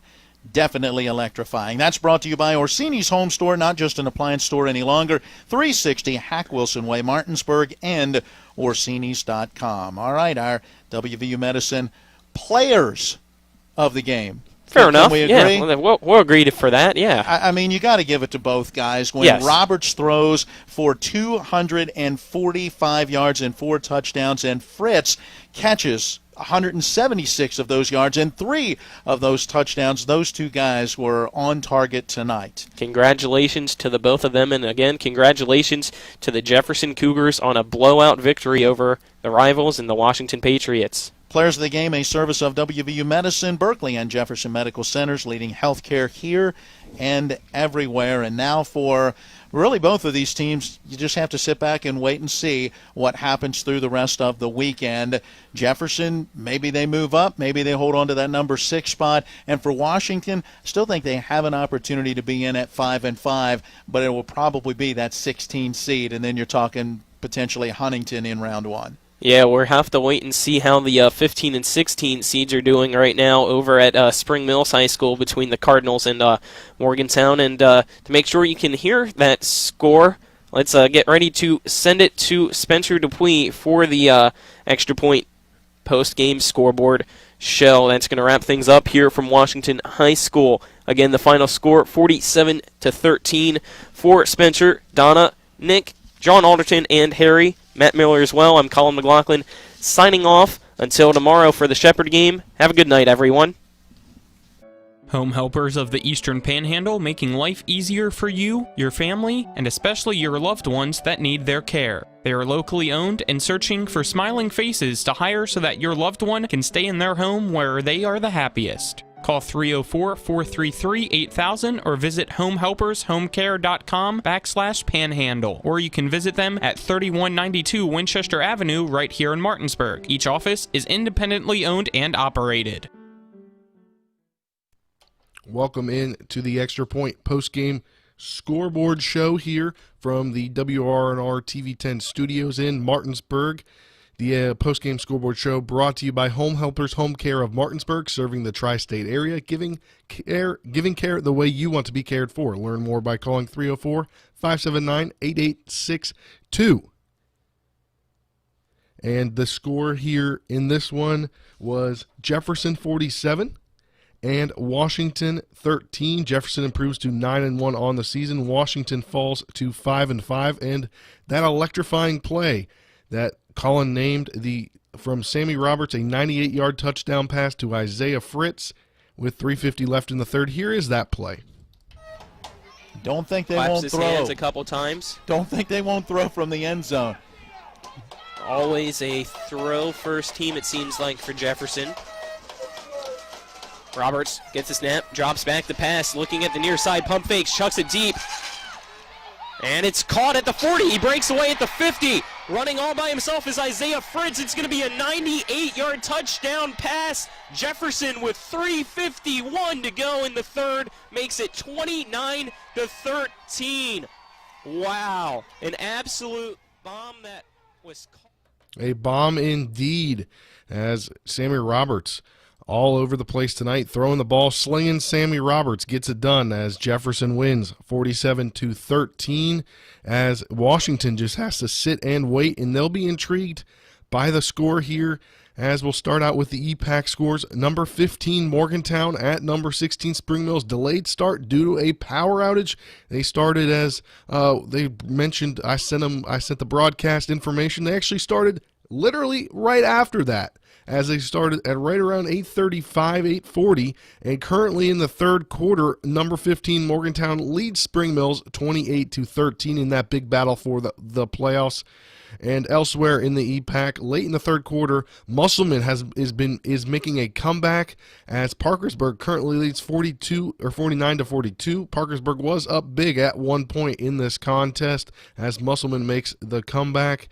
And game tomorrow, Hedgesville at Hampshire, that is still on. Messaged with head coach Matt Faircloth earlier to confirm that is on tomorrow at Hampshire in Romney, and Martinsburg has the bye this week. So let's look at scores from around AAA. Number 1, Huntington handles Riverside 49-7 after Riverside get out to a 7-0 lead. Huntington scores the final 49 points of the game to go to 10-0 on the season. Riverside falls to 3-7. Cabell Midland, number 4, up 49-0 over St. Albans, will have a 9-1 season and potentially looking to jump up into the top 3. Number 4 University goes 10-0 as well, as the final there 63-21 over 3 and now 7 Oak Hill.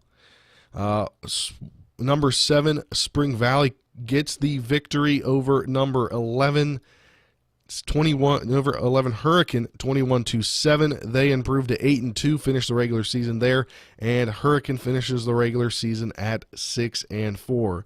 In the last checked in the second quarter, let me just update here, see if there is an updated score on that. Yeah, it's still the same as number 8 Greenbrier East, looking to make it 8-2 on the season, currently up 33-14 over non-ranked Lincoln County. Lincoln County 4-5 on the season. Big win for number 9 George Washington to finish the season 7-3 with a 41-0 win over 1-9 Capital. Parkersburg South gets the big upset win at 4-5 over the number 10 Princeton. They were 5-2 coming into the game, so Parkersburg South with the upset win over number 10 Princeton, 44-34, as Parkersburg South improves to 5-5, and number 10 Princeton falls to 5-3. A big showdown against two teams that are fighting, one team fighting for a spot, one team fighting for positioning, as it looks like there'll be an upset alert, as tied with number 16 Woodrow Wilson leads number 12 South Charleston 42-21. That is in the fourth quarter, as Woodrow Wilson looking to improve to 5-5 on the season, and South Charleston looking to fall to 5-5 on the year and probably drop back in the playoffs. Another shocker here, as 4-4 now, as non-playoff team Wheeling Park beats number 13 John Marshall 35-7. John Marshall falls to 6-4 to finish the season.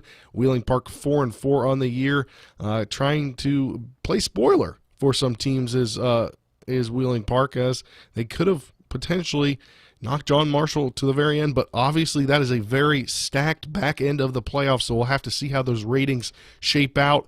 And 4-4 Preston gets, or now 5-4 Preston improves after a 14-7, or Brook gets the win 14-7 over Preston, as Brook improves to 5-4 on the year. Preston falls to 1-9.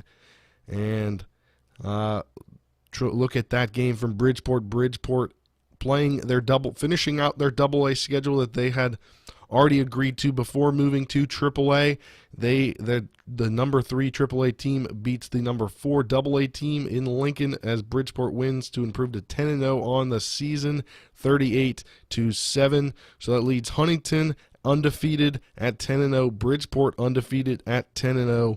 University undefeated at 10-0. Cabell Midland at 9, looking to go 9-1. Jefferson finishes 9-1, and Martinsburg finishes 9-1 as well. That'll do it here for the Extra Point Scoreboard Show, brought to you by Home Helpers Home Care of Martinsburg, serving the tri-state area, giving care the way you want to be cared for. Learn more by calling 304-579-8862.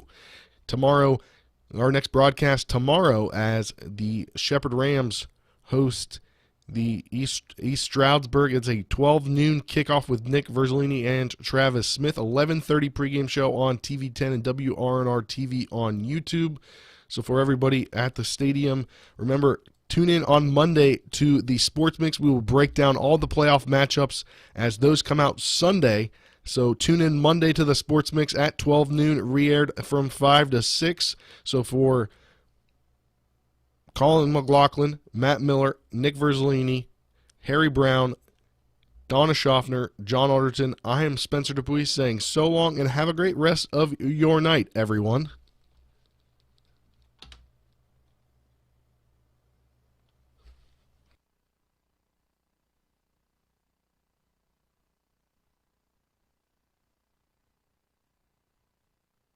And that concludes today's postgame show. Be sure to tune in each week throughout the regular and postseason for more West Virginia high school football. Today's game has been brought to you by Bechtel Jewelers, The Brown Funeral Homes and Cremations, Friends of Jason Barrett, Hagerstown Ford, The Mansion Ferretti Law Firm, Kelly Allstate Agency, Milestone Realty, Miller Honda, the Mid-Atlantic Group, the Mirius Group, Orsini's Home Store, the Palace Lounge, Parsons Ford, Rocks, Spring Valley Farm Market,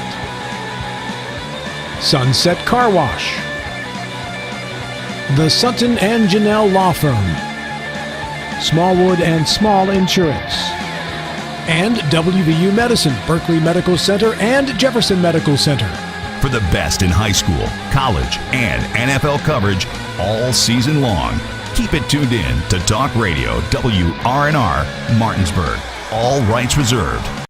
Home Helpers of the Eastern Panhandle, making life easier for you, your family, and especially your loved ones that need their care. They are locally owned and searching for smiling faces to hire so that your loved one can stay in their home where they are the happiest. Call 304-433-8000 or visit homehelpershomecare.com/panhandle. Or you can visit them at 3192 Winchester Avenue right here in Martinsburg. Each office is independently owned and operated.